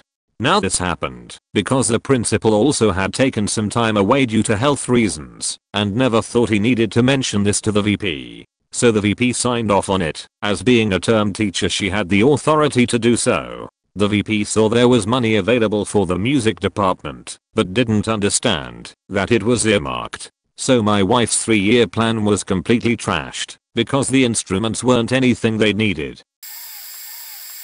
I'm a first-year teacher, so I've only been away a handful of times. The first time I was away, I stayed up till midnight the night before painstakingly making PowerPoints, worksheets and lesson plans for my year 5 class to do with the sub. I wrote a detailed but clear email explaining everything and even included information on how to deal with some of the behavior issues in my class.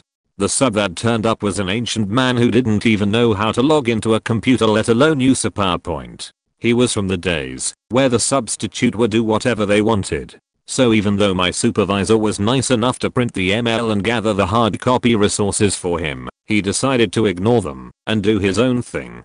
The next day I turned up to a bunch of student work piled on my desk with a little note saying "did not get a chance to mark." I chucked all of it straight in the bin, since it was all unrelated to anything I was teaching them that year. There was also another note informing me that I had a difficult class to manage and gave me advice on how to deal with one of the students who gave him a hard time. Little did he know that I outlined what to do on the email and was already implementing that advice. If he bothered to look at it, I learned my lesson the hard way. I have 3 stories as a student. In 3rd grade, our teacher had to be out repeatedly because her dad often had medical problems. We had one sub who we had twice one year, I believe. She would never let us use the bathroom and would never let us talk at all. The worst thing she probably did was ask who the smartest person in the class was. In a class of 3rd graders, this sub also was in 3rd grade. Some kids had decided to act up that day. She sent them to the office. No warning. It was school protocol to give a warning, and proceeded to call the rest of the kids who had only done so much as whisper a question to the kid beside them. She had called us jerks, brats, and idiots. She didn't let us talk at all, and didn't give us any of the assigned work. This sub was in 5th grade. She did that whole 20-minute introduction thing, and then proceeded to pass out the worksheets and just tell us to work. No explanation, just work.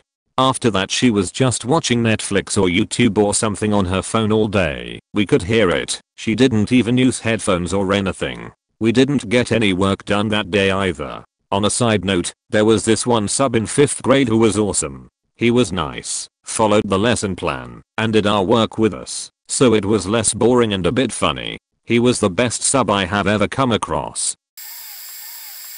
Was a student for this. My English teacher for 9th, who was an evil beach as it was out for maternity leave and had multiple different subs throughout. But one in particular stood out to me. One day I had a panic attack and needed to have a sit down with my guidance counselor. The counselor was useless at helping me and my severe anxiety in previous instances. Now that I think about it, he just had me sit in a room alone after a brief convo and let me cry it out.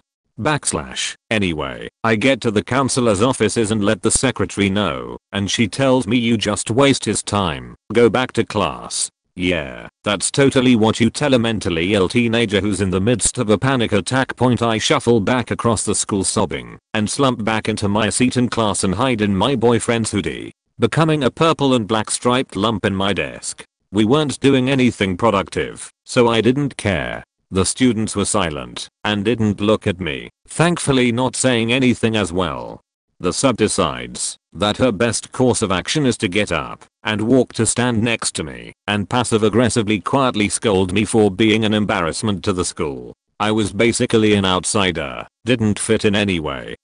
My reaction was to gently slap my hands onto the desk and look at her, barely able to choke out the words just, "Stop, leave me alone." Through my sobbing, she just stared at me like I killed her dog and went back to the teacher's desk. I never brought the occurrence up to the principal, and the other kids didn't really say anything either. I never went to the counselor's office again after that, and I saw the crone of a sub in other classes, but I ignored her existence.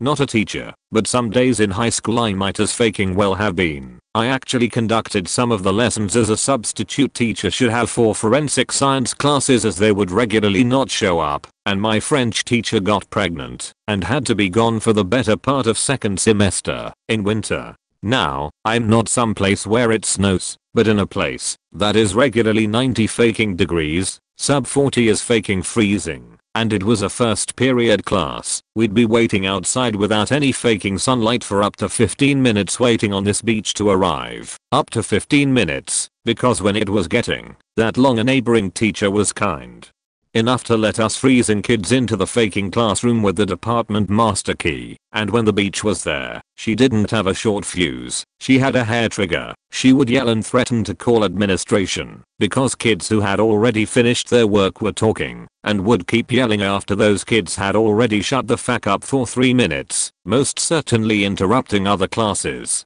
Now, when you couple this with a stereotypical rude black teenage girl who loved confrontation and making a scene, class periods would become yelling matches, and when that chick wasn't pissing the beach off, she'd get pissed off if we asked for help with some of the directions, because the French teacher insisted on writing everything in French and the beach didn't know French, and she'd yell at us for asking for clarification, and apparently she wasn't putting in grades properly. This resulted in us getting a new substitute teacher that everyone knew, liked, and respected. So imagine the great feeling our new sub got, and the shit feeling the beach got, when the entire faking class was cheering as our new substitute walked in. That story probably is one of the more tame ones here, and needlessly long, so let me share a very quick story of my sister's substitute teacher. It was in middle school, and the guy was sitting behind the desk, in the middle of class, masturbating. Not a teacher, and the person I'm talking about wasn't a sub, she was more of a learning assistant for the kids anyway. I was in grade 4. I was at a new school. I'd only been there about 2 months at that point, so I didn't know that teacher at the time. I was in a portable, which is disconnected from the rest of the school. It's basically an outdoor classroom. The whole building is a small classroom, and, because we were 4th graders, a teacher was scheduled to monitor our class. This teacher would walk up to kids' desks, dig through their lunch, and tell them what in their lunch they should and shouldn't eat. That day I believe I had a thing of veggies, a sandwich and some sort of dessert. I think it was cookies. Memory is foggy, because it was 10 years ago, but I still remember some of it, because of how offended I was. I was eating the dessert first because, well, 9-year-old. She walked up to me and said you shouldn't be eating that, then dug through my lunch and pulled other things, telling me to eat them. I lost my appetite because a woman I didn't know had dug through my lunch pail and touched all of my food, telling me what to eat. I didn't eat anything out of my lunch the rest of the day and was really hungry. Another instance. This was 6th grade. The French teacher was watching my friends and I play on a snow hill. For some reason I was singled out to get off the snow hill while my friends got to keep playing. I got mad and kicked the snow. It wasn't aimed at anyone, it didn't hit anyone. The only thing harmed was the snow. She punished me by having me sit on the wall. That's what they did to kids who got in trouble at recess. They made them sit on the wall and watch others play. Weren't allowed to talk to anyone. We just had to stand there until the bell rang. I told the teacher that it wasn't fair. Why was I being punished when I did nothing wrong? Why did she kick me off and let others play on the snow pile? What did I do wrong? I was sent to the principal's office. I told the principal what happened, and she sent me back outside, saying that's stupid, go enjoy your recess. Now an actual instance with a sub. When I was in grade 11 math class, my substitute teacher was my next door neighbor. He didn't do anything in class per se, but he and his husband tried to get my family evicted from our house. Why? Because our water heater was leaking, so they claimed our cats did property damage to their basement wall from spraying or something. Our cats aren't allowed in our basement. Needless to say, that didn't work. Worst substitute I had, coming from a student's point of view as I'm not a teacher, was this woman whose name I can't remember, so I'll just call her Miss. Our teacher has taken maternity leave, so Miss was with us for about 2 months mid-school year. Miss was young, and so we thought she would be at least kinda nice, but no point. My teacher was very lenient with seating, so we were allowed to sit with whoever we wanted in class, as long as we did our work, but according to Miss this was just not okay. And she made us sit in alphabetical order, only to be upset by this, since everyone still according to her was goofing off instead of doing work, and then she changed it to all boys on one side and all girls on the other. Miss also never let anyone use the bathroom, not even when a girl I knew had a period emergency, aka she was bleeding all over her pants, and asked to go to the nurse to change, and also resulted in a guy getting really mad and peeing in a garbage can by her desk. Both of these times Miss had refused to let them use the restroom multiple times. Even when they explained the situation. Worst off, she would scream at us constantly for little things. I raised my hand to ask a question and got yelled at. Another girl got up to sharpen a pencil, got yelled at. A kid walked in right as the warning bell rang, and you guessed it, got yelled at. Stupidest part of all of this is when enough students had complained about her and the principal came to class to ask her about it, she acted shocked and cried, and then said we were all lying and just didn't like her. Went on a 4-day trip to play in a pool tournament, and I got the same sub for consistency purposes. I left my desk completely cleared with nothing but my desktop, detailed lesson plans with answer keys, and all materials sorted by day and class period, essentially idiot proof, or so I thought. Within the first 20 minutes on the first day, I get a call from one of our principals asking why I didn't leave lesson plans for my sub, which was shocking in itself, since my principal should have known better. Because he couldn't find them in my room. Upon returning to my classroom, I asked my high school students how they like the sub. They were upperclassmen, so they are reliable and know what's up. I typically use their reviews to determine whether I'll use particular subs again, as we can have a decent amount of control of who subs for us. Anyways, turns out this sub not only passed out the homework assignments, he gave them the answer keys and told the students to copy the answers so they could all have free time. After his very brief instructions, he sat at my desk with headphones and got lost in his little world. Lucky for me, my students really like and respect me, so nobody did anything bad to raise eyebrows from anybody. I routinely tell them their behavior in my class is a reflection of me as their teacher, so they do take that to heart. You know it's bad when even with that level of easiness and freedom with such a bad sub, essentially all my classes told me he was worthless and I should never use him again. Not a teacher, but what I experienced 8th grade math. We had a sub because teacher was out for a personal day. It all started because I asked another student for a pencil, at which point I got yelled at because I only had pens on me at that point. Fine, whatever. Another student also asks another person a question, and now this person is being held back for a minute after class for asking a question. This other student was also in my next class. It was on the other side of the building. We have a 3-minute passing period, and it takes 2.5 minutes to get to the other side. I speak up saying you can't do this, they'll be late, and another student who's also part of our next class also speaks up. All three of us arguing about this, and the teacher is going back and forth to the point where it's 2.5 minutes now. So we all say fine. Now the next teacher didn't like me that much. She just thought I would lie about everything, even though I never lied to her once. And this all started because myself and my friends sat next to each other and we are making jokes day 1 of the class. So luckily I had 3 other people who could back up this story. One other was in the class but didn't speak up. But by the time we got to room and explain everything, the teacher was about to send me to the principal's office. But the only reason she didn't was, and I quote, "You're lucky that I believe the others." Sure, It's nowhere near as bad as others, but that school in general was bad lol. The subs couldn't have really made it that much worse. I got my current position at my school because the court sub pool was thin. One older bloke who seemed quite nice gradually got pissed off because he'd just sit up the front reading the paper instead of, teaching. I basically traded jobs with a court who had been signed to a short-term contract. I became a grade 4 teacher, which he had been. He went back to recruiting. He was an evil old bastard who I got along with because he was an evil old bastard who worked on and off for the next few years because he was tight with the prin.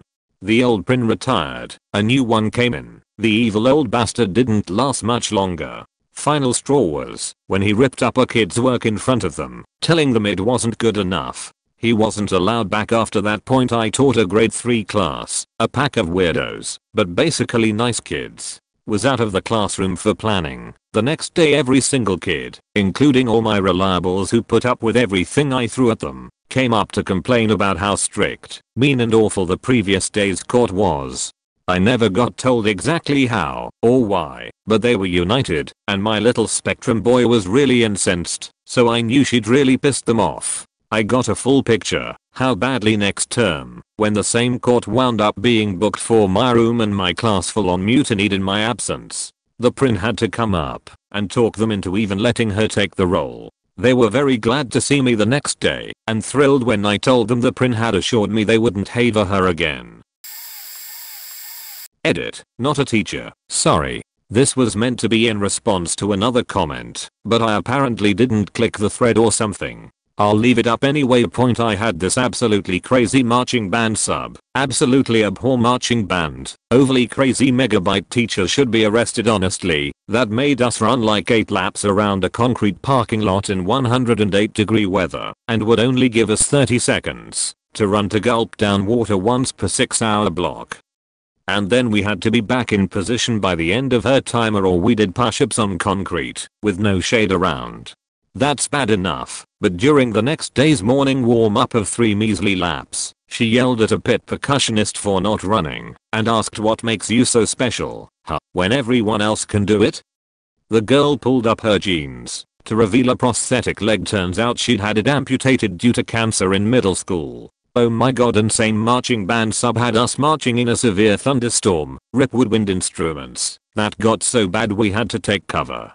We were a quarter-mile away from any buildings and could only hide under the metal stadium bleachers or out in the open lull. We were so terrified and ended up being driven back to school in a couple of huge police vans. I was one of the unlucky ones in the last trip that they made who got to experience a middle schooler with an equally crazy football coach actually get struck by lightning about 100 feet away. Not sure I'll ever hear a noise as loud as that ever again. That sub ended up having a mental breakdown and leaving after that year, thank god. Our actual director had to quit due to health problems and move to Mayo Clinic, and she took over. One thing you need to know before I answer is that our district, a large urban district, has some of the worst subs imaginable. They pay $55 a day. Neighboring suburban towns pay around $80 and do not require the sub to have a college degree, a requirement in my hometown, at the very least. On a typical Friday, my school, a huge high school, will sometimes have like 25 teachers absent. So administration just takes whatever they can get when it comes to substitutes. Aside from the usual stealing pen/sticky notes and never following the lesson plans, a couple things come to mind. One sub, who was a building sub, a person assigned to a building the entire year and shows up every day, so they typically know the students and procedures a lot better, was mildly racist and your typical grumpy retiree. I had about 6 computers in my room and the kid spent the class pulling keyboard keys off and tossing them at him. He did nothing. So I came back the next day and there were keys everywhere. I swear I was finding them for weeks afterward. Another time I came back to all my Halloween candy, which I buy after the holiday on clearance and used to reward kids, and all the bottled water I had in my mini fridge completely gone. The worst time was when the sub just left. Students told me she was on Facebook the entire class, and then suddenly was like, hang on, gotta take a phone call. She got up to leave the room, and before stepping out, told the kids to keep the door open so she could come back in later. She never came back. I had multiple students corroborate that incident and went to the principal about it. She told me, frankly, they needed every substitute they could get, and considering it was May, she would ride the rest of the school year out with her, but wouldn't let her sub the following school year. NSFW, I'm not a teacher, but I have a story about a sub. When I was in high school, our chemistry teacher went on a long leave of absence for some reason. They brought in a sub to finish the year. My friend and I kind of felt bad for him because he wasn't respected at all, and he was a super nice teacher. The class all brought squirt guns into class one day. Before the sun got in, we split the room in half and faced our desk towards one another. We then put up our 3 ring binders as defense and had a squirt gun fight. Then we would soak paper towels and throw them. They would splat on the binder. The sub came in and he laughed with us because telling us to stop didn't work. We eventually stopped. So like I said, my friend and I felt bad, so we befriended him in a way. After a while he would share stories about different things. One day we had a free day and the sub called my friend and I up to the front. He wanted to show us picture to his vacation. Other kids were around too. As he flipped through them, physical pictures, they didn't have digital yet. When about a half a dozen picture of his girlfriend nude was shown, he acted surprised and apologized, but I don't know if he knew or what. We switched subjects, and on how he started talking about porn and what he saw a girl do with a big oversized crayon. The entire situation was awkward. About a week later my friend and I get called to the principal's office. Come to find out another student saw and heard what our sub showed us and the story he told, so she told the principal. My friend and I told the principal the truth. The sub got fired later that day. About 6 months later we ran into him at a fast food joint. He didn't blame us and took full responsibility for it. Not a teacher, but this was something that happened twice in my 5 years of taking accounting. In my second year of high school, my accounting teacher was pregnant, so we had a sub when she started her maternity leave. She was gone for about 5 months, and the substitute was a past pupil that had studied accounting at uni level. She was actually a really nice person. The only problem was we didn't learn much about accounting processes, other than how to do the 4 basic journals from the previous year. We did assets and liabilities for 3-5 months worth of the Krusty Krabs, and we had tests that were crosswords and match the columns. We thought this was great. What would you expect from 15-year-olds? And my whole class of 25 kids had an average above 75. Well, turns out we hadn't learned anything that was in the syllabus. So when I took accounting the next year, my average dropped by 30%. It also was revealed that our normal teacher had not been keeping any tabs on this sub and hadn't even given her a rundown of what to teach us. The whole administration side of things had been completely left to this brand new sub who was in over her head. The matrix of that year pulled in 5 distinctions between the 15 of them, and those were the girls that went to outside tutors. The same thing happened in my second last year. Same accounting teacher got pregnant and left us for another 6 months with a teacher who didn't know what the syllabus was.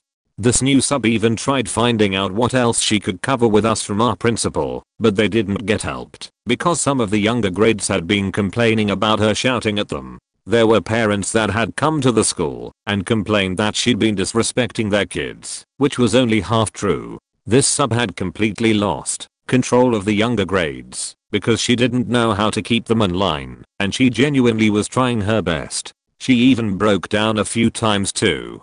So in my final year, my accounting class of 5 kids had to learn 1.5 years of work in matric, along with all the projects and job shadowing work we had to do for our portfolio. And our normal teacher wasn't even trying with us anymore because she had basically given up on us. I think she assumed we would all get tutors so she could get the final results that was expected from her wonderful teaching. Point none of us had as, but I was the closest, 78%. So she asked me to get a remark. I ended up with the most satisfying 79 in my entire life. I did not want her taking credit for my years of suffering through a subject my parents forced me to take.